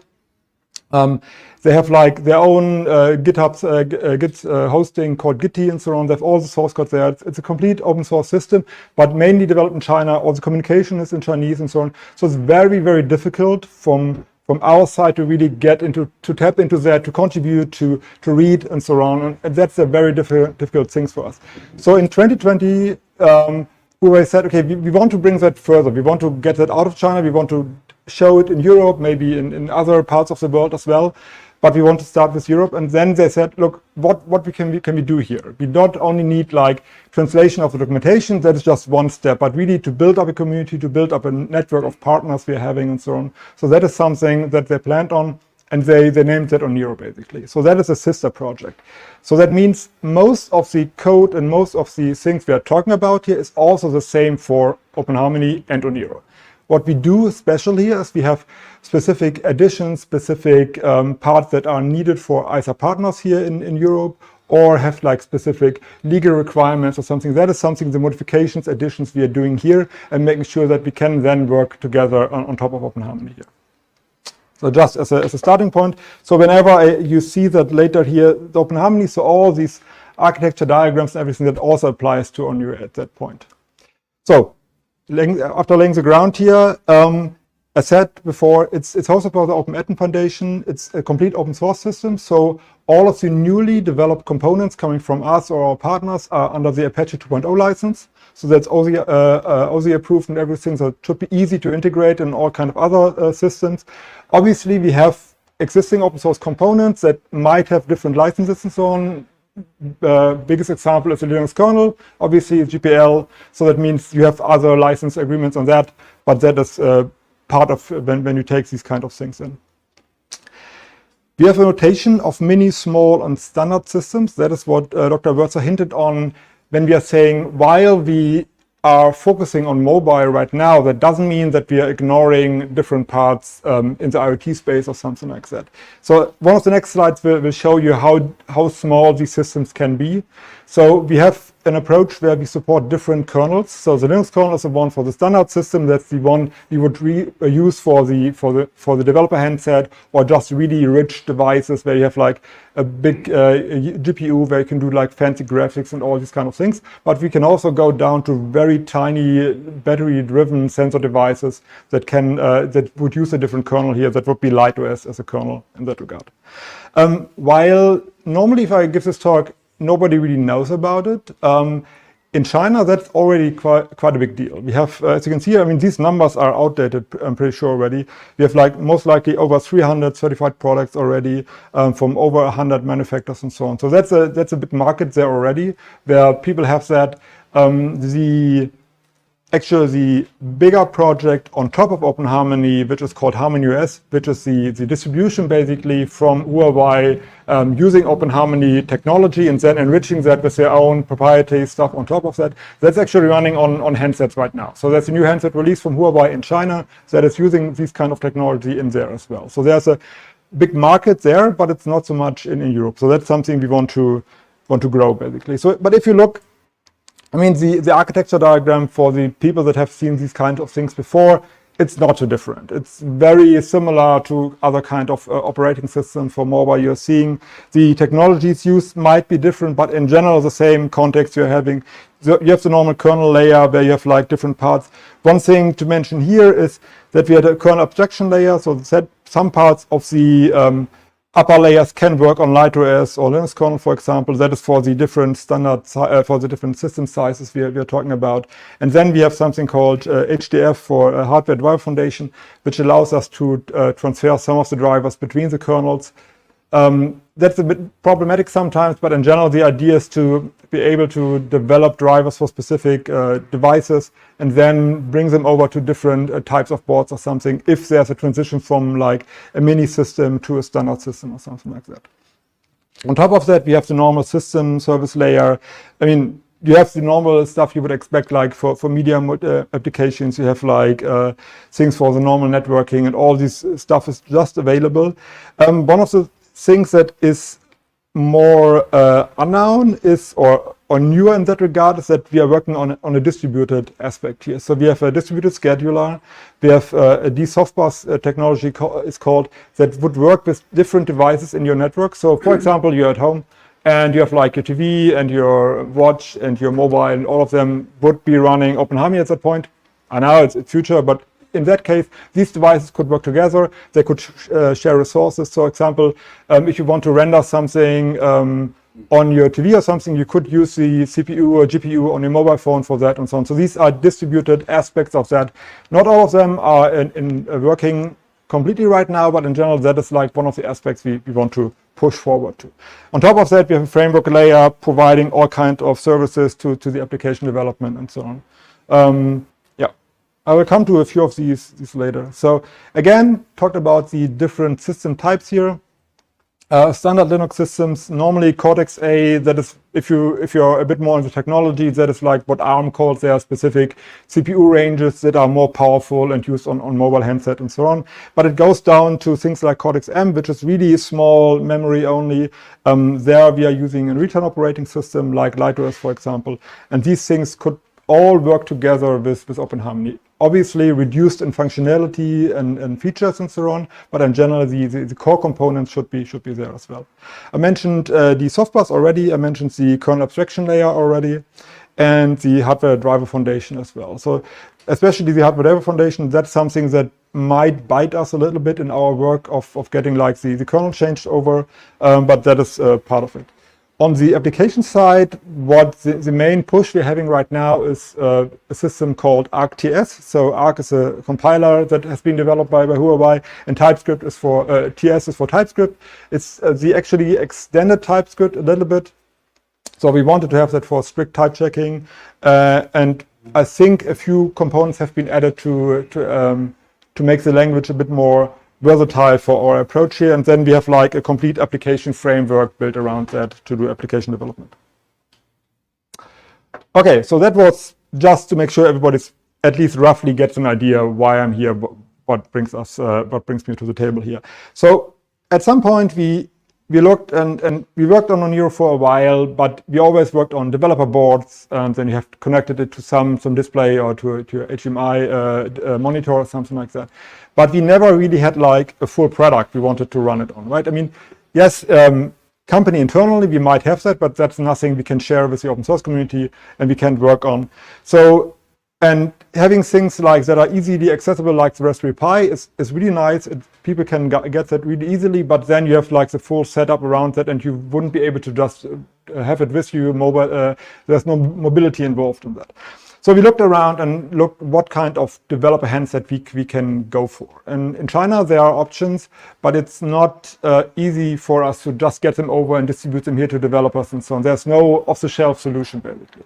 So at that point, we stumbled on Volla and said that would be a solution where we could be looking for. It's an existing hardware design. It has proven itself. They have like, it's a good track record. It's not like a one-time device and then they disappear from the market. They have shown over a couple of years already they have been able to bring out phones, and they have been supporting the communities around that. So that was a good indication for us that that might be a good partner for us to go in that direction. And while not doing the complete design themselves, they still have access to specific parts that we might need to get a full port going and really worked out in the end. So that was a good fit for us. So we reached out and see what we can do there. Dr. Wurzer, as you can see, is always like really engaged and is really motivated to do things. So that was the same when we got into contact here. And so we sat down and see what are our goals? What would be our goals for this cooperation we would have here? And to bring that over, we would need to have a stable board support package for mainline Linux. That is our final goal. We are far away from that, but we are making good progress in that direction at least. We want to have that as a stable base where we can see, look, we have these BSP running. On top of that, we can bring Oniro over. That is expertise we can bring in and we can put on the device. And at that point, it would be working stable enough for developers to go. Maybe more work would be needed for like a complete commercialization, but at least for developer base, that would be good. And we wanted to have it available as a full target in our IDE system called DevEcho Studio, which is like the IDE for the all application development, something. And as with all the normal IDEs you have nowadays, you could plug it in and then it would pop up and then you can do all the debugging, development and all. So we want to have that supported as well, obviously. And for one of the key points for us was to have an easy access, easy off-the-shelf access for developers. They can just go out, buy the phone and get started with development without trying to get from China, have import taxes, maybe not being able to order it at all and so on. So that was a key point for us to have that. And that is a hardware platform that we also wanted to have available for our partners in the Oniro working group. Some of them are more software focused, so they would be happy to have a hardware platform there, can showcase their software running on top of Oniro and so on. So having that available for events or even for their own partners and customers and so on would be a good thing. So that is like the big picture, I would say. I will go into more technical stuff going down. So I know it's the last session of the day. Everybody's tired, but please bear with me. And if you're not too much interested in that, then I can't do anything about that. Sorry.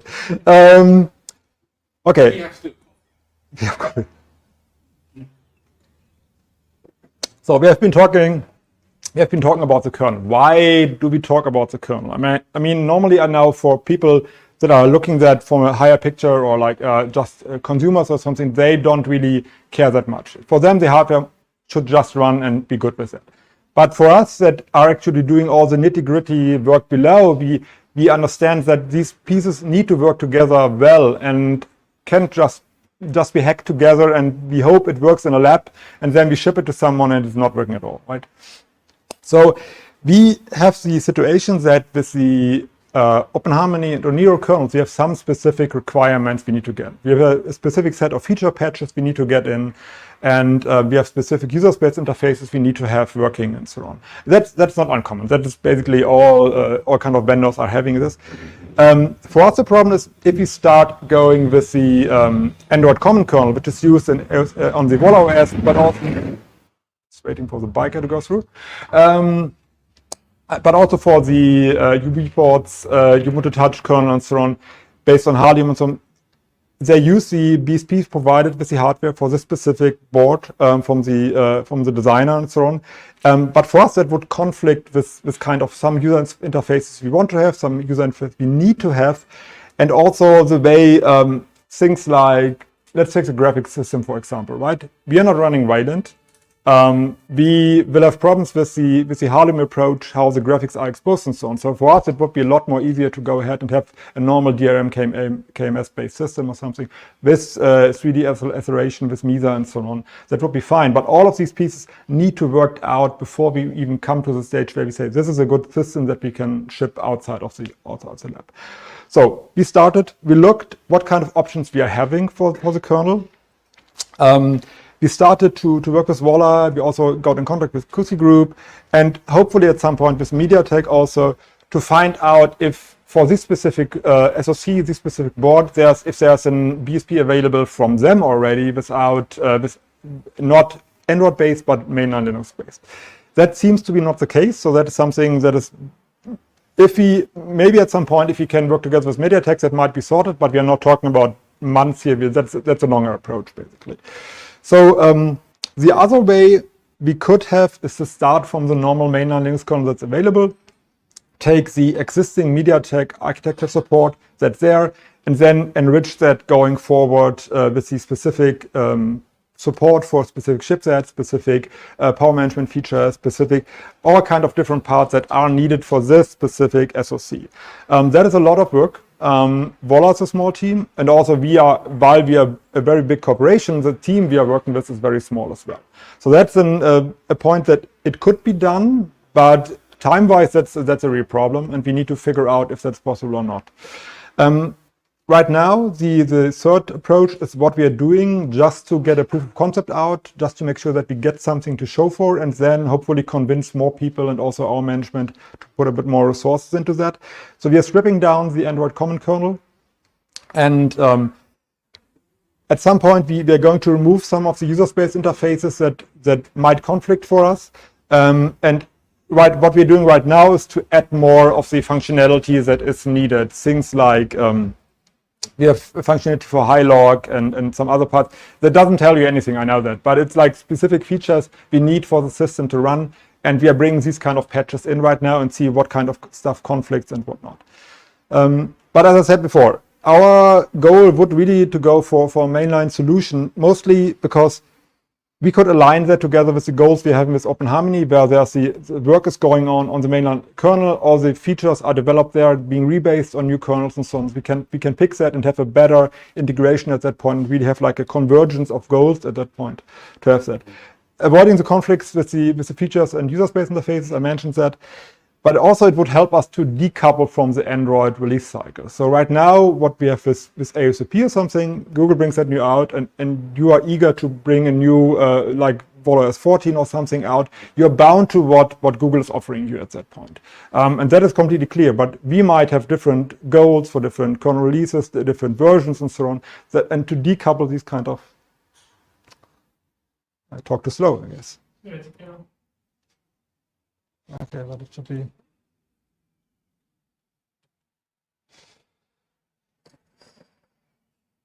There we go. There we go. Okay. So to decoupling that would also help us quite a bit.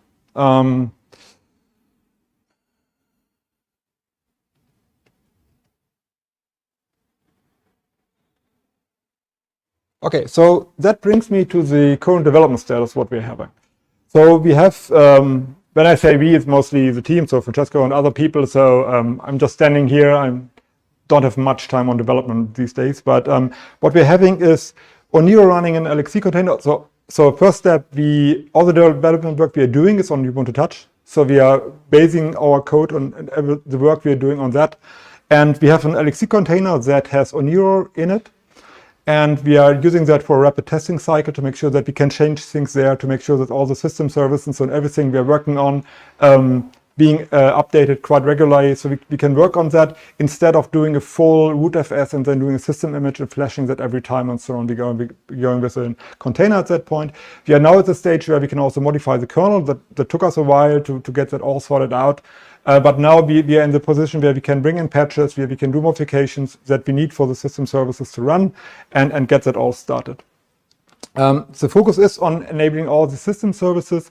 I don't have a full status on that right now. If anybody wants to see a demo on that, Francesco is here. I'm here also tomorrow, so we can then maybe sit down and we can show it or so. But I mean, showing just a log on the screen or something, I think that's a bit boring. So we're not doing that here. So as I said, for the kernel modifications, things like high view, high log is new functionality, new features that we are bringing into the kernel that we need on the system level. HDF, the hardware driver foundation, that is something for the device driver framework that the project brings in.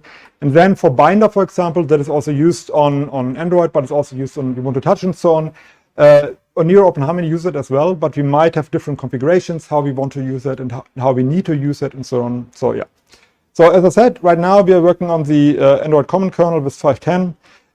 One of the things that's on my agenda, it's also on Yami's agenda, is to work on the patches that he has been doing last year to try out what the status is on mainline for X23. We have a regular call with the Volla folks, and there was some effort at least bring something up to see if there's some initial work going on, and that's something we want to verify on the latest kernels and see what the status is there and bring it forward from there. I still owe Yami to test it on my side as well, but I will come to that, I promise. So that is the current development status we're having. But let's also go to the roadmap, what our plans are. I mean, I laid it out in the beginning already, but let's make it clear how I would put that into different phases of the projects we're having. Right now, we are really in phase 1 for the proof of concept. So we go the approach, even if we are not satisfied with going with the Android Common Kernel, we go with that, see what are the roadblocks we are really hitting, making sure we get something out, we can demonstrate and convince people that this is a really good approach and we need more resources and more energy to put into that. That is what's going on. We're doing the patches, we're doing the enablement of the services. Once we have all of that finished up in a way that at least it's running well for us, we will go and create a system image that can then be fully flashed as a super image with boot image and so on, to have like a solution where you have like only a few files, and then you can get the X23 as a full on your phone.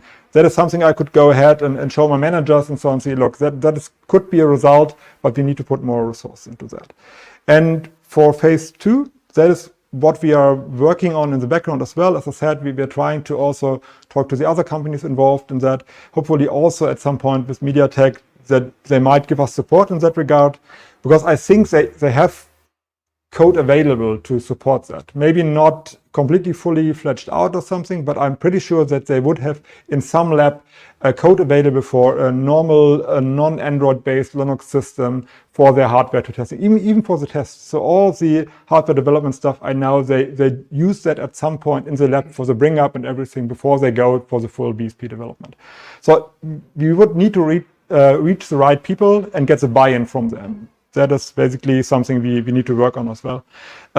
If we can get to that level and we can get some production ready images for X23, then we could even think about if the interest from the community and from our partners is big enough, if we could have them as a pre-installed option in the Volla shop. But that really depends on a lot of other pieces in between.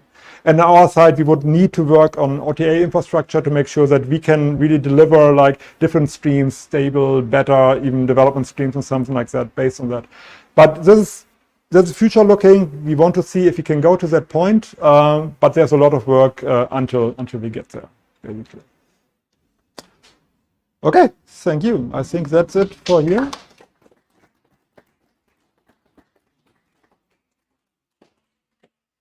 Yeah, thank you very much. It's inspiring. It's very technical, but my brain is already working and I have some associations. Do you know the project Neptune that never came implemented, but it was very pretty successful Indiegogo funding.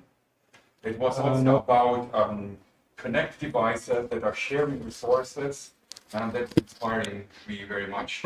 And it's also somehow related to the initial patent of Volla in 2017 or 18. when Volla started with a big picture of that connected devices. So I think we will have a lot of inspiring conversation also for the future. And I think because of so many huge parties, powerful companies, a part of the whole project, there's some good chance to crack the nut. That is the SoC vendors to bring in on board. With that, yeah, they're looking for. You need to find a way to make it clear to them that there are business opportunities. They are big enough for them to actually progress. Yeah. The same. I need to convince my manager. You need to convince them as well. So that's always the same. Always the same thing. But I think there's the potential, the option in that story. So that I'm so excited. Okay, so some people have questions. We have also some developers here. Yes. You have. About the HDF, the Hardware Driver Foundation, what's its relation to drivers already in Linux kernel, and how does it work how does it actually work then? Okay, I mean, going into all of the details might be a bit too much. Okay, so maybe going to all of the details is a bit too much, but the idea here is they brought in HDF to have a way of transition drivers between, as crazy as it sounds, between Linux and LightOS, for example, right? So writer driver, it's a different, it's a bit of a mixture of like having a descriptions DSL describing the hardware, like the different registers and stuff like that, how the memory access is done and so on. Describing, I mean, you can, device tree, is that something you're aware of? Like, so you can describe the hardware a little bit, and then you have like stuff around that would do the boilerplate code for like all the drivers. So that was the idea, to transition the drivers back and forth. There's another kernel that is being developed on that's not Linux based, and there's also the idea to have like the drivers going between there. That being said, it is not mandatory for all the drivers to have that. There are for some existing in mainline, or some existing drivers that are already in the kernel trees and so on, there are bridge functionality to expose that to the specific system services we are having to have that. So we have an UHDI, user space HDF component that actually would do the talking to the KHDF HDF component in the kernel to have like the getting access to the different hardware components of these drivers and getting all the functionality. For, let's take Wi-Fi, for example, right? So Wi-Fi, normally on Linux, you have the NL 802.11 interface that you would use to like configure the network interface and make sure that you can access it. That is on OpenHarmony. They use a different technology there, and that is used through HDF. And to do that for a different Wi-Fi driver or something, at least a couple of years ago, we would need to have like a different Wi-Fi driver. I think by now they have a bridge component that would map it to the existing drivers that are available. So I hope, that's a hope here, right? That we are not too bitten too much by these HDF, but we have to see in detail when figuring that out. You're not looking to... did I hit on your question completely? Because you're not looking to satisfied with the answer, to be fair. Not sure. Okay. Like, no, that's correct. Yeah. HDF is like Android pulse. Hardware abstraction layer, and it has user space part for Harmony OS and Android abstraction layers, and then you also have some kind of kernel driver content part, which user space part. A little bit. On one hand, it's a little bit like that, but also that you would write the drivers in a different way so they can be transitioned to different kernels. That is the combination that the HAL in Android doesn't have. So there's more abstraction in a different way. So, and it's not only about like firmware and driver communication, for example, or so, and to have like the binary blob outside for the graphics driver or something. It's not only about that. It's also different interfaces to the system service. It's a bit difficult to explain in just a few minutes or so. Yeah. So, like, as I understand, you have a kernel level framework as well, and Harmony OS specific drivers get in with this kernel framework, so you can put it to LightOS and to non-Linux kernel. Yeah. That's why the Harmony drivers. And as I said, there's a different kernel also in the works for something called Harmony OS Next, which is the commercial offering from Huawei. And they're also looking into different kernel alternatives, and so they are also looking at it. Personally, I'm not really convinced if that is the best approach, because I normally think transitioning drivers between different kernel things is not really that helpful, because, for example, Light OS and Linux are normally not supposed to run on the same hardware, because they're too different in terms of like what they're offering, what the hardware requirements are, so on.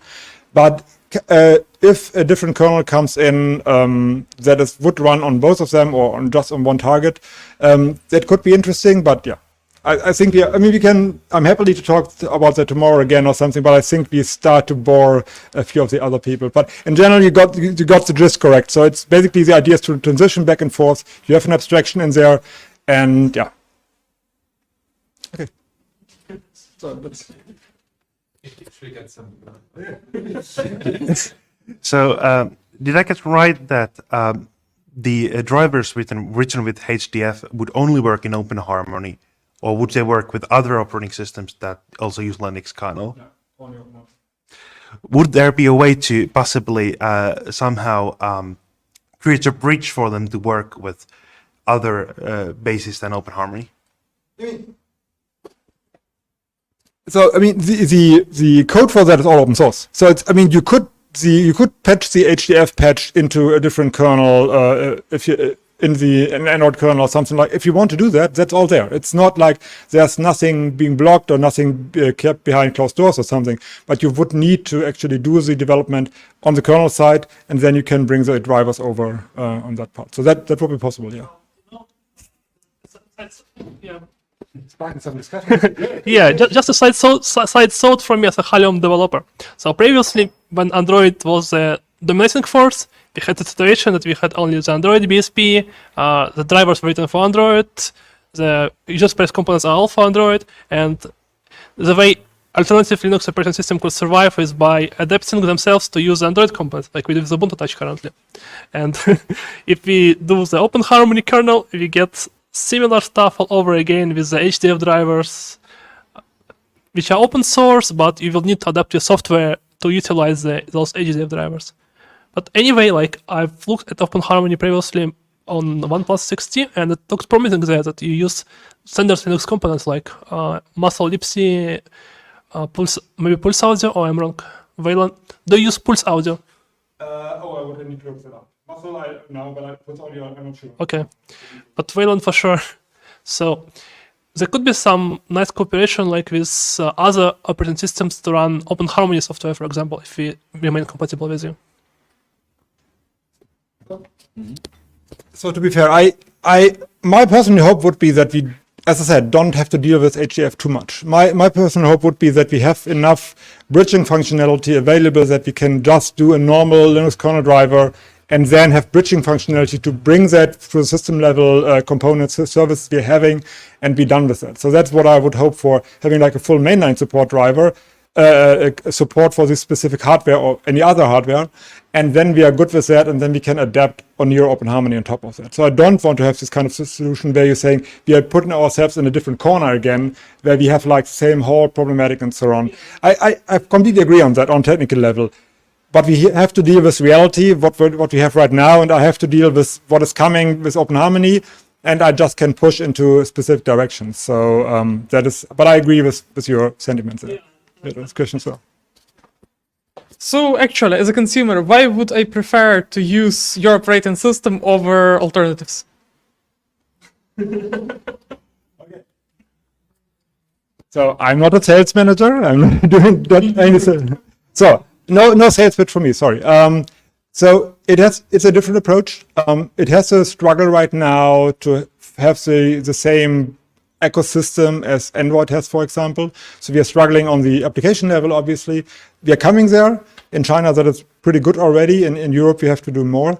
But that's obviously a point to not sell you the device, right? So as I said, one of the key points we are having is the distributed architecture we want to bring in and have that available to like have more devices working together. So that's one of the key points. That is not really something that is working right now that would be demonstratable to you at the moment, right?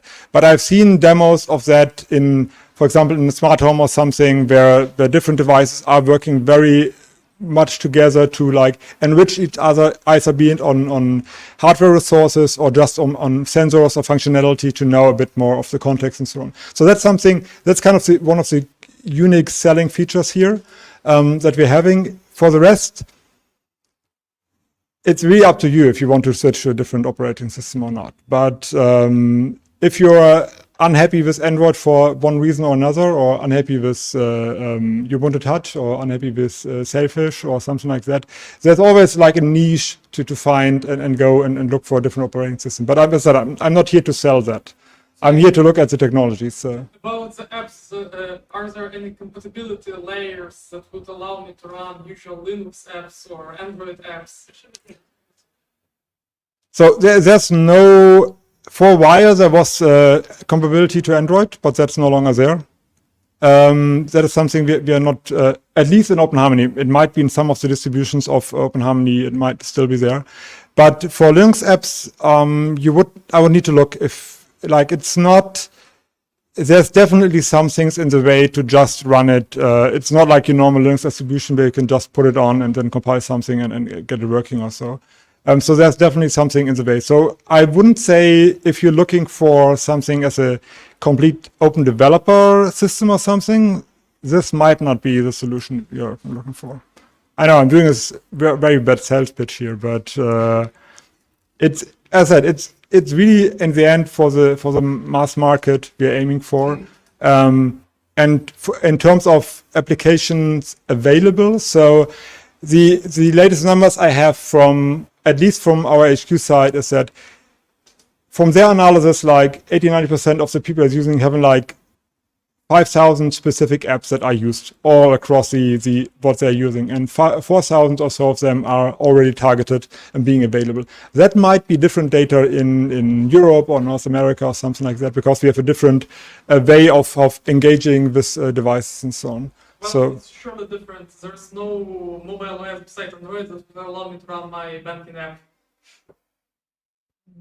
okay, so like some compatibility layer would probably be needed to really adopt for EU mass market. yes, I mean I don't disagree on that. I just you have to see what is available at some point. If all the ones are available, there will be, we're working on things like React Native and other things. So there is work in progress to not maybe go with a full Android application or something, but all the different frameworks that is being looked into. If I remember right, Harmony OS has a compiler for Android Java code. So like you make some changes and you're able to compile the Java code to run like this But that is Harmony OS and not OpenHarmony. So again, that's the commercial offering. So they have different features. They might have compatibility to other parts and so on, but I'm working on the open source side here only. I saw this compiler open source like this available for OpenHarmony. It is, but I mean, the compiler is one thing. You need the whole framework around it to make sure everything is working completely, and that might not be available or something. I saw that you implemented some of the Android frameworks on that namespace, for example, like. That was one of the, that was something that was part of Harmony OS before, but that's no longer the case. So that was like a stepping stone to get into the market, to have that all available. But now that you're reaching a specific growth, then that is not longer on the agenda. Maybe the first movers will also be industry solutions. Yeah, I mean, we should think beyond the smartphone. Many people are don't use a smartphone as a phone anymore. and for instance, we have a business partner who is now offering our platform, hardware and software, to the automotive industry, for instance, to have competitive industry scanners. So industry scanners, if you from a distance scan some barcode or QR codes on things, really physical things, during the production process, they're costing up to 2,000 euros, something like that. And this quite cheap hardware of a smartphone with an AI-supported camera app, then you can offer really an industry scanner that is very competitive. This is currently what we're working on. I can't tell you the name of the manufacturer, but this is a special industry product for the the automotive industry, for instance, an industry scanner. And this is something that you can think of also other use cases, that you have a Linux platform and you can make industry solutions. I mean, we have something like that. We have you're aware of that. We have like a proof of concept we had together with Bosch working on the Quintos system. So Quintos is also an open source system on the Eclipse Foundation. And there are a lot of like fleet management and having a way of like bringing your application on the specific hardware and then doing all of the rest in the cloud backend and so on with either Bosch IoT Cloud or other components and so on. That have the dashboards, fleet management, all these kind of things. These are industrial solutions that are easy to integrate. I mean, that's not a problem if you want to have like depending on what you want to do. If like you want a customer that is like a normal consumer that want to have like a range of full application space, that's more difficult. But if you go ahead and say like, I want to have an industrial solution for like one full screen application or something, doing something specific, point of sale terminal or something like that, that is not difficult to do. That could be also a boost to get attention, also by the SoC vendors. Yeah, okay. Any further questions? So excited with the discussion. Day 4. Well, so thank you very much for coming. Thank you.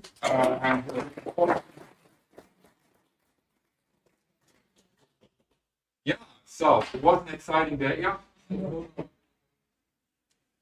Huh? Yeah. Yeah. So. So it was so exciting day. A lot of content. We heard about the Vola tablet. We heard about the Vola Quintos, the Vola Cloud, powered by Holo Chain, and a Vola Net powered by bchat. It's so amazing what's going on, and with that small team and with excited people. And this afternoon you have seen business solutions, business offerings from VNC, the business plan of Reform Ventures, and the effort of UBports to make Ubuntu Touch even better than it is for daily use. And I'm looking so forward to have Ubuntu Touch on the Vola tablet.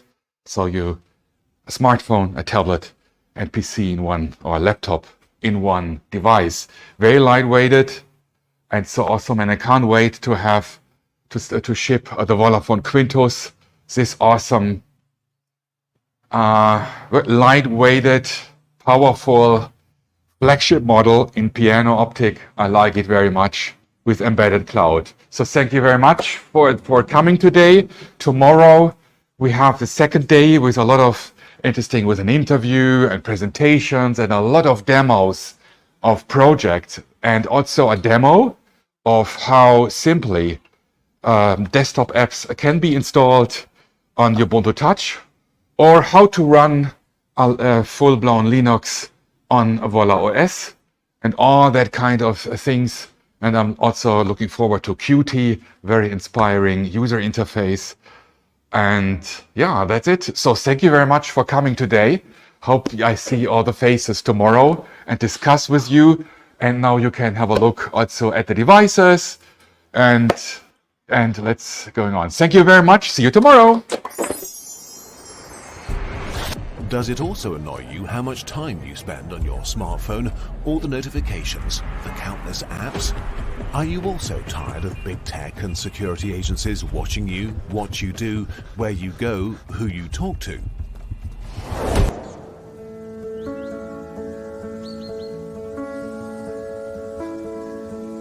Then we have good news for you. The new Volla Phone 22 for your freedom through simplicity and security.